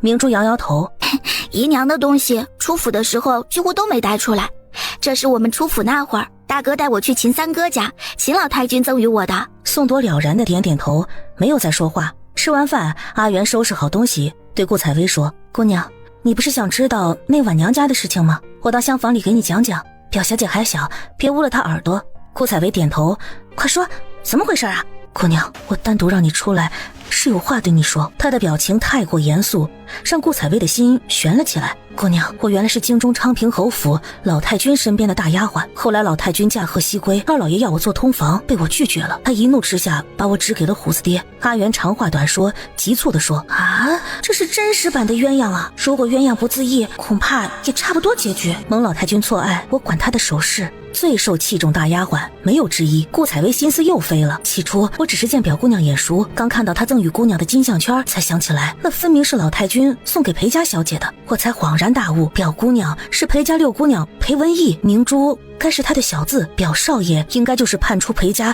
名动京城的裴大少裴文阳，后改名宋文阳。这么好看，阿元急切地说完，留下顾采薇目瞪口呆。我的个乖乖啊，信息量略大呀！阿元曾经是这个时代的白骨精啊，每个大户人家当家主母身边的大丫鬟，那放在现代可不是妥妥的总裁助理级别啊。宋铎也是豪门出身，这他早就知道。问题是这货也是个叛逆的，竟然干得出来叛出家门，甚至改了姓氏的事情。亏他还好意思骂自己不懂规矩，哼！幼稚的顾采薇第一时间想到这点。姑娘，你可明白？阿元看他神游的样子，不由着急地摇他的手臂。啊，明白什么呀？顾采薇瞪大眼睛，表少爷啊，不，裴少爷，不，宋少爷根本就不是个好的。他在军中多年，脾气暴躁，一言不合就出剑，好多权贵子弟都被他伤了，告状到御前。若不是皇上宠爱他的亲姨母静妃娘娘偏袒于他，恐怕早就被责罚。他在京中声名狼藉，当时除了昌平侯府的三少爷与他交好外，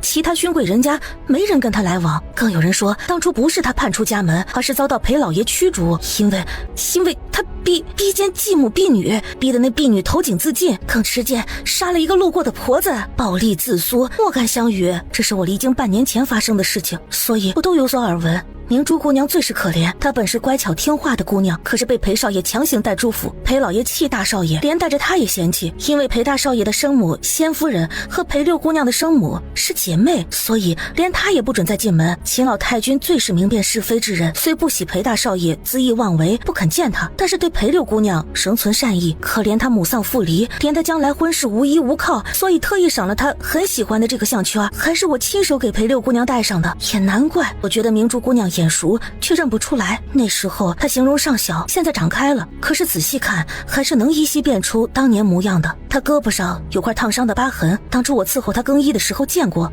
阿元一口气说完一大串的话，听得顾采薇觉得思维都跟不上。深宅大院宅斗果然深不可测呀！哦，我懂了，真是太复杂了。姑娘，裴大少爷连亲生父亲都敢忤逆，你还敢跟他来往？更何况他跟三皇子是表兄弟，一向走得近。现在三皇子卖国被圈禁，裴大少爷说不得也是通缉犯，你怎么敢收留他？如果被查出来，那是要连坐的呀！当年他还深受皇恩的时候，皇上想给他和孔国公家的孔二姑娘赐婚，被孔二姑娘当场拒绝。顾采薇用了好大一会儿功夫才消化完全部消息，看看他都卷入了什么事情啊！种田、宅斗，现在连夺嫡都有了。他第一次感觉到自己其实还挺有穿越女主的范儿，但是好在他悬崖勒马，决定要跟宋铎划清界限，不能任由他好好的种田文发展成狗血的宅斗夺嫡大战啊！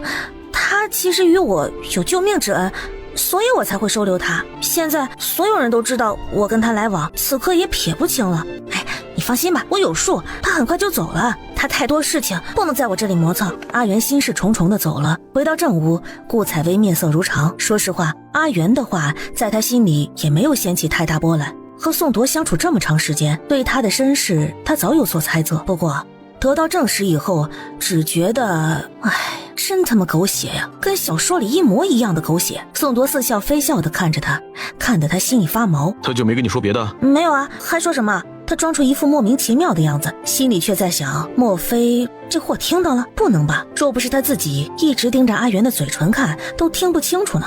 宋铎没有作声，只是嘴角的笑意意味深长。他其实不信宋铎能做出来逼迫女人的事情，还是婢女。他是一个眼高于顶的男人，说句不害臊的话，他跟他同床共枕那么长时间，美色当前也没见他冲动。他更是一个骄傲的男人，不屑于强迫女人。所谓有后娘就有后爹，事实真相到底如何，恐怕传播流言的人并不知道。在内心深处，他更宁愿相信这是一个后母跟小白菜的故事。但是宅门那些老娘们的算计他哪里懂？带兵打仗也许很行，后院估计很不行。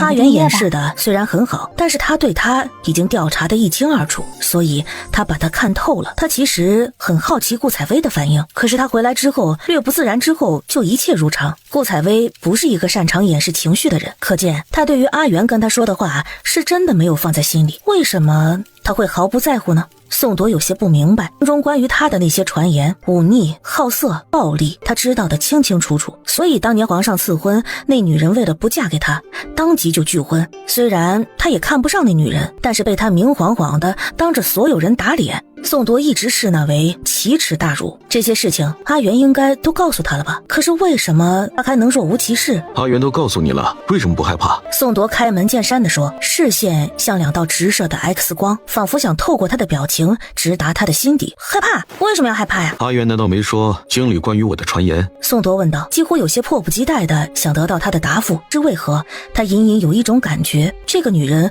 会给出一个预料之外又情理之中独属于他的答案。表哥，你如何知道阿元知道你的身份啊？顾采薇没有回答，反而好奇的歪着头看他，问道，这些人都太厉害了，阿元凭着一个几年前的项圈就能想起那么多事情，而宋铎呢，不知道何时已经知道阿元的身份，甚至知道阿元今天发现了他的秘密。宋铎沉声说道，我早就知道他曾经是秦老太君身边得意的大丫鬟，这村里10年以内的外来户每一个我都派人调查过，只有你们2个有问题。你才有问题呢！哼！顾采薇的这个白眼被宋铎捕捉到，他的嘴角线条竟柔和了些许。他今天看到项圈面色就变了，虽然掩饰了，但是我还是起了疑心。怪不得你问明珠呢，还那么若无其事，真是一只老狐狸。没有什么想问的。你是宋铎还是裴文阳？对我来说你都是你。心想，都是个难伺候的大爷，我又没想嫁给你，你是谁？跟我有什么关系啊？真的不在乎那些流言？宋铎带着些许不确信地问道。流言嘛，哪有那么可信？继母也有儿子吧？你又是大少爷，这种为了争夺爵位、家产这些东西的纷争，我看过太多了。人心复杂，都是利己为先，所以有人的地方就有江湖。论后宅阴毒手段，你当时一个10几岁的少年，懂什么呀？哪里玩得过人家？宋铎知道他虽然迷糊，但是内心清明透彻，却不想他通透到如此。往那些高门贵女自视甚高，眼界却距他甚远。听说你还被拒婚，这也没什么，天下女人何其之多，何必拘泥于一人？就是那些世俗的女人看不上你，你完全可以找一个门户低些的书香世家的女子为妻呀。2人和和美美，偏偏要过出个样子，生5、6个儿子，气气那些女人，最好好啊，你要宠爱妻子，独宠一人，让那些拒绝你的女人后悔去吧。那些看不上你的女人，其实并不是不明白真相，只是她们更在乎别人怎么看她们。这样的女人娶了也只能后宅不宁，不要也罢。说完后，顾采薇被自己感动了，多么善解人意，多么体察入微啊！哎呀，她真是个好姑娘啊。本集又结束了，我们下集再见喽。本名裴文阳，后破出家门，改名宋文阳。我娘乃是武将之女，当初宋家在裴家生死之际施以援手，裴家为表感谢，上门为嫡长子求娶。那男人不喜欢我娘，冷落她，甚至眼睁睁地看着她遭人害死。后来续娶了他喜欢的女人，那女人惺惺作态，却把他玩弄于股掌之间。他们很快有了嫡子，我这个原配所出的嫡子也就成为那女人的眼中钉，所以她陷害了我。跟我想的完全一样嘛。顾采薇撇撇嘴，切，男人都是下半身思考的动物，有了美色在前，哪里还去想已经香消玉殒的原配的孩子。我在京中确实名声狼藉，而且更糟糕的是，三皇子遭人构陷，我也遭人暗害。若不是侍卫拼命相救，若不是遇到了你，恐怕现在我已经是一具白骨。皇上以为我死，不过死未见尸，所以并未通缉我，只是在派人寻我尸体。而且现在皇上沉迷丹药，不听劝诫，明珠原本被软禁在府里，我找机会把她换出来。你还有什么想问我的没？顾采薇摇摇头，心想，我问你干嘛呀？我宋文阳。宋铎看着他，若是此次能够全身而退，度过此劫，必娶你顾采薇为妻。他承认他很冲动，可是这么长时间相处下来，虽然他不懂礼节，虽然他粗俗冒失，但是在离开的日子里，他脑海中却全是他的好。他妙手仁心，他坦率豁达，他通透机灵。所以在得知他真实身份的时候，他是无比愤怒复杂的。可是再回来，他还是他那个一样大大咧咧、心思纯良的姑娘。知道他断不可能为人妾室，他就开始考虑如何能够以她为妻。纵使困难重重，他也一直在思考如何让静妃娘娘接受。许是被他刚才一番话打动了，他竟然把自己内心深处的想法脱口而出。话说出口，顿觉释然。他望着他，眼神里是从未有过的炙热。顾采薇受到了极大惊吓，半晌呵呵傻笑两声。那个表哥，不要开玩笑，我是认真的。宋铎把手伸到梗后，解下脖子上的红绳，把带着体纹的玉佩抽出来递给他。这是我娘的遗物，我尚无父母，所以婚事自己做主，这是信物。你给我一件你的贴身之物，我宋文阳此生必不负你。顾采薇还在正愣间，就感觉到手心里被放入一块温热的玉佩，带着宋铎的体温。表哥，谢谢你看得上我，可是我觉得吧，你值得更好的女人，我会拖累你的。我不懂礼节，不懂高门规矩，不懂很多，哎呀，我唯一擅长的就是医术，可是这在做你妻子上丝毫没有帮助啊。你可以学。宋铎打断他的话，不以为意。表哥，感谢也不用以身相许啊，我救了那么多人呢，都以身相许，我也嫁不过来呀。你若是感谢我，不如多给我点银票。宋铎真想拿戒尺狠狠地抽他一顿，他就知道这女人嘴里没什么好话，他一腔深情算是喂了狗了。哎呀，这个我不能要。那你就扔了。好吧，你赢了，那我先帮你保管。还有强送东西的。对宋铎而言，顾采薇答不答应不重要，重要的是他的心意已经传递出去了。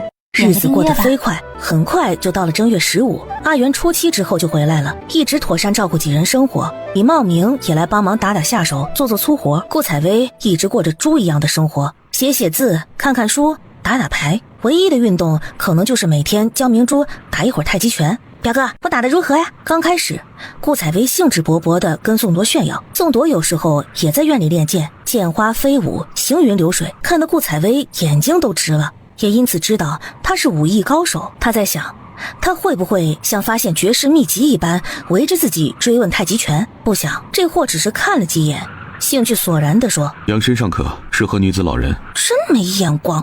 明珠练了10几天，气息好了许多。阿元来了之后，也被顾采薇拉着练。几个女人在院子里嘻嘻哈哈打拳，也是一道风景。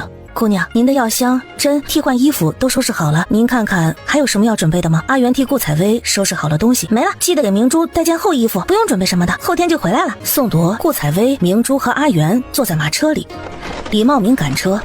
15大清早，一行人就出发往县城赶去。程小姐的病可凶些。顾采薇不知道他他为何会有此关心？实话实说道，不算凶险，但是需要好生将养。可离得了你？什么意思啊？顾采薇一脸莫名其妙，什么叫离得了我？他这病啊，这辈子都断不了药，有什么情况得随时找大夫，但是也不一定是找我。他之前的大夫都不如你，以后的也不会比你好。成文夸奖，虽然你这是瞎说的，但是我还是挺高兴的。表哥，你终于学精了，女人呐，就是需要表扬的。宋铎沉默，懒得再看他。到了客栈，因为到了灯会，所以客房特别紧张，只剩下1两银子一晚上的上房。顾采薇把10两银子拍到桌子上，数数人头。我和明珠一间，表哥一间，阿元和茂明哥一间，开3间上房。大姑娘，我不用，看灯都看到大半夜，我和阿元啊，在马车上将就将就就行。那是1两银子呀，简直是抢钱！他拼死的干3个多月，一天也不敢休息，才能得1两银子。你要睡马车，我不管，我可舍不得我的好阿元，万一冻坏了，我上哪里去找？再说了，你舍得他跟你遭罪吗？李茂明脸红了，偷偷拿眼角瞟着阿元，阿元脸色也绯红，也不看他，小声的对顾采薇说：“姑娘，你太坏了，净欺负老实人。哎呦呦，这还没怎么样呢，就护上啦。”掌柜的，带我们上去看房，然后整这2桌菜送上来，每桌6菜1汤就行。阿元伺候顾采薇吃饭，被他挥手打发回去，跟茂明哥吃吧，吃完了陪我去县衙。姑娘，下午让我家的去县衙送个信儿，姑娘不必亲跑一趟吧？不是说好明天给程小姐瞧病吗？就跟知县夫人回禀一声，咱们下脚的地方，定好明天的时辰，姑娘看可好？下午你和你男人一起去送信，下去吧。阿元见顾采薇没有反对，点头行礼退了出去。我们睡一会儿，然后去逛街，晚饭在外面将就着吃，估计小吃摊会很多的，我们每样尝一口也就饱了。明珠可想去啊？我听大哥的。那就都去吧。明珠高兴地笑了，转头兴高采烈地问顾采薇灯会是什么样的。顾采薇摇摇头，我也没去过，不过听说很热闹，杂耍的，卖好吃的，猜灯谜的，不过也有拍花子的，所以你要好好跟着我。要去行必须戴围帽。那还有什么意思呀？雾蒙蒙的一片，看什么呀？玩什么？顾采薇跳起来反对，然而对上宋铎镇压的目光，他没有骨气的妥协了，嘟嘟着嘴说：“什么都这么好看，点午饭用的晚，晚，所以一觉醒来已经是夕阳西下了。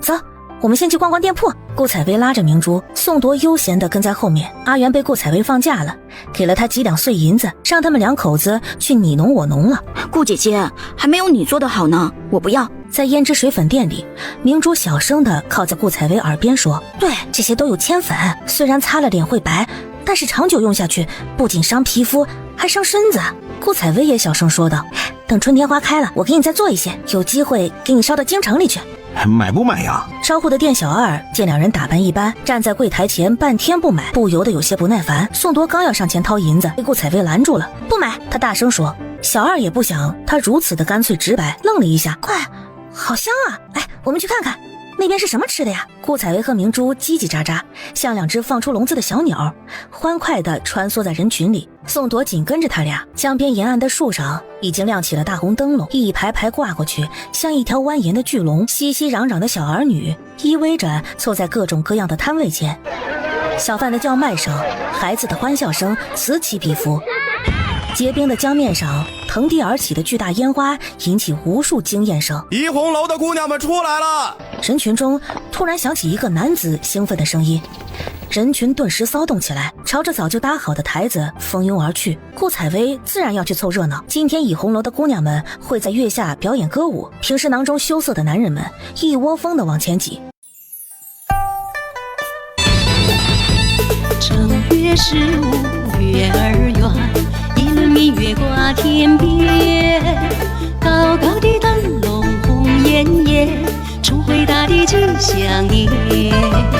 正月15月儿圆，火树银花照天边，红红的日子笑开颜，这是彩霞吗？生活润心田，打扮起来太好看了，跟仙子一样。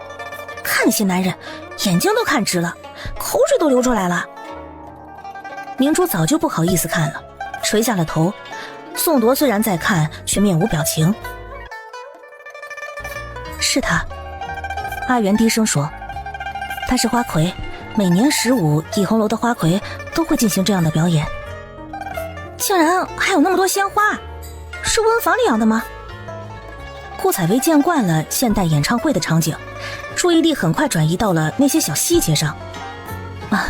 县里有人家用温房养花，就是为了过年和15卖给有钱人家。阿元耐心地给好奇宝宝解释。古人的智慧其实是无穷无尽的，还想着冬天整个大棚种蔬菜。看，人家不仅吃的蔬菜，连欣赏的鲜花都有了。顾采薇心里默默感慨。大姑娘，你在这里呀！小葵不知道从哪里挤过来，对顾采薇说道。她今天穿着一身大红色新袄裙，依旧梳着双压髻，头上多了2根银钗，眉眼弯弯，面色红润，看得出来最近过得不错。这么好看，点个订彩阅吧。霞姑娘说，大姑娘今天能来看灯，非让我到处找你。我还想着天气这么冷又这么远，大姑娘你不能来，结果还是彩霞姑娘说的对，大姑娘真的来了。顾采薇笑着打断她。哎呀，小葵，你这一口一个姑娘，把我绕的头都晕了。彩霞找我有事吗？她身体可还好？没事，彩霞姑娘身体好着呢。自从大姑娘瞧过病之后，彩霞姑娘按照方子吃药，很快就好了。难为你，我戴着帷帽你也能认出来。你姑娘让你找我干什么呀？小葵嘻嘻笑着，从袖子里拿出一方手帕递给她。顾采薇接过来，一方素帕，上面绣着几朵祥云。彩霞姑娘说，对大姑娘感恩戴德，无以为报。她的金银首饰都不干净，不敢污了大姑娘，只能送上一方自己绣的手帕聊表心意。彩霞姑娘说，不敢跟大姑娘来往，定当为姑娘在菩萨面前多磕几个头，盼望大姑娘来日嫁个高门大户做奶奶。彩霞姑娘说，万一大姑娘将来有什么难处，她若是能帮上忙，让姑娘尽管找她，她赴汤蹈火也在所不辞。顾采薇心下感动，彩霞是个懂礼又贴心的好姑娘，可惜当初的那一场拼尽全部的赌博她输了，所以一败涂地。她想想好像没有什么回礼，告诉彩霞姑娘，她的心意我领了，这是我自己绣的，虽然丑，但是请她不要见笑，我也会在佛祖面前替她发愿，愿她早日脱离苦海。彩霞姑娘说了，不可以要大姑娘的东西。顾采薇强把手帕塞给她，告诉她是我硬给的，她是个好姑娘，只要心是干净的，她总有脱离泥淖的那天。小葵眼眶微红，咬着嘴唇，哽咽着说不出话来。在一旁的阿元从荷包里掏出一把铜板递给她，大姑娘给你买糖吃的。小葵抓着一把铜钱，对顾采薇笑着说声谢谢，怀揣着手帕，转眼间消失在渐渐散开的人群中。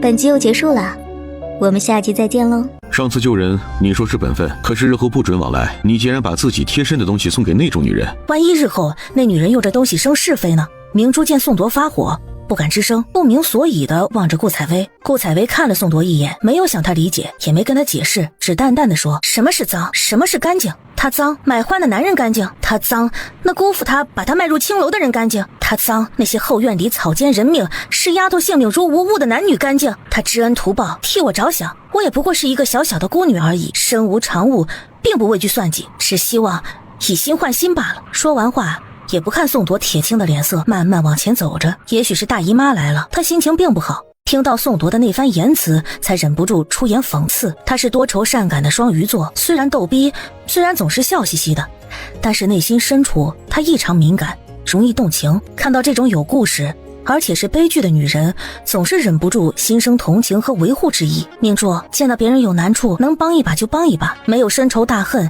在性命攸关的时候，一些小恩怨就放到一边。人生说短也短，可是说长也长。人生际遇变化多端，30年河东，30年河西，今日高楼起，明日可能就猢狲散。这世道对女人尤其不公，一个男人即使杀人放火，落草为寇，日后只要功成身就，世人仍然称一声英雄。而女人万一踏错了一步，世人的口水就足以让她挫骨扬灰。所以同为女人，遇到不如意的女子，何妨给她一点方便。明珠点点头，顾姐姐，大哥是疼你，还怕别人在你背后。两人单独走在一起的时候，顾采薇悠悠地说，表哥，你若是当初出了意外，那位没有翻身之日，你以为明珠的结局会好吗？可是她不是个好女孩吗？我知道我做事感情冲动，不顾后果，可是我不是高门贵女，我只是顾采薇，我愿意以一技之长，真境自守，平心做事。我口气冲，你见谅。宋铎突然扭头看他，肚子疼，走路都有些歪斜不直了。顾采薇点头，感觉身下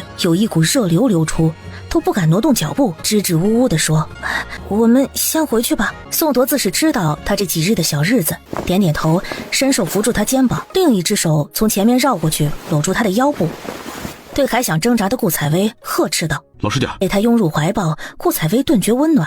姑娘可是不舒服了，上午该喝姜茶的，都怪我。行了，阿元。顾采薇靠着宋铎，舒服得很，带着几分懒洋洋说道：“我身体好着呢，就是今天在外面撒欢狠了，搅了你们玩性。你们继续玩，表哥带我和明珠回去。”阿元哪里肯，和李茂明一前一后护着几人，走着与人群相反的方向，匆匆离开。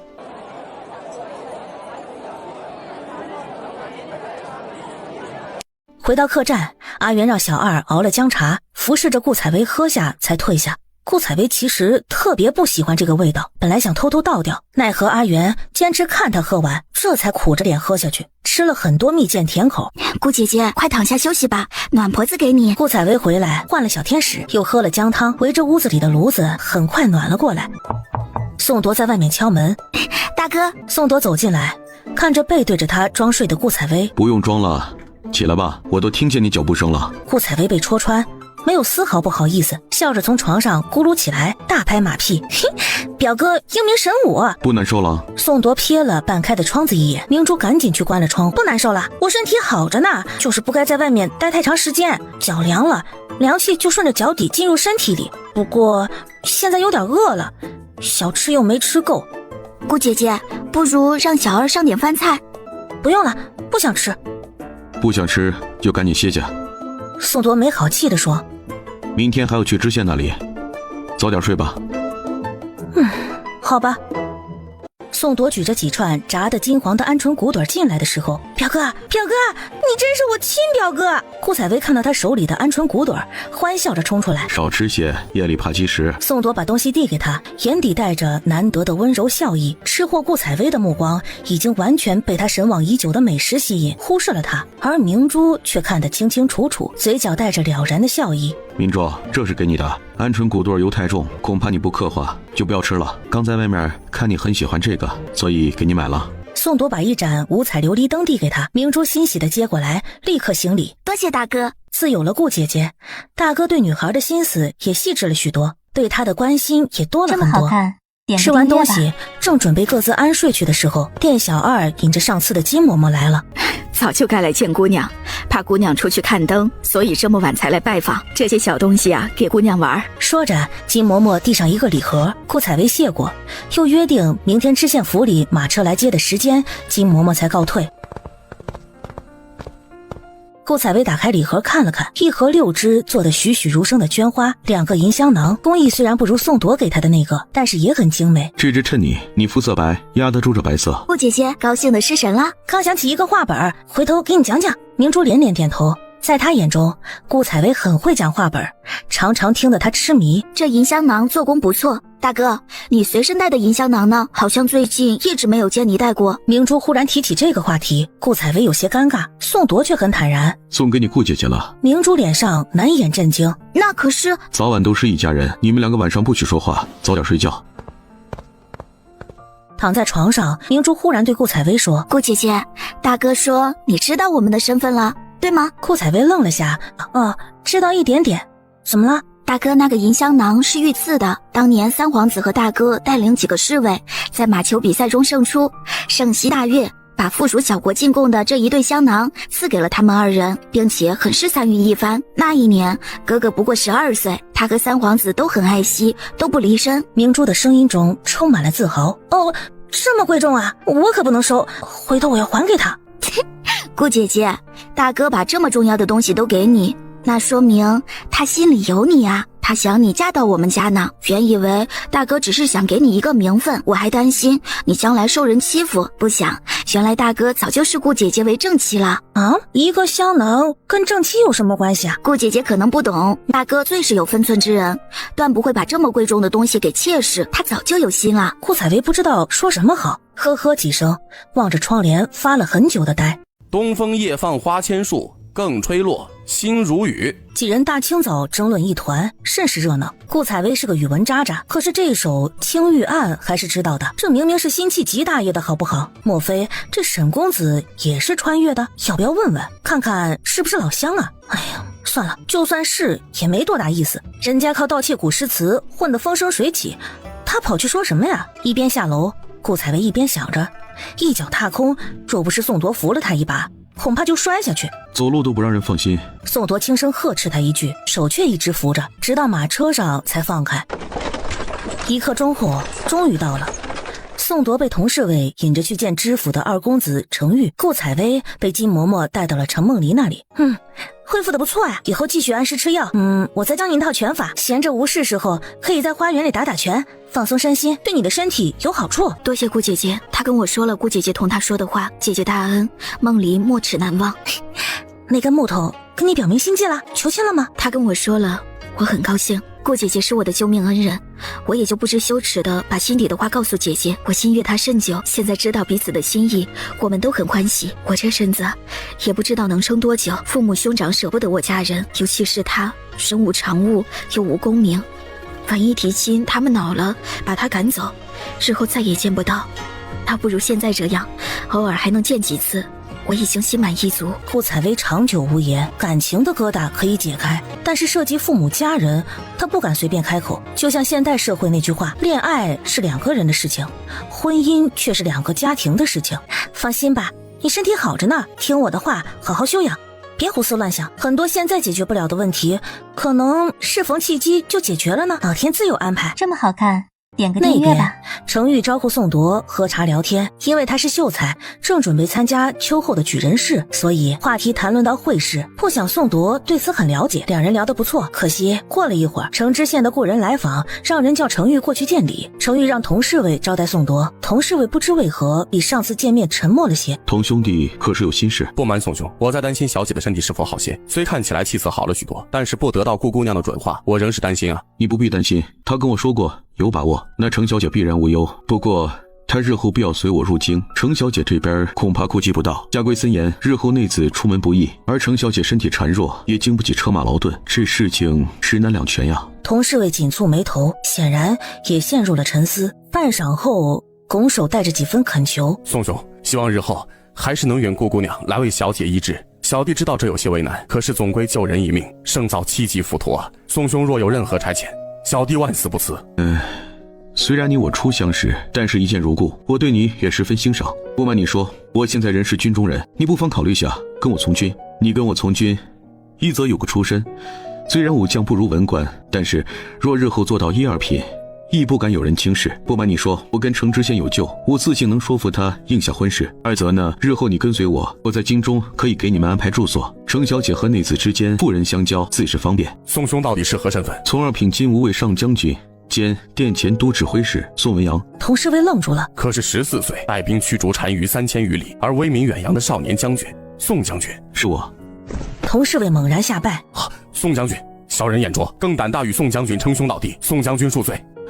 佟兄弟何须如此？宋铎连忙扶他起身。我现在处境堪忧，外面盛传我已经埋尸山中，而我九死一生逃脱，现在说好听的叫韬光养晦，说难听点不过是狼狈逃窜。可我相信日后必有东山再起之日。我与你一见如故，惜才爱才，所以不惜自曝身份，只希望日后你能够助我一臂之力。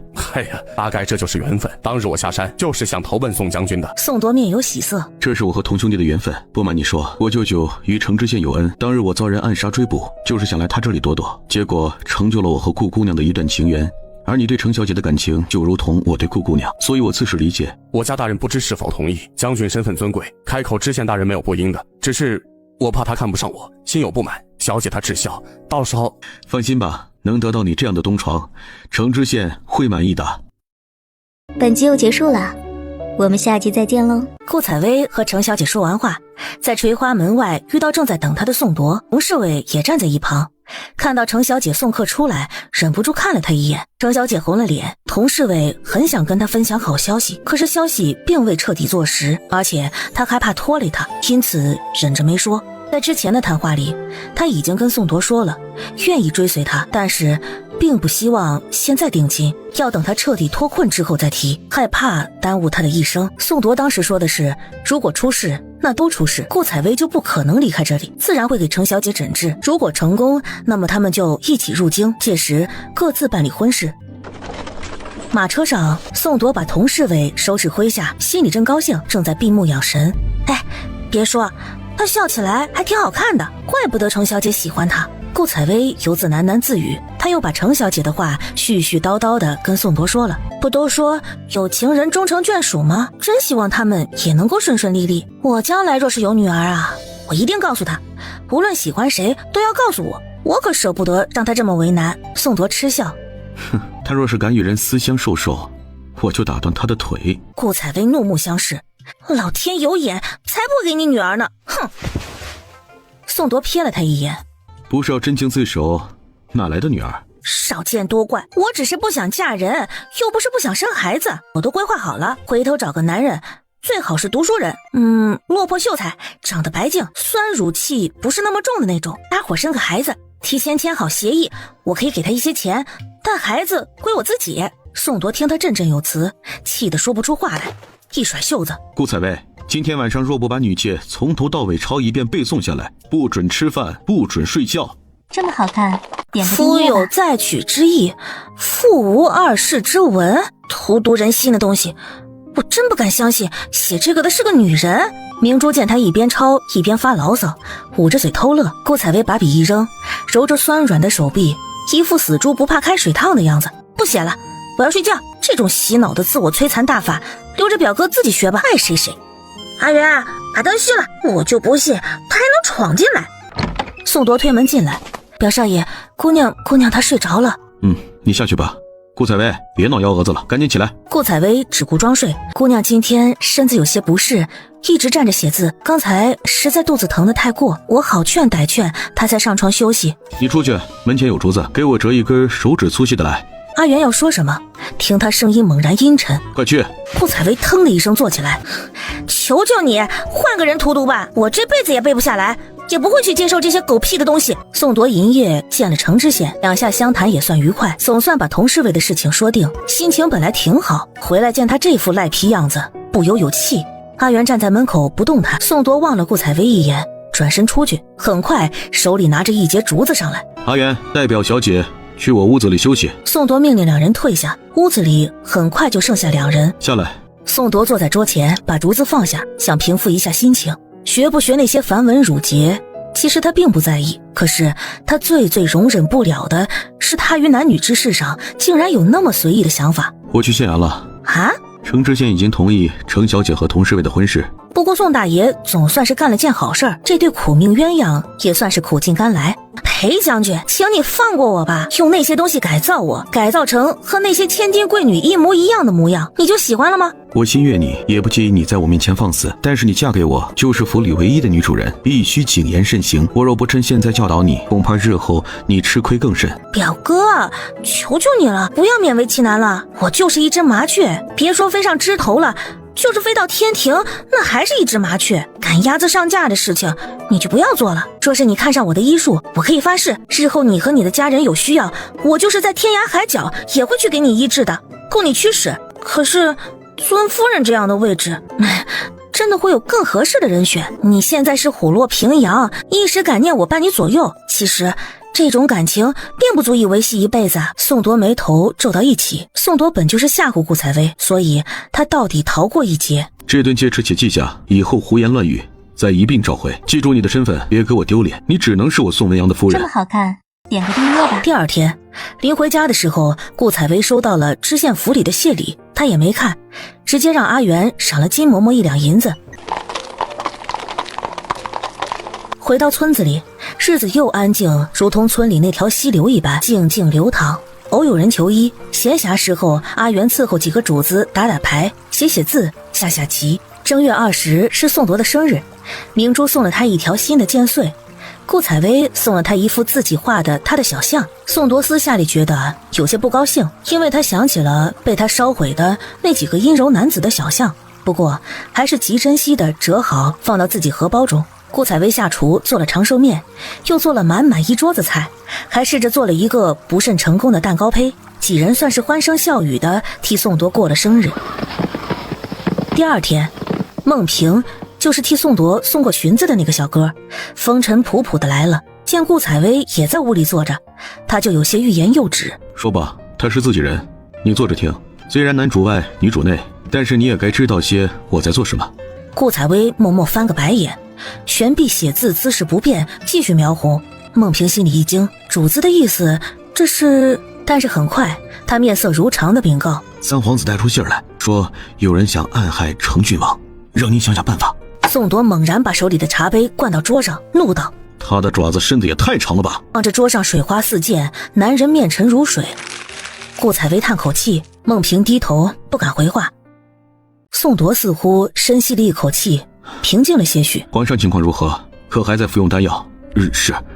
依然信太子上宫的那个道士，还想封他做国师，若不是众大臣反对，恐怕已经被太子得逞。顾采薇听出了些许门道，原来皇帝沉迷丹药啊！作为一个历史白痴，他也知道皇帝沉迷丹药，国家估计就得出事儿。宋铎眉头紧锁，嘴唇紧闭，目光骇人。孟平弓腰低头，大气也不敢出一声。刘歆可有回信？尚无。邓伯呢？还在江苏，情形一切尚可控。最近太子加紧步伐，三番两次派人去。孟平回禀道：你且退下，去厢房里歇歇，此事需要从长计议。宋铎长长的出了一口气，挥手让他退下。顾采薇见孟平退下后，宋铎也不吱声，望着桌子，仿佛要把桌子看出两个洞来，颇有些吓人的意思。沉迷丹药就跟吸毒一样，甚至更可怕，因为毒品控制的是身体和意志，而丹药根本是从根本上控制人的心智。你也知道丹药？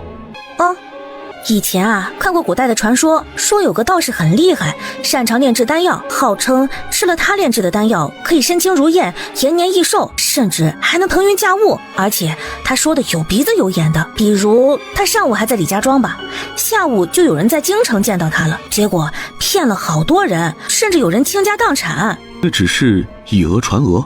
嗨，只是双胞胎而已。一模一样的双胞胎，我还见过3胞胎、4胞胎呢，只不过欺负古人见识少罢了。宋铎眼前一亮，你听谁说的这传说？顾采薇没有发现他的迫切，好像看一本什么古书讲宋朝的。宋朝是什么朝代？宋铎问道。什么书？你好好想想。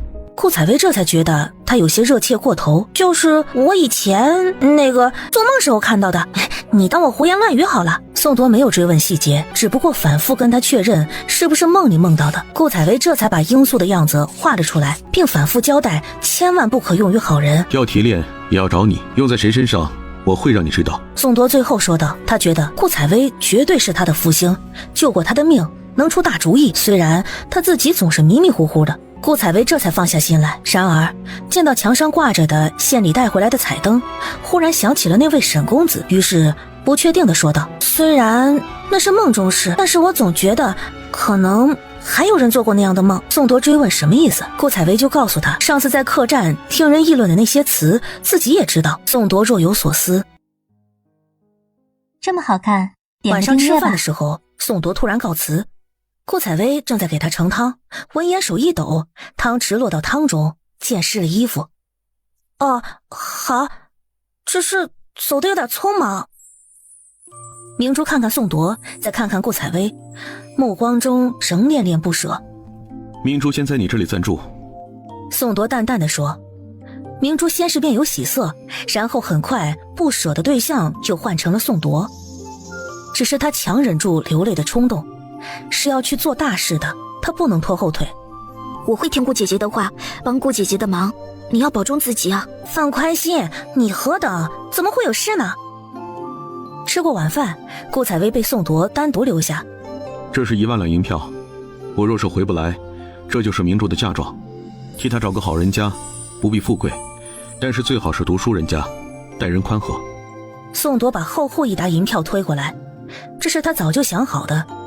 顾采薇虽然只是女子，却是他思来想去唯一可以全心托付的人了。顾采薇明白他要做的事情确实艰险重重，他收起脸上玩笑之色，郑重地说，我不保证能找到好人家，但是我会好好照顾他。宋铎点头，我信你。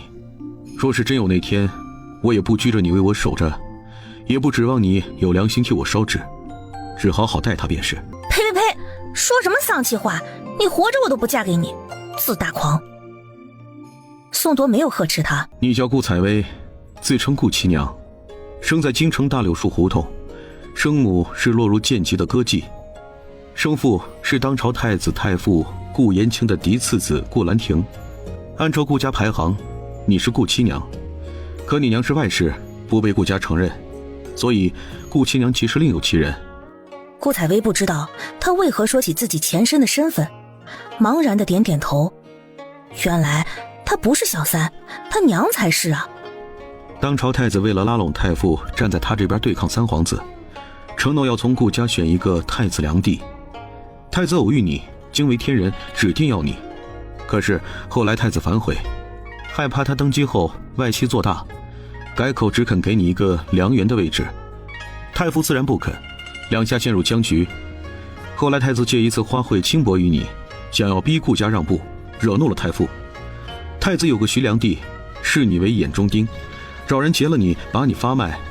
顾采薇听得云里雾里，好复杂的豪门争斗啊。听明白了？啊？什么？顾采薇茫然地问。他觉得是在听故事，真的很难带入进去。他有些八卦地问，哎，外室女也可以嫁入皇室？还有啊，既然太子都喜欢顾七娘，为什么顾家还不把她接回去啊？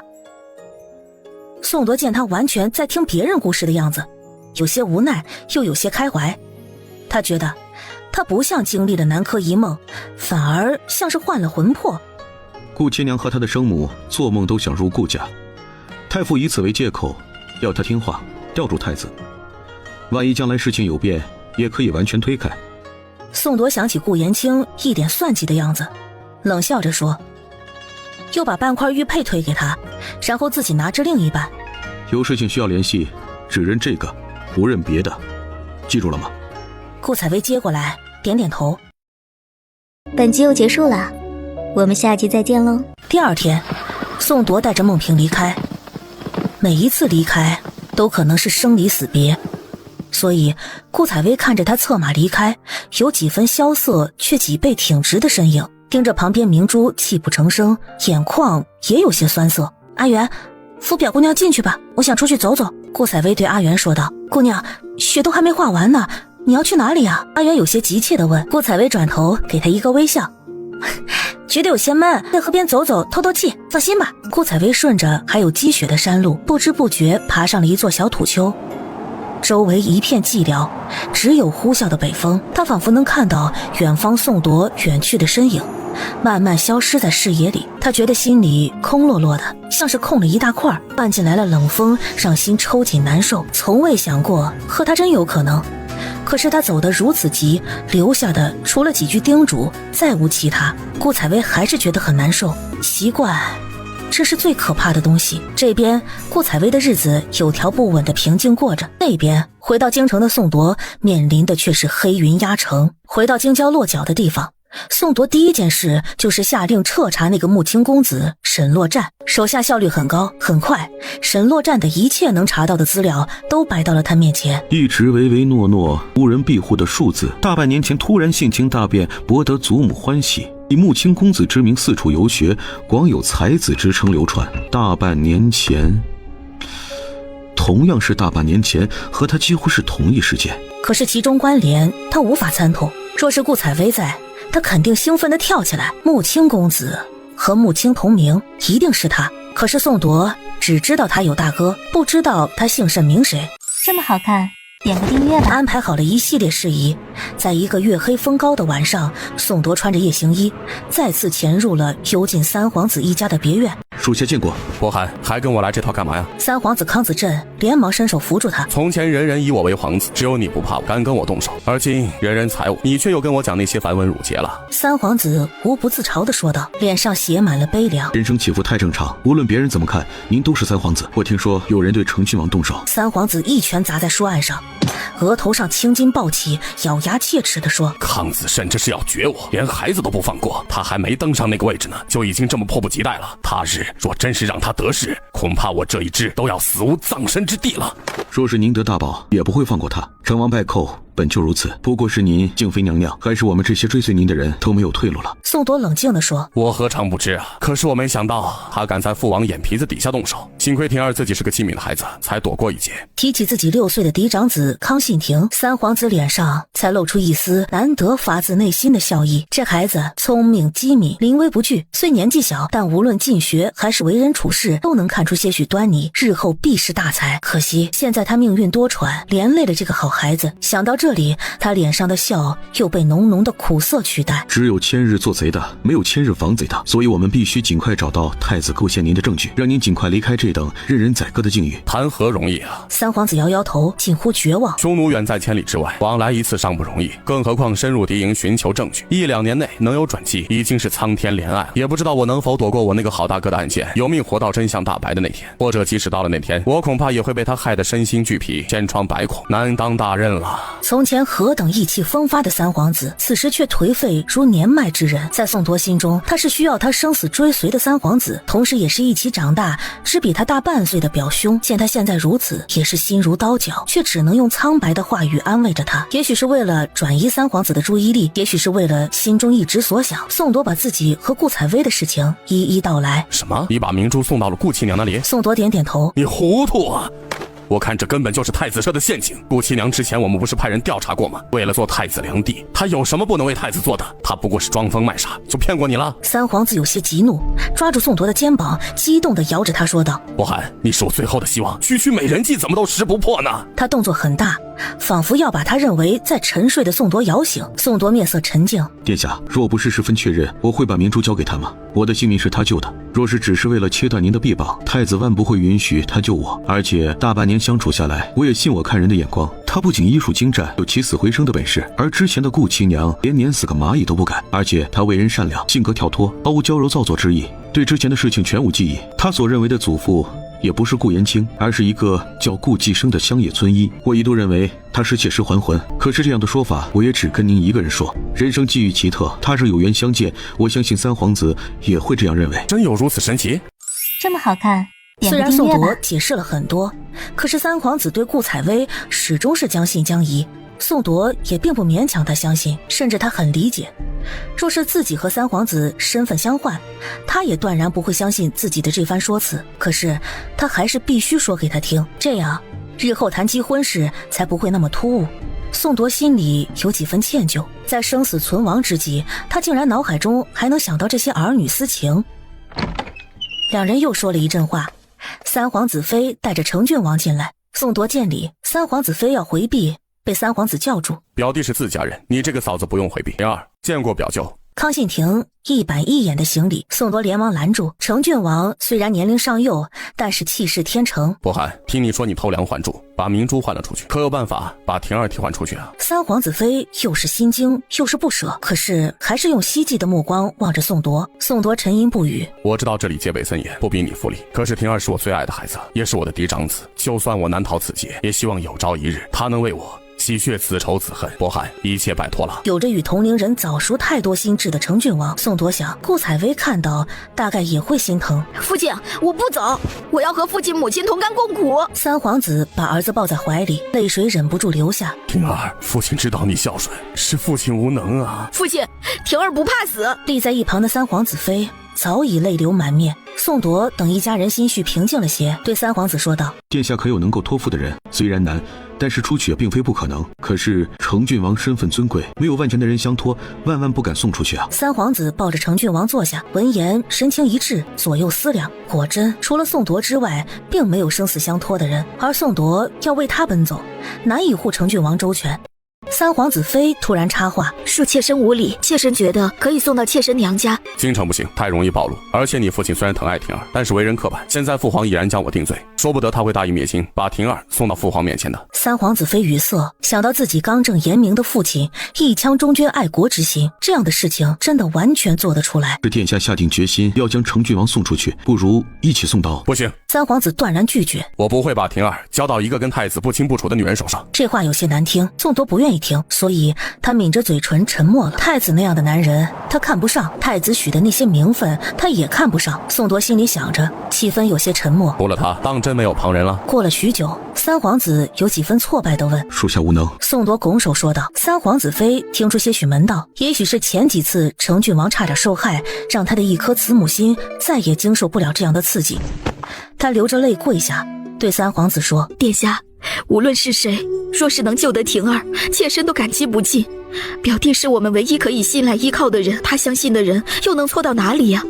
妾身自15岁有幸嫁给殿下，而今已经7年，只给殿下生下婷儿一个，她就是妾身的心头肉啊！现在妾身又有身孕，因为害怕您担心，所以一直未说。妾身求你给婷儿找一条活路吧，妾身不敢求她富贵，只希望若真有一天不幸，妾身随您去了之后，她能做个普通人，哪怕贩夫走卒也好，只盼她平淡的娶妻生子。婷儿，我们去扶你母亲。三皇子抱着儿子把妻子扶起来。婉心，跟着我终是委屈你了，我也愿婷儿一生喜乐，可是你容我想想，我真的不放心啊。殿下，眼下没有更合适的人，除了表弟，我们谁都无法相信。一切都要从长计议，这里有太子的眼线，就算成郡王要出去，也必须找到合理的理由借口，要不活生生的一个人凭空消失，怎么也说不过去啊。这么好看，三皇子妃带着成郡王退下，宋铎看了一眼成郡王，他又跟三皇子说了顾采薇的主意，不过为了怕他起疑，没说是谁想出来的。好，就这么办。三皇子拍板，两人又聊了很多细节。回到藏身的地方，宋铎心里更沉，他要把成郡王接出来，要找足够信任的人去执行他的计划，每一处都随时可能有变故，都让他心力交瘁。千里之外的顾采薇自是不知道他的这些纠结。2月2，龙抬头，也是明珠的生辰。春风虽然依然料峭，但到底带来了春天的气息。顾采薇带着明珠、阿元到麦地里挖荠菜，准备包饺子。有几个孩子在不远处放着风筝，清脆的欢笑声传了很远。顾采薇一边挥舞着小铁铲铲荠菜，一边笑着扭头对阿元说：咱们动作快点，回家吃上饺子，晚上还要早点去村里的戏台子那边站个好位置。我还是第一次听戏呢。村里2月2算是春耕之始，一年之计在于春，所有对收成的期盼刚刚开始，所以对村里人来说，今天是很重要的一天。各村都会请戏班子唱戏，今年李家村定晚了，所以只能排到晚上。不过顾采薇觉得晚上点着灯笼看反而更有兴致。傍晚荠菜饺子吃完，顾采薇想象前世看电影的情形，往大荷包里装着瓜子、花生，看戏的熊孩子也多，他又装了满满一荷包自己做的花生糖。阿元则带着3个板凳，三人穿上厚衣裳匆匆出门，路上果然遇到很多村民，大家说笑着往村中央祠堂对面的戏台赶。来，那小男孩，对，你过来。姑娘，小生这厢有礼了。小兔崽子学着戏曲里小生的模样，做了一个不伦不类的揖，拿着吃吧，小心些啊，别让别人抢走。虽然不是想象中的铜板，但是一大把糖也足以让这么大年龄的孩子喜出望外了。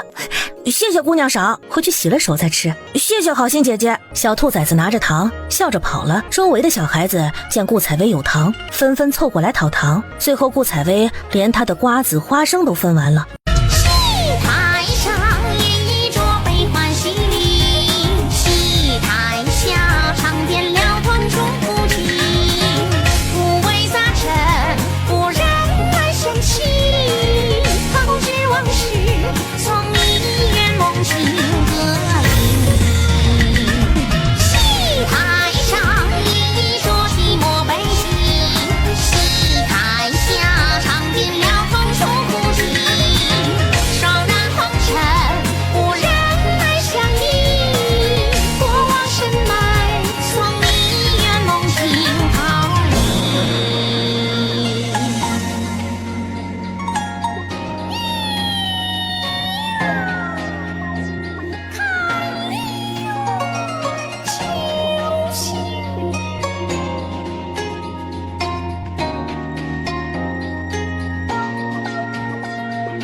本集又结束了，我们下集再见喽。大姑娘，一群孩子突然从人群后面喊着：死人了，死人了！水妹，怎么了？小兔崽子给我们分糖吃，铁蛋几个去抢就闹起来，不知道怎么的，小兔崽子突然倒下了，口吐白沫，是不是中毒快死了呀？大姑娘，你快去看看他吧。我没给他下毒，我就轻轻推了他一下。没事，别慌，带我去看看。在不远处的空地上，小兔崽子孤零零地躺在地上，神志不清，口吐白沫，周围人像看到瘟疫一般躲在一边不敢上前，有年纪大的议论纷纷。哎呦，是不是羊角风啊？我看像啊。这病可不得了啊！顾采薇第一时间判断出来他是癫痫，立刻俯下身子蹲在他旁边，让阿元帮他一起撬开小兔崽子的牙关，把勺子垫在牙齿中间，防止他咬伤舌头。荷包里随身带着针，顾采薇想都没想，掏出针来，在他头顶的百会穴扎进去。周围人眼见银针扎入头顶，纷纷抽了一口冷气。顾采薇全神贯注，又取出4根银针，分别扎入4神聪穴，异常谨慎地关注着他的反应。过了几分钟，当人群已经有些焦躁的时候，小兔崽子缓缓地回过神来，呼吸不再急促，身子的僵硬也慢慢缓解，睁开眼睛竟然慢慢坐了起来，望望周围的人，茫然地说：戏开场了吗？哎呦，活过来了，活过来了！哎呀，大姑娘真是神人呀！这病可是能死人的，遇到大姑娘，这小兔崽子也是好造化。大姑娘在，阎王爷也不收嘞。这么好看，还有没有哪里不舒服啊？小兔崽子眼神放空了一会儿，好像明白过来发生什么事情，眼神突然怯怯地望向站在旁边的一个身形有些发福的中年男人。班主，我是不是犯病了？唉，小兔崽子，我本来看在和你娘同门一场的份上养着你，生出一口饭来给你吃，可是你这样，我以后也不能留你了呀。唉，你自己去吧。小兔崽子眼神仓皇，想要站起来哀求，奈何身体虚弱，又坐回到地上，望着班主，眼泪在眼圈里打晃。顾采薇不明所以，插了一句话：这孩子的病就是普通的癫痫，我给他诊脉了，也并不严重，不需要服药，只会偶尔发作，以后发作了就像我这样弄，不会给你添什么麻烦的。我看他是个机灵的孩子，班主，你好人做到底，不要赶他走了。这个大的班子都指着我养活呢，我好心留他，这些人就没了生机了呀。身后的人都垂下了眼，没人替小兔崽子说话。姑娘，羊角风不是小病，很多人说会发疯伤人的，如果留在戏班子里，怕是没人敢请他们唱戏了。班主，我跟你保证，这不是大病，即使发病，只要处理得当，也可以自愈的，不要听信谣言。这孩子看着也招人喜欢。不是我信谣言，是大家都信，我怎么办？他看着小兔崽子的眼神也有不舍，可是那不舍在生计面前太过微弱了。小兔崽子点点头，虽然满含泪水，声音颤抖，却没有再哀求。班主，我知道了，我今天就走。顾采薇看着他瘦瘦弱弱，心酸的不行。大姑娘，您大仁大义，就收留了他吧，就当一条小猫小狗养活。小兔崽子很勤快又机灵，半大小子这看门护院的呀也是可以的，也不给您添麻烦。他呢是我师妹跟个行商生的，娘生他难产死了，爹又不认他，就是我养大的。我可以做主，让他签了卖身契，让他死心塌地的跟着姑娘。他娘地下有知，也定感谢大姑娘。顾采薇无语，怎么说着说着，这小拖油瓶就成他的了。顾姐姐，他真的很可怜。姑娘，这么半大不小的小子，在家里怕是不方便，可是留他传个话，跑个腿儿也到底方便，不如收了他，回头看看如何安置。身后的那些人到底也是看着小兔崽子长大的，要说没有感情那是假的，见不影响自己的生计，也跟着叽叽喳喳的说着好话。顾采薇应承下来，那班主连卖身银子也不要。唉，你因祸得福，跟着大姑娘日后勤快些，有点眼色，事事为大姑娘想，她不会亏了你。你跟着她比跟着我到处流浪讨饭吃，风吹日晒强多了呀。你呀一定要好好的珍惜。谢谢班主养育之恩，小兔崽子将来一定报答您。你叫什么名字啊？回大姑娘，我没有名字，大家都叫我小兔崽子。这个名字确实不太好听。你无父无母，世道艰难之下，多亏班主和好心人收留你，帮助你，所以叫怀恩可好？我也有名字了，我叫怀恩，我叫怀恩。卖身契就不用了，怀恩长大了，说不得会有自己的打算，别被卖身契束缚了。班主，我们姑娘菩萨心肠，从不希望呼奴唤婢，也不喜欢买人卖人这些。她既然答应收留怀恩，之后肯定保她衣食无忧。万一她是一个有出息的，遇到贵人，将来识字也好，习武也罢，总不要因为奴身耽误了出路。班主把目光投向顾采薇，后者含笑点头。这事情算是尘埃落定，戏终于散场。来看戏的时候是3个人，回去的时候变成了4个人。这么好看，点个订阅吧。到家后，阿元立刻烧了水，让怀恩在厢房里洗澡。怀恩第一次在浴桶里洗澡，新奇得很，被温热的水包围，舒服的每个毛孔都放松开来。快上炕坐，你晚上也没吃饭吧？发病之后容易饿，可是现在有些晚了，我让阿元姐姐给你下碗面条吃，明天我给你做好吃的，好不好？他鼻头一酸，泪水就啪啪的滴到地上。傻孩子，哭什么呀？跟着大姑娘，面条管你够，以后记着大姑娘对你的好就行。快脱了鞋去做，我给你下面条去。脱了鞋像泥鳅一样，一吃就上了炕，在炕边坐下。怀恩跟着戏班走过很多地方，记性又好，说起各地的风土人情，还有奇闻异事，滔滔不绝，听得两人都很投入。面来了，阿元很快把握着2个荷包蛋的手擀面端上来，快吃吧。也该让明珠看看，看她吃饭多香甜呢，省得每次吃饭跟吃药一样。多早些睡吧，有事明天再说。家里多了一个人，许多事情都默默改变。阿元教怀恩规矩，比如吃饭的时候不许吧嗒嘴，见了姑娘不能眼神乱看，家里来人要迎，走了要送，怀恩都很认真的学。不过他到底是个欢腾性子，爬爬树、下下河都是他乐意做的事情。顾采薇也不拘着他，每天都放他出去跟孩子们玩。怀恩大方不藏私，鬼主意又多，很快就成为孩子王。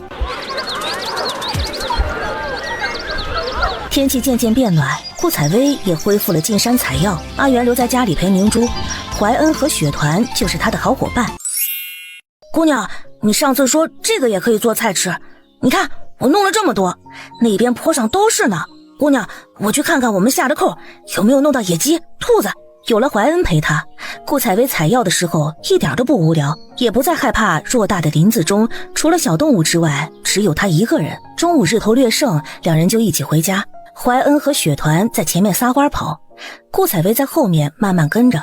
春风拂过，阳光透过树丛洒在身上，暖洋洋的，很舒服。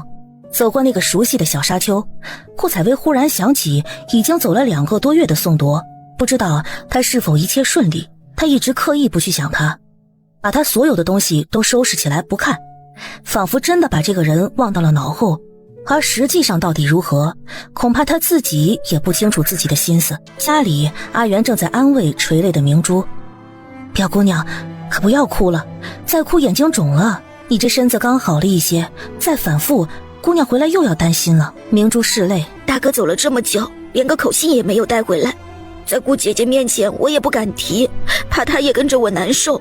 表少爷现在处境确实不易，但是没有消息就是好消息啊。那么多人都盯着他的一举一动，他不敢轻举妄动，随意传信恐怕会暴露我们，就是为了我们好也不会轻易传信。匈奴大军中几进几出都能全身而退，眼下的这些宵小算计又算得了什么呢？明珠点头，对，大哥一定行的。这么好看，阿元这才放下心来去做饭。然而做着饭，阿元却有些心不在焉，劝解明珠的话只是为了宽他的心。朝廷之中官员倾轧，不是靠武艺高强就可以所向披靡，人心难测，最可怕的是算计，明枪易躲，暗箭难防。希望表少爷一切顺利。顾采薇浑然不知，一天仍在嘻嘻哈哈中度过，只是晚上做梦的时候，不知道为什么梦见宋铎一身是血的站在自己面前，跟他说要他好好待明珠，把他吓醒，然后几乎是一夜无眠。阿元第二天问他是不是生病了，脸上挂着重重2个黑眼圈的顾采薇沙哑着嗓子问他附近有没有香火旺盛的寺庙，他想去上香。阿元很快明白他这是担心宋铎了，说县城边上就有一座白云寺。哦，那你翻翻黄历，哪天合适去啊？正好也是踏青时节，我们出去松散松散，拜佛祖，自然哪天都是好日子。我回去问问我公公，这2天天气好，咱们赶紧去。4月初2，风和日丽，李二牛赶着牛车到了白云寺，人并拥挤，但是烧香的人也不少。顾采薇学着明珠的样子，跪在佛祖的镀金像面前，磕了头，默默念着：佛祖保佑宋铎，宋文阳平安顺利，保佑我还有明珠、阿元、怀恩身体康健。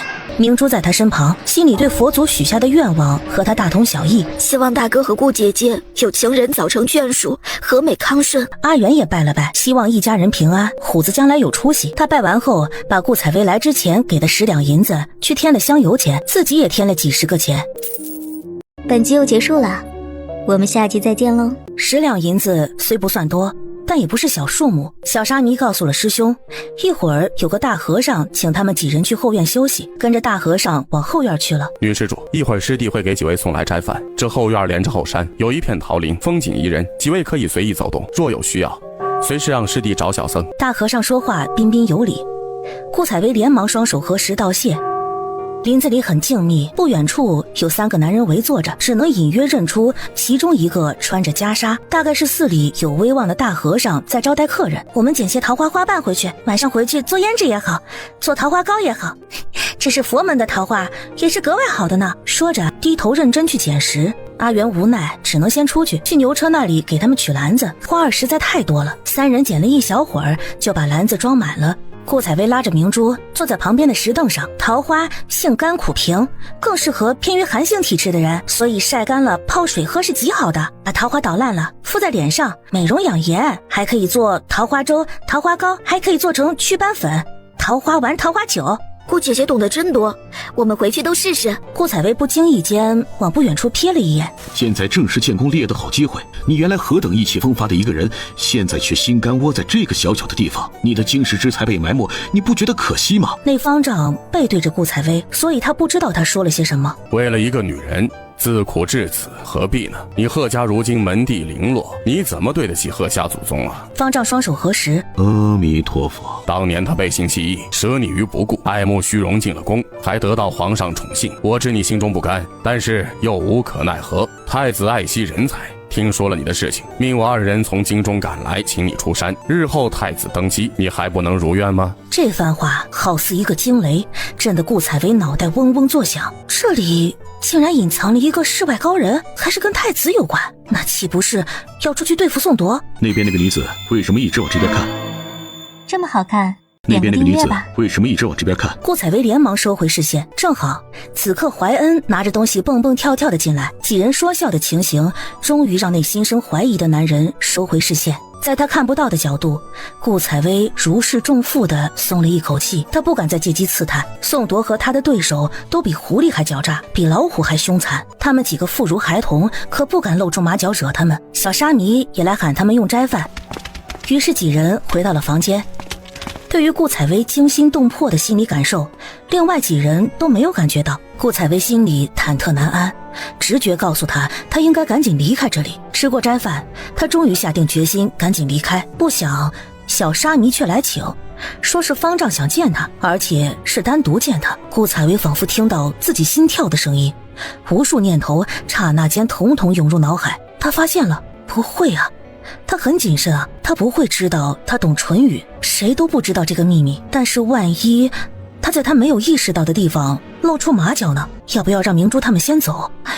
怎么办呢？白云寺虽然不算大寺，但是方丈是方外高人，很有名气，一般人想见都见不到呢。姑娘果然是有福气，方丈竟然主动提出要见姑娘。你们先收拾收拾，到外面牛车上等我哦，那样走得快，我怕再拖延回去晚了。他胡乱的解释，心里想的是在外面人多，总不会在光天化日之下杀人灭口。他觉得双腿像灌了铅一样粘在地上，迈步都有些难。姑娘，你不舒服吗？啊，我这不是紧张的吗？哎呀，你们快收拾东西，到外面等我去。小师傅，麻烦带我去方丈那里。不再回头，跟着小沙弥离开。方丈有礼。阿弥陀佛，女施主有礼了，这边请。说着把顾采薇引到榻前，两人相对而坐。施主请用茶。多谢方丈，不知道方丈法号？贫僧法号了尘。了尘大师找我，不知所谓何事啊？刚才林中偶遇女施主，觉得气质可亲，佛缘深厚。所谓佛度有缘人，所以相邀品茶。女施主可有求签？贫僧可为你释解一二。多谢你，可是我没有求，算或不算，命都在那里。对他而言，唯一想知道的是，他到底还能不能回到前世，什么时候能回去？他善待遇到的每个人，但是却不敢投入感情。女施主是难得通透之人，我观女施主命格清贵，日后是有大福之人，指望女施主不忘初心，万要惜福呀。大师有话直说，我只是没什么见识的小女子，大师说的太过高深，我不懂。女施主，既来之则安之。昨日种种譬如昨日死，今日种种譬如今日生。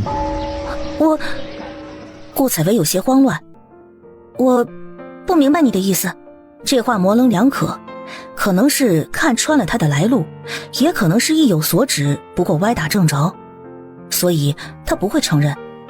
女施主莫要慌，虽然我入空门之前与施主的亲近之人有些许渊源，但对于贫僧而言，不至于前生之事。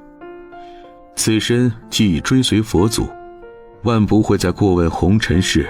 茶也喝完了，大师话也说完了，虽然我不知所云，我想我该告辞了。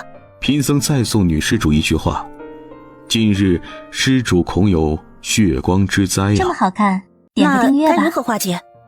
女施主广结善缘，福泽深厚，自会逢凶化吉。我和女施主很投机，也很有缘。日后女施主若有什么事情，可到这白云寺中寻我。贫僧还要做功课，就不多留女施主了。在桃林中偶遇大师和2位客人谈话，间或听见1、2句。女施主目力惊人，又可以化事为听，又有什么不明白的呢？他知道，只能说是世外高人。当时他可是背对着他呀。那敢问大师，可愿意从这世外一泓清泉中抽身，涉足那泥淖？试问有谁愿意舍清气浊呢？女施主慢走。多谢大师。世事纷扰，难辨是非，小女子只愿身边之人安平喜乐，若有冒犯，大师见谅。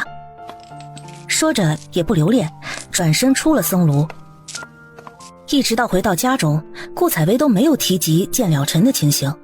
以前虽知道宋铎情形危险，但是现在就在自己身边，发现有人密谋招兵买马要对付他，他难免心焦，因为心里压了这通事情，一连几天他都有些蔫蔫的。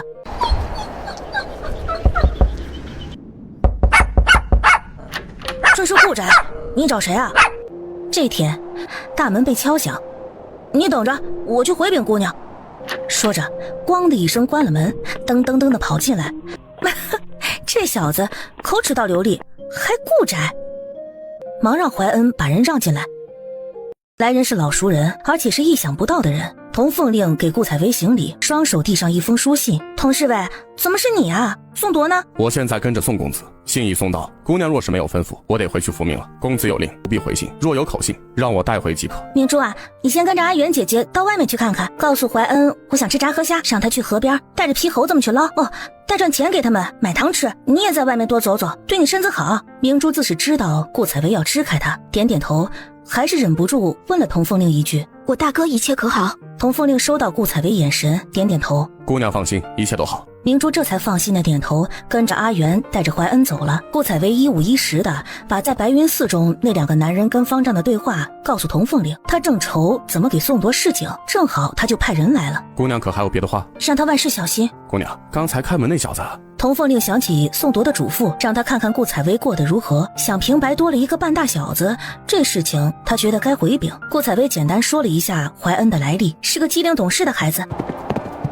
送走童凤令，顾采薇关上门，回到正屋，长长呼了一口气，把桌上的信拿起来。几个月来一直抱怨他不捎信，真带信来了反而不敢拆，总怕有坏消息。安好就是最大的好消息，足以抵消一切坏消息。宋铎一改惜字如金的常态，写了厚厚的7、8页，有一个大的坏消息是他暴露了。太子的人已经发现他没死，正疯狗一般的到处找他，所以他不便现身，也不敢轻易给他传信，害怕暴露了他们。好消息是，京中进展不错，已经找到了想要的人，设局顺利送到了皇上身边，并且已经取得了皇上信任，这是在大 boss 身边得了话语权。不错不错，谢幕还嘱咐他一切当心，若觉得有异常情况就去找程知县。顾采薇默默祈祷，希望宋铎平安无事。这么好看，点个明珠回来订阅吧。之后，顾采薇捡着好消息跟他分享了下。怀恩叽叽喳喳地问阿元，童凤令是什么人？因为他看起来高大威风，让怀恩有些崇拜，跟谁都不许提起这事儿，知道吗？若是让人知道，姑娘就要把你赶走。怀恩刚刚长了一点肉的小脸吓得煞白，扭头看顾采薇，顾采薇严肃地点点头，这是事关我们性命的大事，所以不可以告诉别人。刀架到脖子上我也不说。我知道你是个鬼机灵。接下来的日子里，宋铎没再有消息。其实他暗中来过一次，不过不是为了他，而是去见了了尘。两人说了什么，外人不得而知。宋铎从白云寺出来的时候，几乎是下意识地驱马往李家庄的方向赶。可是没走出1里路，他又勒住马，咬咬牙，转身往京城的方向飞奔而去。顾采薇全然不知他的纠结。第二天，在他走过的那条路上，他坐着牛车往知县府里去给程小姐复诊。梦离，你恢复得很好，以后还要坚持吃药，适量运动，保持心情愉悦。哎，采薇医术高明，都说英雄出少年，采薇便是如此，更加上巾帼不让须眉。哎，您过誉了。说实话，王夫人现在对她有些太过热络，她都有些鸡皮疙瘩掉满地的感觉。顾姐姐，我什么时候可以不用吃药啊？刚刚好一点就想断药啊？那可不行，现在这个方子啊，怎么也要吃个1、2年的。以后的话，我再看能不能给你配丸药，吃起来方便，吞服也不苦。本集又结束了，我们下集再见喽。从城府出来，顾采薇带着怀恩在县城里逛。姑娘，烤鸭真香啊！啊，是挺香的，想吃了？走。啊，好嘞！两人说笑着往旁边散发出香气的酒楼走过去，选了3楼靠窗子的座位坐下。怀恩一拍桌子：“小二，上桌烤鸭！”跟谁学的呀？这般嚣张！又扭头让小二报菜名，最后点了1只烤鸭和2个素菜，又点了2碗面。菜很快上齐。姑娘先吃。怀恩盯着烤鸭，口水流半尺长，却不敢动筷子，眼巴巴地望着顾采薇。快吃吧！怀恩就开始大快朵颐起来，看着他吃的香甜，顾采薇也觉得胃口大开，只一边吃还要一边说他：“哎呀，慢点吃，慢点吃，吃快了不好刻画。”怀恩吃的又多又快，很快1碗面条下肚。吃完后放下碗筷，见顾采薇还在慢条斯理地吃，又有些不好意思。你吃完了就靠着窗户看看外面热闹，不许把身子探出去啊！这么高摔下去可是要命的。怀恩点头如捣蒜的答应，跪在椅子上探出身子往楼下看，时不时的指指点点跟顾采薇说话。啊，姑娘，有人游街呢，是抓了江洋大盗吗？啊，我想去看看。顾采薇顺着他的视线往外看去，乌泱泱一群人围着一个囚笼，囚笼里的人披头散发，看不清楚面貌，看起来是个重犯。这么好看，点个订阅吧。姑娘，他们走过来了。那当然了，我们这儿啊是县城最大的酒楼，最繁华的路口，要囚犯游街，当然得从这里走啊。顾采薇往外看了一眼，但只看了一眼便心神欲裂，脸色大变。囚车上的人似有所感，抬起头来，透过凌乱的几乎罩住整张脸的发丝往他的方向看了一眼，似乎也是震惊了一下，然后颓然地低下头，只留下几个衙役和2个侍卫，其他人都涌到酒楼。3楼也上来了10几个人，那侍卫头领也在其中。他挎着大刀四处扫视一番，见没有异样，方挑了顾采薇身后的位置坐下。姑娘，怀恩到底是个小孩子，又见那人面相凶狠，求助一般看着顾采薇，用眼神问他是否要走。顾采薇不动声色地摇摇头，示意他安静坐着。身后的侍卫等菜的过程中开始聊天。这趟差事不错，不冷不热的时候。哎呦，去年冬天啊，我跟着指挥使到漠北去抓人，哎呦，差点没冻死。是啊，而且押解这小子也不怕被人劫，他最上面的主子都完了，树倒猢狲散呢。这小子呀，也是早晚一刀。不过咱们兄弟啊，也算是功劳一件。干什么不好，偏要做这祸国殃民的卖国贼，一刀哪够啊？得千刀万剐。江苏巡抚这次可是大功一件呐。顾采薇越听心越沉，他这次不敢明目张胆去看，这些人都是带刀，刀上见过血的。他把目光投向了外面的衙役和侍卫，2个侍卫在耳语，抱怨的是每次都是他们2个倒霉蛋留职，等到他们能吃饭，就只剩下残羹冷炙，好事轮不到云云。又有一个人劝说人家是京城来的，皇城根下的人自然傲气些。囚车上的男人抬头，公子可安然？他的嘴唇动得很慢很慢，既怕被发现，又怕顾采薇看不懂。顾采薇使劲眨了一下眼睛，表示听懂了，没事。邓博似乎有点吃惊，又试探着动动嘴唇。你听懂了？顾采薇又重重眨眼。江苏巡抚出卖了我，向太子投诚，此刻要用我引出公子，切莫上当。顾采薇偷偷用嘴型说京城，又指京城的方向。邓博明白过来，他是指宋铎。江苏巡抚投诚太子别有隐情，他的长子在京城闯祸被下狱，告诉公子先把他握在手里，这是他死去的原配所生的唯一的孩子，曾庆龄其他孩子加起来也没有他重要。你若是能听明白，就跟我说一遍公子的名字。顾采薇这次是翻了个白眼，然后慢慢地说：哎，那女子在做什么？一个在楼下的侍卫似乎不经意回头间发现异常，指着顾采薇大声嚷嚷。顾采薇的脸色一下子白了，顾采薇觉得身后的视线如同几10把尖刀把她戳穿。她已经听到了身后拔刀的声音。哎呀，怎么办怎么办？邓博脑子一转，狠狠在舌头上咬下去，鲜血顿时顺着嘴角流下来。顾采薇难得跟他心有灵犀一次，立刻指着他嚷起来：哎呀，大人大人，那人咬舌头了，我刚才就见他嘴皮子动，然后就吐血了。哎呀，咬舌头那不就死了吗？这么好看，点个订阅吧。侍卫们立刻奔下楼去查看，见邓博果真咬了舌头，立刻打开囚车把他放出来。侍卫首领懊恼地在他脸上狠狠打了2巴掌，打得他两边脸颊都肿起来，然后吼道：还不赶紧去找大夫，他死了我们不死也得掉一层皮啊！这时候顾采薇也带着怀恩下楼，站在旁边似乎是很害怕地说：大人，小女子不才，正是大夫。侍卫首领狐疑地看了他一眼，怎么又是这女子？莫非是要来劫囚的？这样想着，他的手就按在刀上。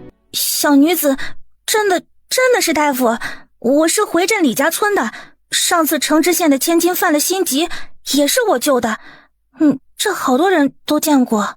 是那个姑娘，真是那个姑娘，神乎其神啊，孟大夫都夸她呢。旁边衙役也有人见过她，为她作证，就示意她上前查看。顾采薇蹲下身子，柔声对邓博说：张开嘴，让我看看。滚，助纣为虐的贱人！哎，我踢死你个不知好歹的东西，敢欺负小爷的姑娘，不睁开眼睛看看，你马王爷长了几只眼。哎，姑娘别拉我教训这个不识好歹的卖国贼。周围人见他小小的孩子却一副小地痞的样子，都哈哈大笑起来。大人还用我治吗？侍卫头领挥挥手，示意2人上前按住邓博，又让人强行捏开他的嘴。邓博呜呜口齿不清地骂着。顾采薇从药箱中找出止血药，给他舌头上又喂了他2颗药丸。回大人，伤口虽然深，但是没有大碍，我已经上了药了，再把这药按时服用2天，只要别再咬就行了。侍卫头领看看他，接过药瓶。大人，小女子可以走了吗？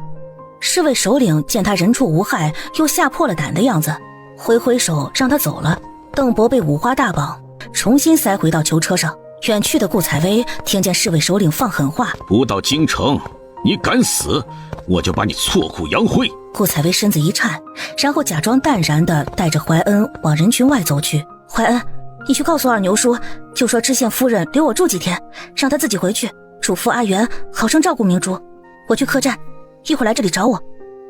怀恩嗯了一声，机灵地往城门去。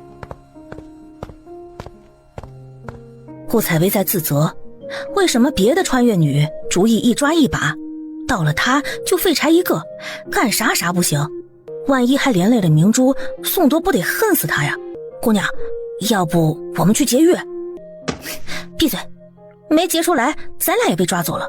凭他俩一个弱一个小，要硬碰硬，那不是自寻死路吗？可是那不是对姑娘很重要的人吗？顾采薇点点头，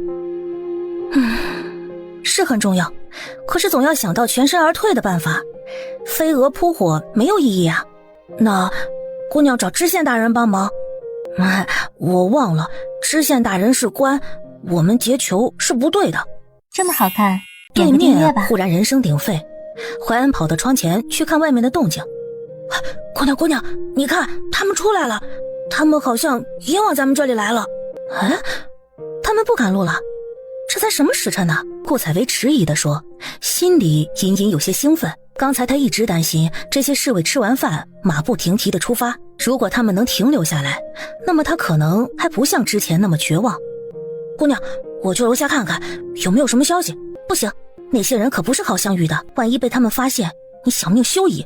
嘿，姑娘，我还不会走，就跟着戏班子走南闯北了，什么人没见过？你放心吧，总比你这样在这里没办法干着急的强。大人呐，都很自以为是，对我这样的小孩子都没什么戒心的。顾采薇看着他眼中跃跃欲试，又写满了机灵，无计可施的他只好点点头。怀恩脚步轻松，悠悠然地往楼下走，甚至有几分自得的样子，扬着头见人就说：我家姑娘救了那囚车上的人呢，骑马的老爷们也说我家姑娘能干呢，我家姑娘就是县城第一神医。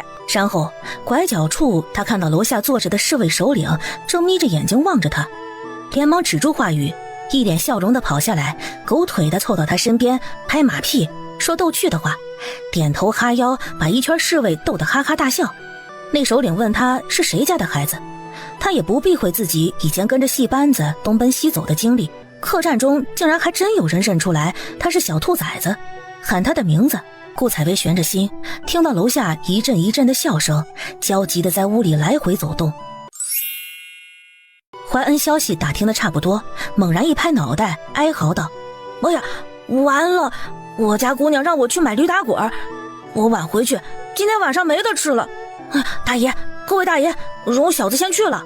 说完噔噔噔地往外跑，不一会儿果真双手捧着驴打滚回来，还狗腿地给侍卫首领送了一包。这小子倒是很有眼色，得了赏，回头还记得巴结我。嘿嘿，那是，沙大爷多照照小子。他已知道侍卫首领姓沙，手下都管他叫沙首领。快滚上去吧，小心没你饭吃啊！沙首领被他拍了那么长时间的马屁，明显心情很好。这是个机灵小子呀，要不是有任务，真的给他带回京城去，在身边养着，说个俏皮话，比养那些破鸟强多了。若有那精力，干脆把他主子一起收走。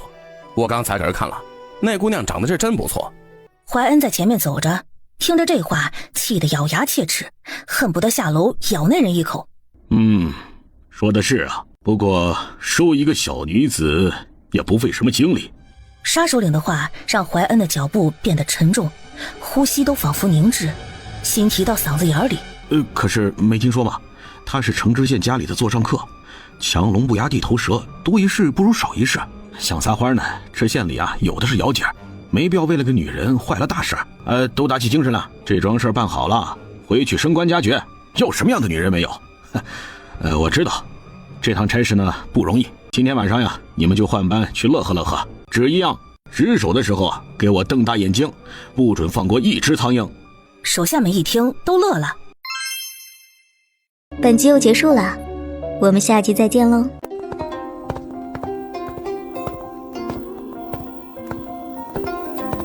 姑娘，囚车钥匙在沙首领那里，那囚车我也看了，锁链很粗，上面3把锁，都不是寻常的锁，用发簪戳不开，没有钥匙我们肯定打不开。他们今天晚上要去青楼巡乐，我瞅着机会混进去，把钥匙偷出来，然后我们再伺机救那谁。怀恩啊，你太厉害了，我都束手无策了，多亏有你。我们慢慢商量，从长计议。那是没有用，不能叫姑娘白养着呀。所谓养兵千日，用兵一时。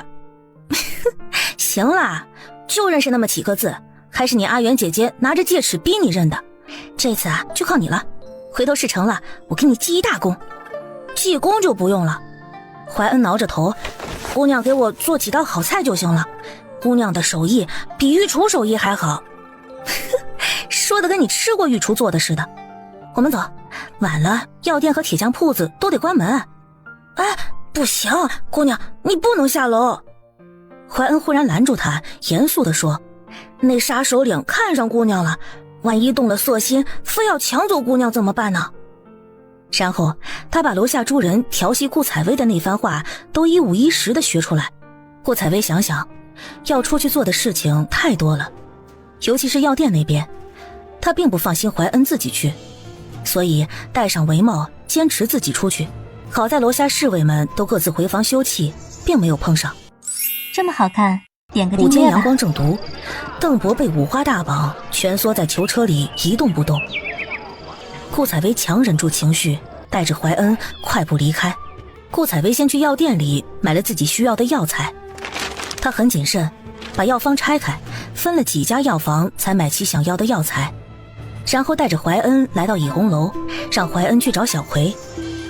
怀恩抱着顾采薇给他买的一大把糖葫芦，像只灵活的猴子一样三钻五扭，很快窜了进去。怀恩没有找小葵，直接摸到了彩霞屋里。小葵正在给彩霞梳头，低声劝解着什么，见窜进来一个小子，没好气地说，出去，哪个要吃你的糖葫芦，酸掉牙。我这糖葫芦酸甜可口，若不好吃，姑娘摔我脸上。一边把顾采薇交给她的素帕拿出来，挤眉弄眼。彩霞一下子认出那素帕，心里一惊，大声地说，我这嘴里没味儿，正好想吃，来，给我送一根尝尝。然后示意小葵关门。小葵关上门，彩霞压低声音问，可是大姑娘让你来的，大姑娘怎么了？可是需要我帮忙。她刚听说顾采薇当街救囚犯的故事，想起她曾经勉励自己的那番话，正愁肠百转。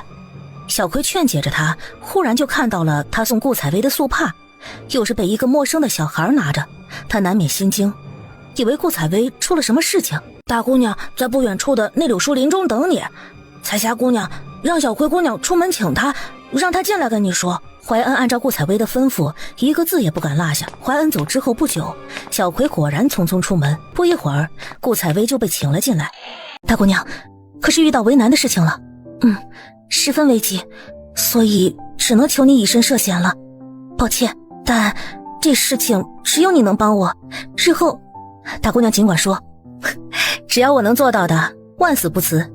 这条命都是大姑娘救的，大姑娘但说无妨。她如此侠肝义胆，顾采薇有几分动容，又因为要累她入险境而有些惭愧。顾采薇言简意赅地说清楚了自己的来意。大姑娘是说要我设法勾上那姓沙的首领，然后从他腰间偷出钥匙交给你去救人。对，不过不是偷钥匙，你只要在白卷上印个钥匙的形状就可以，剩下的事情我去想办法。只要你偷钥匙样子的时候小心些，后面的事情就是我做砸了也绝不会拖累你。大姑娘这么说就见外了，彩霞死了恐怕比活着还好受些。算了，不说这些了，我还有点自私的要求，不知道大姑娘方不方便？我只是随口一提，不方便的话，大姑娘千万不要勉强，你尽管提，只要我能做到，绝对替你做到。我知道大姑娘替知县家千金看病，在知县夫人面前也是说得上话的。不瞒姑娘说，姑娘不仅救了我的人，也救了我的心。自姑娘教育我一番之后，我就想着不能这么浑浑噩噩地过下去，下辈子得有个指望，所以暗中一直在找终身依靠。你找到了？可是他家里不同意，还是其他什么隐情？不，他孑然一身，没有家人，不过他就只有这个人，没有银子。这些年提及我也攒了不少，足有1000多两，现在妈妈却说没有3000两不放人。你是想让我找知县大人那边？大姑娘，我知道这是强人所难，所以只是问问你是否方便。这事情我不能立马应了你，但是若是这次我全身而退，你很快就能心想事成。你想啊，能牢那么多侍卫看守的人也不是普通人。实话说，我是看在他主子的份上救他。别说赎身了，就是你再要3000两银子，他主子也能给你。之后不管你嫁了谁，我替他承诺你，若是那人敢负了你，定要他替你主持公道。原以为可以还大姑娘一个情，不想又要欠下您一个大人情。说着给顾采薇行礼，我要做的事情可能要陷你于危险之中，我很内疚。如果日后成了，我许诺你的给你了，也是你应得的，我得永远记你的情。时间不多了，我们得赶紧合计一下如何做。姑娘，只要他来，我有把握让他选我。这个你抹在身上，可能更容易让男人动情，但是又不明显，不是那些劣质的春药可以比的啊。还有这个，加在酒里给他喝下，让他很快睡过去，但是不是一下子昏倒，他回头也只会以为自己睡过去的。这是解药，你提前喝下，这样陪他喝酒也无碍。我们要商量的是如何把钥匙印子早点给我，我还要找人做出来。下半夜的人防备最松，我准备那个时候动手。我这里确保没有问题，但是大姑娘在这县城里有信得过的人吗？做钥匙去开囚车，姑娘自己能行吗？我和怀恩去看了几家铁匠铺子，我观察了一下，城东有一家，是祖孙2人，看起来贫困潦倒。我打算取以重利，虽也有风险，但是目前只能如此了。姑娘，您若是信我，这事情让我来帮你。不瞒大姑娘，我那冤家正是这城里的铁匠，别的不行，还算有一把子力气。原来在盐帮待过，手下有几个过命交情的兄弟，这事情交给他更合适。那男人可能信赖，大姑娘不用担心。别的不行，看人我觉得自己还行。这个冤家在南方犯私盐，手上有命案才逃到北方，机缘巧合下我俩对了眼，若不是我死命拦着，他还想犯私盐给我赎身。我不会告诉他大姑娘的事情，我只告诉他有这条路子可以赚到一笔钱。现在能不能让那人来，我想见见他。这么大的事情可能牵扯到兄弟的性命，这男人若真是靠得住的人，恐怕不会只因为彩霞几句话就死心塌地的卖命。被美色冲昏头的人做事也不靠谱，他得亲自确定下这人靠得住，才能把他的生死交托出去。1刻钟后，小葵带着一个身材高大的男人进来。可有事儿？这是我跟你说过的，救过我性命的大姑娘。多谢大姑娘救命之恩。你好，幸会。冤家，当着大姑娘，我也不说虚的。你之前想带我私奔，我不肯，因为不想这辈子都见不得光。你想去做违法的勾当，我害怕你丢了性命，舍不得你。想说什么？你不用看大姑娘，是我求大姑娘给我们指条明路。正好大姑娘有故人遇到点难处，若是你敢豁出性命干上一场，日后不仅我们在一起，你以前的案底一并翻过去，说不得还能谋个官身。可以，你说。那好，我来告诉你，那个囚车里的男人身份你听说了吧？我是他主子的女人。大姑娘可是指失踪的宋将军？顾采薇不诧异他的消息灵通，作为混过盐帮的男人，对这些朝野上的事情有所关注，太正常不过了。我做不了，他们人太多，武器有精良。我没必要骗你，因为事情败露，我也会没命，所以你尽管放心，我替宋将军承诺的，日后他必做到，甚至给你更多。有风险也有收益，你自己考虑清楚是否要做。如果你不愿意，我只希望你看在我和彩霞的交情上，从这门走出去之后，忘记今天我所说的所有话。你做不做，我都不会怨你，也都会等攒够钱跟你过。林青嘴角勾起一抹笑容，任由姑娘差遣。他连忙扶起林青，2个人又仔细商量了晚上的细节，做好所有的计划。顾采薇先离开。这事儿风险太大，可是我不想让你再等下去。看着你在火坑里，我比死还难受。放心，若你去了，我定随你。不用随我，你自找个好人从良吧。这么好看。顾采薇回到客栈，捯饬了一个下午，让怀恩跑腿给林青送去了晚上要用的药。事情一切进展顺利。沙首领晚上带着不少人去了逸红楼，在外面打探消息的怀恩告诉他，沙首领进了彩霞的屋子。顾采薇心里开始忐忑，一直到了子时，怀恩看到彩霞屋子外挂起一盏红灯笼，连忙跑到楼下去，吹亮了自己手中的灯笼。不一会儿，一张包着石头的白卷被扔了下来，怀恩捡起来抱在怀里，撒腿就往铁匠铺子里跑。遇到宵禁茶叶的人，他小小的身躯灵活无比，总是能巧妙地躲过去。终于一路来到林青处，林青屋里连他有5个男人，都穿着夜行衣。怀恩把印有钥匙样子的白卷递过去，林青沉默地接过来，立刻动手开始打磨起钥匙。林青拿着手里的白卷仔细辨认，彩霞在上面写了歪歪斜斜一行话，有4人，还有4人，小心。然后中间画了一团，在旁边4角标了4个小人。他立刻明白过来，彩霞是从杀手领那里套出话来，还有4个侍卫藏在暗处。他心里有数，又让怀恩留在铺子里等他们。几人带好家伙，悄然出门。夜静悄悄的，只有天上的月亮微笑着看着人间。6人刚刚出门，就听到旁边响起一串急促的脚步声。他让你来的？小葵一听林青的声音，闷声点点头。彩霞姑娘让我告诉你，有4个人，还有暗处4个人，他们手里都有烟花，有风吹草动就会发出信号。他画了，怕您看不懂，想让我跑一趟。他想起彩霞画的小人，手里握着什么东西，当时只以为是武器，没有在意。去我铺子里等，别乱跑。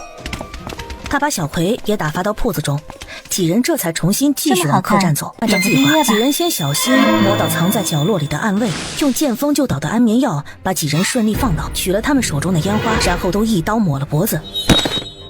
他们不会留下活口，回去再追杀他们。明处4个人，他们依法炮制，也顺利解决。一会儿，邓博被救了出来，他聪明的什么都没问。林青做个手势，其他4人开始把尸体往一边掩藏。林青背起邓博，从窗户里爬到顾采薇房间里。现在你就搬个尸体上来吧，藏在我屋里。你们再造出他潜逃的迹象，引着那些人的视线，我找机会再把邓博送走。外面宵禁，现在送他出城太费事了，你赶紧带着你的人撤。姑娘，我现在送他出去不是更好吗？宵禁对我们来说，仔细点，应该没事。他身子弱，估计那些人给他吃了药，而且他身上有一种奇香，如果我没记错，这该是西域的一种香料，有一种蜜蜂识得此香，恐怕寻香追踪。我给他配了药，再配合扎针，估计也得1个时辰，彻底去了此香。你速去，按照我的说法来。林青点头，一言又抬了一具尸体上来，按照顾采薇的要求，然后踢到床下面，拱拱手离开。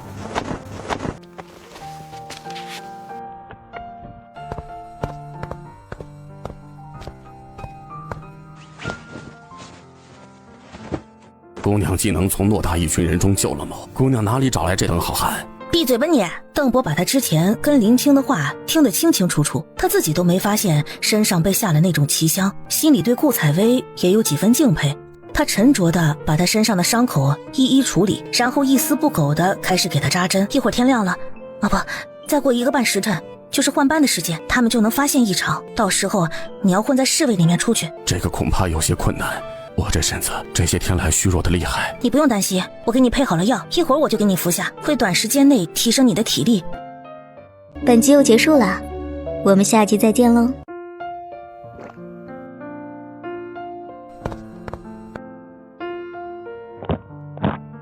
姑娘真是什么药都有，刚才麻烦那些侍卫的药也是姑娘上次给爷的那种吧？来，我再给你试一次针。这次试完针后，顾采薇提起了程知县和了尘。我和这2个人都没有什么深交，你现在自己决定要去哪家避难啊？一会儿你趁乱混出去，天会蒙蒙亮，怀恩就是我身边那个孩子会带你去你想去的地方。邓博略一思索，表示要去白云寺避难。姑娘把这尸体留在这里怎么办？虽然一时迷惑住他们，但是万一他们要查找客房，很容易就查到你了。没事儿，杀手令知道后第一反应必是恼羞成怒，带人去追查，等他反应过来也得下午了。我已经安排好了，尸体下午就能搬运出去。邓博表示很好奇，但是顾采薇嘴闭得严实。我以为姑娘最为不惜我，不会救我，不想姑娘竟如此大意。我知道你对你公子爷忠心耿耿，可是万一受不了严刑拷打，出卖了我这个眼中钉怎么办？要是知道你这么能熬刑，我就不用悬着小命救你了。姑娘玩笑了。邓博出去的时候很顺利，因为侍卫们折了8个，客栈里的人都被吓破了胆，一切都乱哄哄的。他趁乱摸了出去，怀恩在外面接应他，把衣服扒了，领着他一溜小跑往白云寺行去。